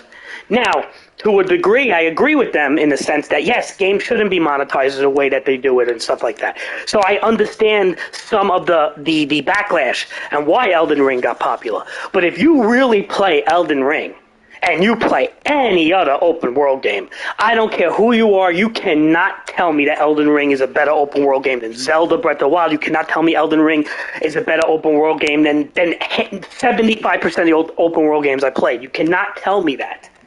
Okay? It has no towns, no villages, no shops really, but that stupid fucking that one place. It got good custom builds of characters, I'll give it that. Good enemy variation, stuff like that, but they kind of recycled a lot of old enemies from their fucking other From Software games. But boss fights were okay at times, and some of them were just atrociously fucking difficult or atrociously fucking just, randomized to the point that people started liking Sekiro and Dark Souls 3 bosses better. You know that. You've probably read that and saw videos on that. And that's what made Elden Ring not that good. And then you had to summon people, and half the times you get fucking douchebags, or just the fucking network code doesn't even work, and people just can't get summoned in all the time, or nobody summons you in because it's just oh well, because it's Japanese network code, it's like we're as good as 1999. And then on top of it, people go into a PvP system that they're literally resetting their PlayStation cloud saves, the fucking dupe, which we were doing, right? We did it eventually because other people were doing it. That was the whole thing. I did it because other people were doing it. When I saw other people just had ridiculous stats and shit like that, I was like, look, I gotta do this too. But it didn't make me feel good because I was kicking everybody's ass even without it. And then with it, I still was kicking their ass. And then eventually, what do? They find an invincibility glitch. That's still not patched to this day, by the way, because on one of my comments in the video, they said, some guy said, could you believe it's still not patched? A guy told me that, just only maybe a month, not even a month ago, 3 weeks ago. So there are still invincibility glitches that are still to this day not patched, because they don't patch Elden Ring. They gave it 2 patches since its release or something, 3 maybe. So now, when you look at that, so what were people doing is they started making magical PvP builds using a glintstone staff, pouring all of their stats, all 700 stats into mana, so they could just keep chucking spells at you forever. Then they didn't need health or anything else at that point. Then what did they do? They fucking turned on that invincibility glitch by doing that bunch of tricks you have to do to kind of glitch into that invincibility. And then they run around naked, right? While you're busting your ass for armor and all sorts of shit by killing bosses. They're running around completely naked with a fucking glintstone staff, spamming spells and can't die. And that just destroyed PvP. So that was the end. And then you'll have retards that will defend it. Well, Elden Ring's not really a PvP anyway. It's not really a PvP game, so that shouldn't count. Bro, if the mechanic is in the game and the mechanic is so fucking broken like that, and yet somebody still defends it, again, it shows you how dumb of a naive person that is. Okay? If you were shooting pool or if you were playing basketball, right, Omar, and you had an inflated ball, and every time you play with somebody, the ball's inflated, but if you play by yourself, the basketball for some reason is not inflated. Are you going to tell me that playing against somebody with an inflated basketball, you're going to defend it and be like, well, it's not really the type of game that you play against somebody. You just have to shoot around by yourself. Are you going to say something like that? Because that's like what people that defended this game said. Because they, again, it has to do with people that are easily susceptible and brainwashed to ideologies and things. It kind of goes into that whole category where if somebody can easily be brainwashed, they will think Elden Ring is an 11 out of 10 game. That's the bottom line. I look at it for what it is. It's a 7.5. End of story. Breath of the Wild, 8.5. It ain't a 9. It's too empty of a game with lack of content to be a 9. It's an 8.5. It's a good game. It's not a 10. This game is an easy 9 and up. I can't say anything more than a 9 yet because I didn't really play it much, but it is easily a 9 and up. Ghost of Tsushima is a 9. Easy 9. Days Gone, I really personally like the game a lot, but I can't give it a 9 because it has a lot of flaws. So I'd give it like an 8.3 or something like that. It's good, but it's not no 9 because it's got a lot of flaws. Dialogue is very quiet. It's very dragged out at times. So Days Gone, it doesn't have the best enemy variation, etc. So Days Gone, I would give like an 8.3, 8.4, but it's definitely not a 9. But it's a good game, solid.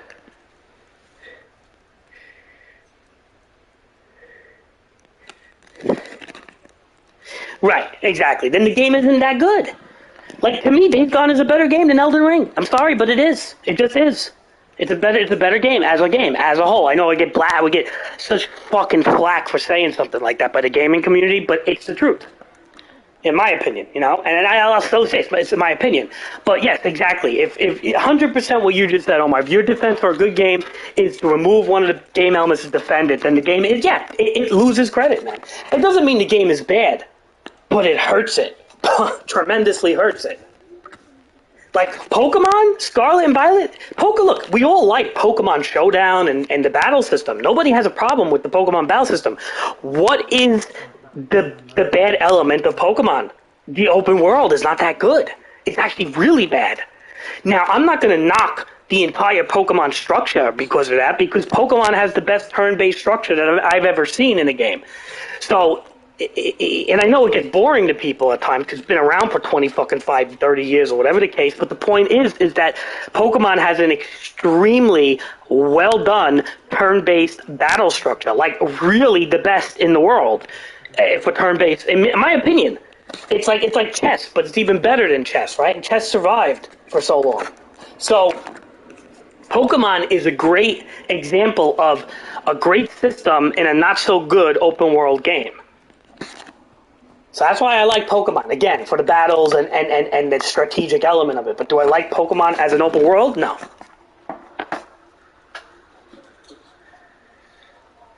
Yeah, I mean, but that's the whole thing, is that they force you to play in this fucking shitty open world, and it's not that good. It's got performance problems, it's jagged, it looks like a fucking plate. It hurts your fucking eyes, man. Right, but that's the whole thing, Omar. It's like saying, like, if you take the alcohol out of an alcoholic drink, or if you take the fucking sugar out of soda or something. Like, it kind of goes hand in hand, right? It's like, you know what I mean? That might not be the best example, but, like, certain things just go hand in hand. Well, if you take the laces out of a sneaker, like, you know what I'm trying to say? Like, it goes hand in hand, and, like, if Pokemon Scarlet focuses on being an open world, which is the main selling point of it, Scarlet and Violet, their main selling point is being an open world, then one has to say you got to do that part of the game correctly. Now, if Pokemon released as a linear game, but with the same Pokemon battling, it's a different opinion. Depends how good the linear game is. If the linear game is complete fucking rubbish, it'll be fucking horrible. But if it made a pretty good linear game that connects the dots and was very fun and had the same turn-based battle strategy, then yes, Pokemon could have got a higher rating. But again, their goal was to make a good open world game. The problem is that the problem with Pokemon is that it's a good turn-based strategy, but it fucking has a horrendous open world game. It's horrendous. And that's why I think even in some ways Sword and Shield was better, because Sword and Shield wasn't trying to be fucking open world. right? Like Sword and Shield was just kind of doing its own fucking thing, and it didn't have the same performance problems and shit. I mean, fucking Scarlet and Violet's a half of a mess, man. I mean, I like the fact that they're doing an open world because I personally like open world games, but they could have did it so much better.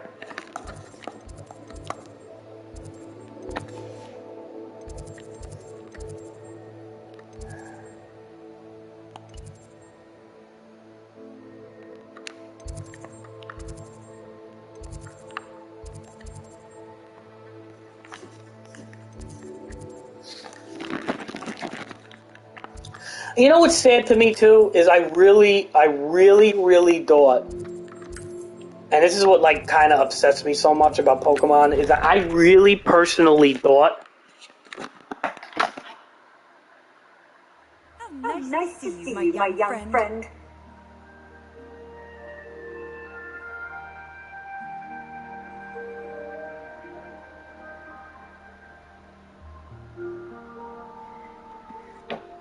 The one thing I will say about Pokemon is... Not Pokemon, what am I saying? Oh yeah. Is that's disappointing to me is the fact that they're not even, like, trying to update the game. You know what I mean? Like, they're not talking about it. They're not, like, really apologizing to people about it. They're just, like... That's, like, one of the worst things that bothers me, like, more than anything, is the fact that they're not... Like, their radio silence on it is just, I know, and because of the money that Pokemon racks in as, like, the #1 franchise in the world, kind of, like, really hits me that, you know, a lot of game development companies don't do the right thing. Unless they're trying to make a point. And look, Hogwarts Legacy's trying to make a fucking point. This game has no business being as good as it is. I really thought this game was going to be meh at best. But yet, it's actually really good. So, this is a good example of what to do in a gaming industry. Take the politics out of it, don't even pay attention to it, and just look at it from a game development perspective, and this is how you do a game. Not how you do Pokemon.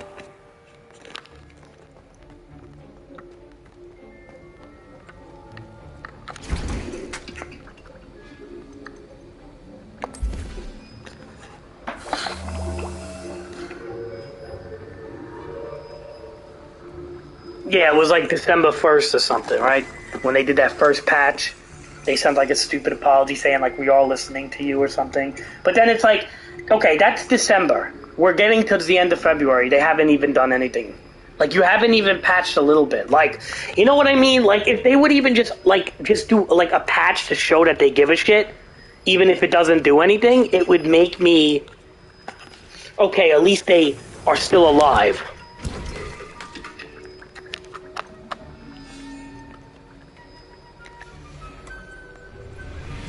But that's my biggest problem with Pokemon is the fact that they don't even, like, it doesn't feel like they care, you know? And that's the problem. And, like, the same thing with Cyberpunk. Like, you think anybody feels like Cyberpunk, the people at Cyberpunk really give a fuck about it? That's one of the reasons why Cyberpunk is hailed as one of the biggest disasters of all time. Because, unfortunately, it's like here's a game that you play, right? That you just kind of think, is this game of Hogwarts going to be all that good? Kind of like, it's probably going to be like a meh game, right? I'm not even a Harry Potter fan for me to like it as much as I do. And then I play it, and I'm like, this is a really fucking good game. And then you look at, like, games like, you know, Cyberpunk, and everybody wanted to play this game like it was going to be the best game ever. And then it comes out, and it's like, it's broken. And then to this day, how many years later? Like what? We're going almost 3 years now since Cyberpunk? 4 years almost? They still haven't really fixed it. Like, they made it better, but they haven't really fixed it. It's like the damage is done. So, you know, that's it. That's what it boils down to. You know? The companies give a fuck or companies don't. And then it seems like one of the hardest things for companies to fix. I'm going to have to use Accio to get to those books. Accio!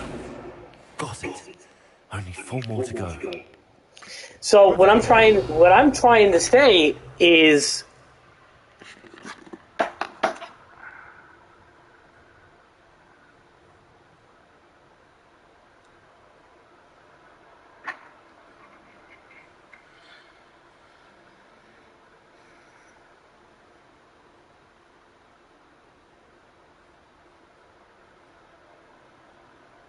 but what I'm trying to say is, the damage was done with Cyberpunk, and it's just, that's it, And with all the money that GOG has, and I know people argue, well, they don't have money like Steam. They do pretty well for themselves, don't worry. With all the money that they have, you would think they could fix the game. But what I'm starting to see, from my experience as a gamer, and I don't have to know code to know any of this, so I don't want to get told by some stupid elitist about anything. But what I'm seeing is that when there are technological or performance issues in a game, it is by far one of the hardest things to correct in a game. So if you have frame rate problems and technological issues, it just Cyberpunk or Pokemon or any of these games that have problems like that.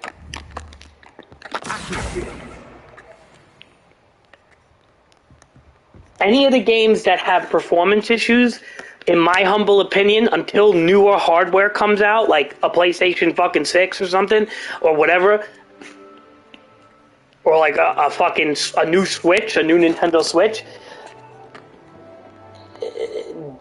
performance issues is some of the hardest stuff to fix. Although, like, you'll have, like, elitist codists that come in here and be like, well, they're not that hard to fix. No, they are. Because if they weren't hard to fix, why don't the games get fixed then?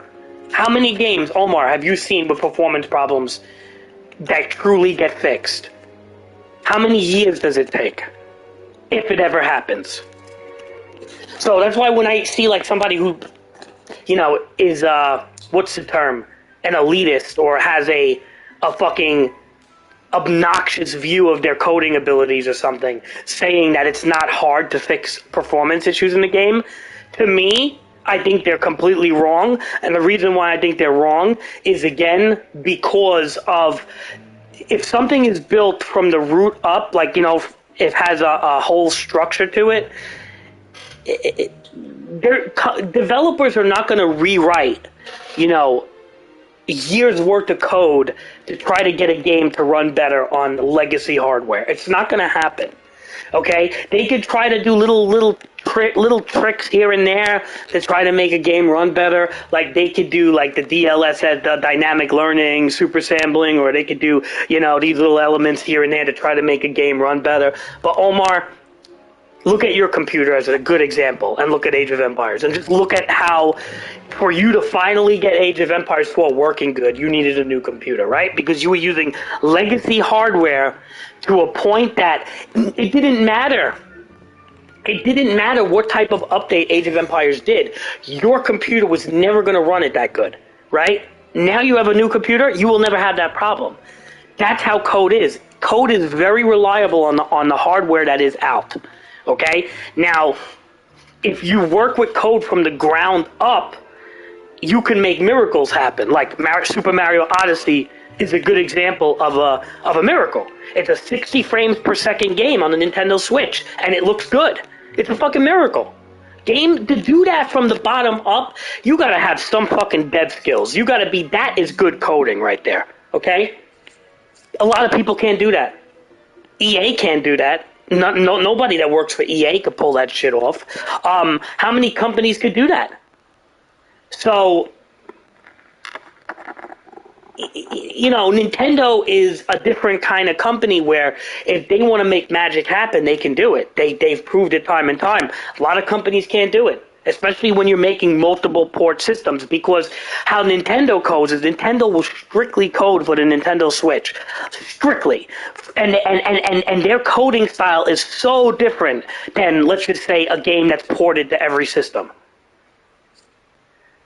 Right? So That's the difference when it comes to making code. And again, you don't have to be a coder to know this. This is just common sense, man. Like, Omar, you noticed from your old computer, seeing how Age of Empires didn't work versus how it works, right? You learned that from your older computer to your new computer, right? You learned how hardware makes a big change when it comes to when it comes to how code is optimized, etc. There are certain, for example, ways an i9 handles threading and shit like that an i7 could never do, and then the game optimizes itself for the i9 capabilities, and it could literally make the game run night and day differently, that just the i7 doesn't have those abilities, right? And that's it. So then people could be like, well, how about if the game coded for the i7? Well, yeah, if Age of Empires or the people behind Age of Empires decided to strictly code just for the i7, I'm sure they can make a smooth as butter game.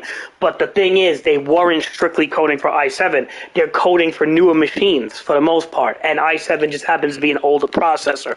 And that's what you're dealing with, right? So that's kind of what happens with like Zelda and Nintendo Switch, or Mario Odyssey and Nintendo Switch, versus a game like this game, Hogwarts Legacy, that's ported to computer, Xbox Series X and PlayStation 5, PlayStation 4, is, you know, this game is working on a different form of code that is being ported all over the place, whereas a Zelda Breath of the Wild is only being ported on the Switch. So they can actually take advantage of everything that the Tegra chip can do and what the Switch hardware can do, right? Or what the Nintendo Switch hardware can't do. And they 100% go in on it. So whenever you have like a PS5 exclusive game or a Nintendo Switch exclusive game, they're gonna perform better in a way, right? Like Ratchet and Clank and God of War is gonna perform amazingly on the PlayStation 5 because it's literally made for the PS5 from the ground up than a game that's on multiple systems. Does that make sense, Omar?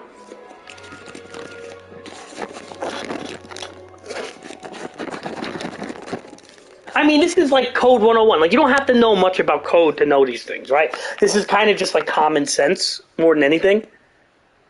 And this is what really aggravates me with Pokemon, is that you would think, let's break Pokemon down, why Pokemon is such a fucking despicable fucking release, is you would think that because Pokemon is not ported for anything else and is literally made from the ground up for Nintendo Switch, you would think that Game Freak has the ability to make a fucking open world game for Nintendo Switch, and they still fucked up.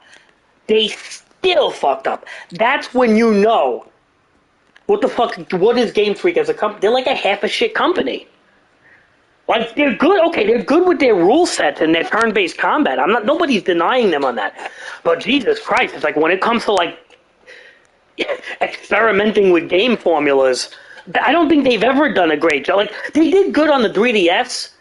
Like, I'm not gonna lie, like, they did good with, like, you know, Sun and Moon and fucking X and Y. I thought they did pretty good. But Jesus, man, that they did not do good on the Switch. Even Sword and Shield was pretty fucking technologically, like, fucked up to some degree. It wasn't exactly, like, pleasant on the eye, Sword and Shield. Especially those open areas.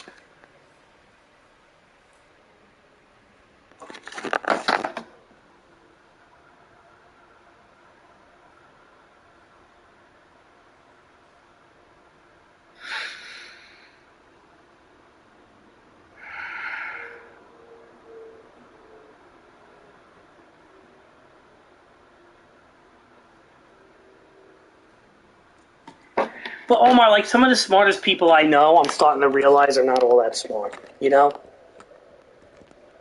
I always tell you that, Omar, like, some of the smartest people I know are just not that smart.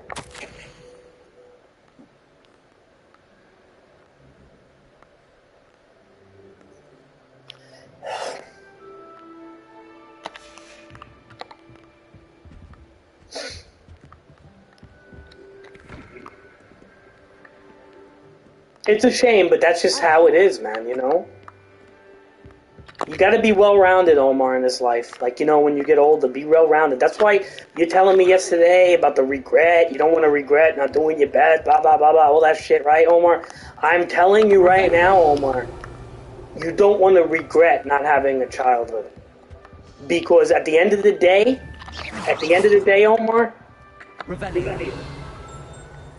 do I regret for high school the most is not that I didn't have good grades or I didn't care. It's just some of the stupid things, like the dumb choices I made.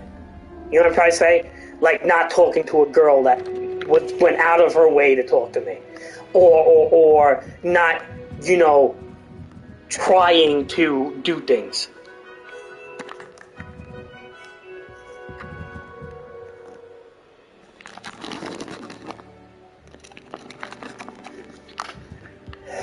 Alright, one more. A little off topic, but... Revelio.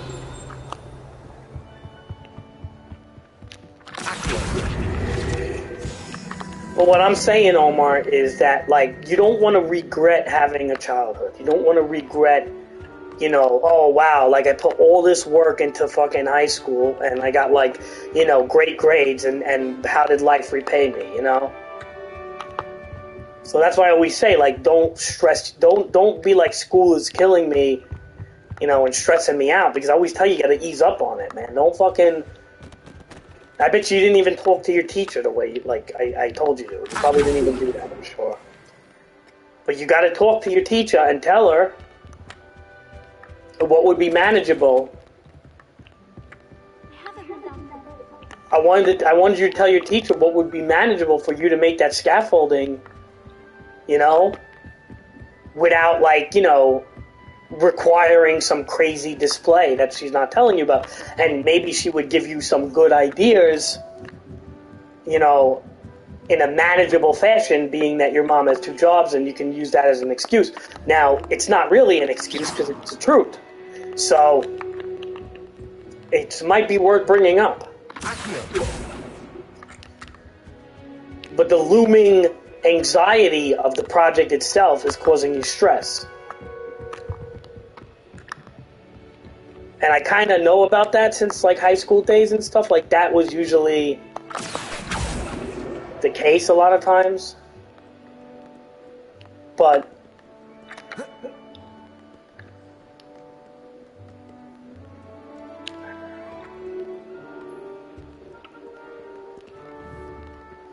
I just school shut down almost.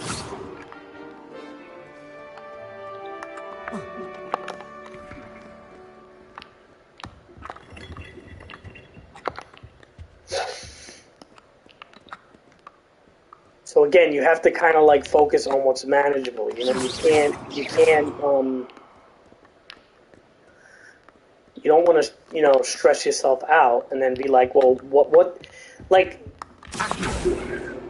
That's the last book. Now to take them back to Cressida.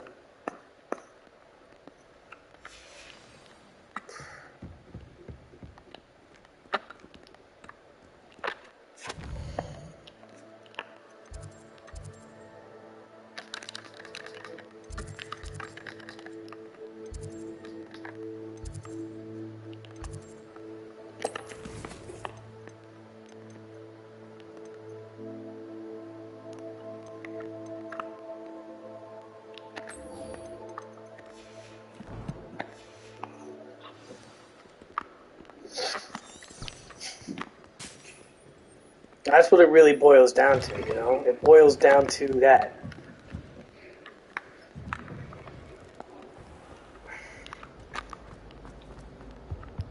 Any luck finding my diary? Instantly.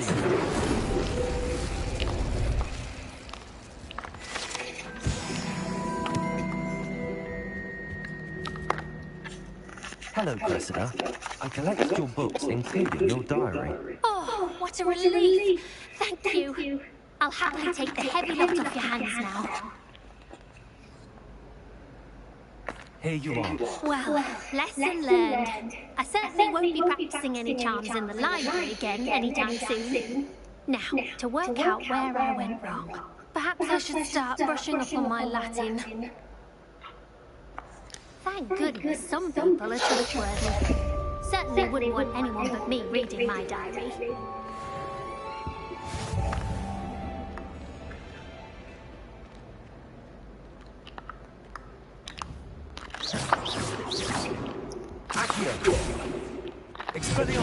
Oh my, I have another tree now, look. Lumos.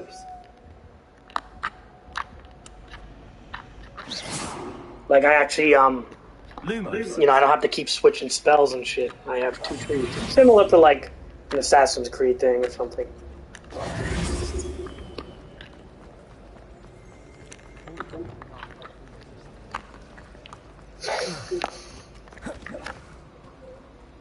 But yeah, I mean, that's why I fucking, you know, that's my opinion. Finally have an answer as to why that portrait was empty.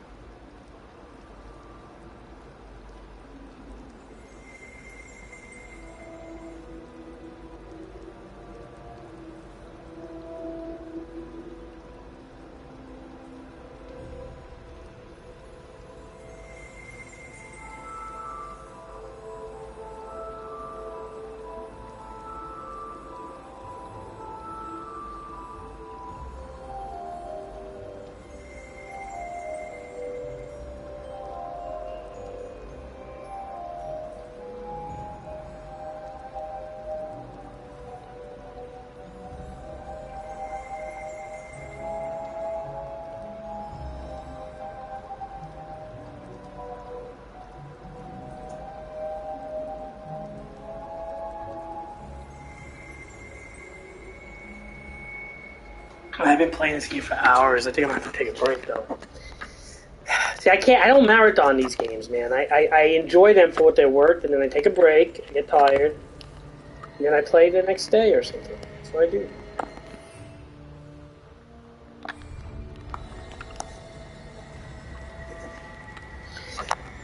Let me take a break here, Omar.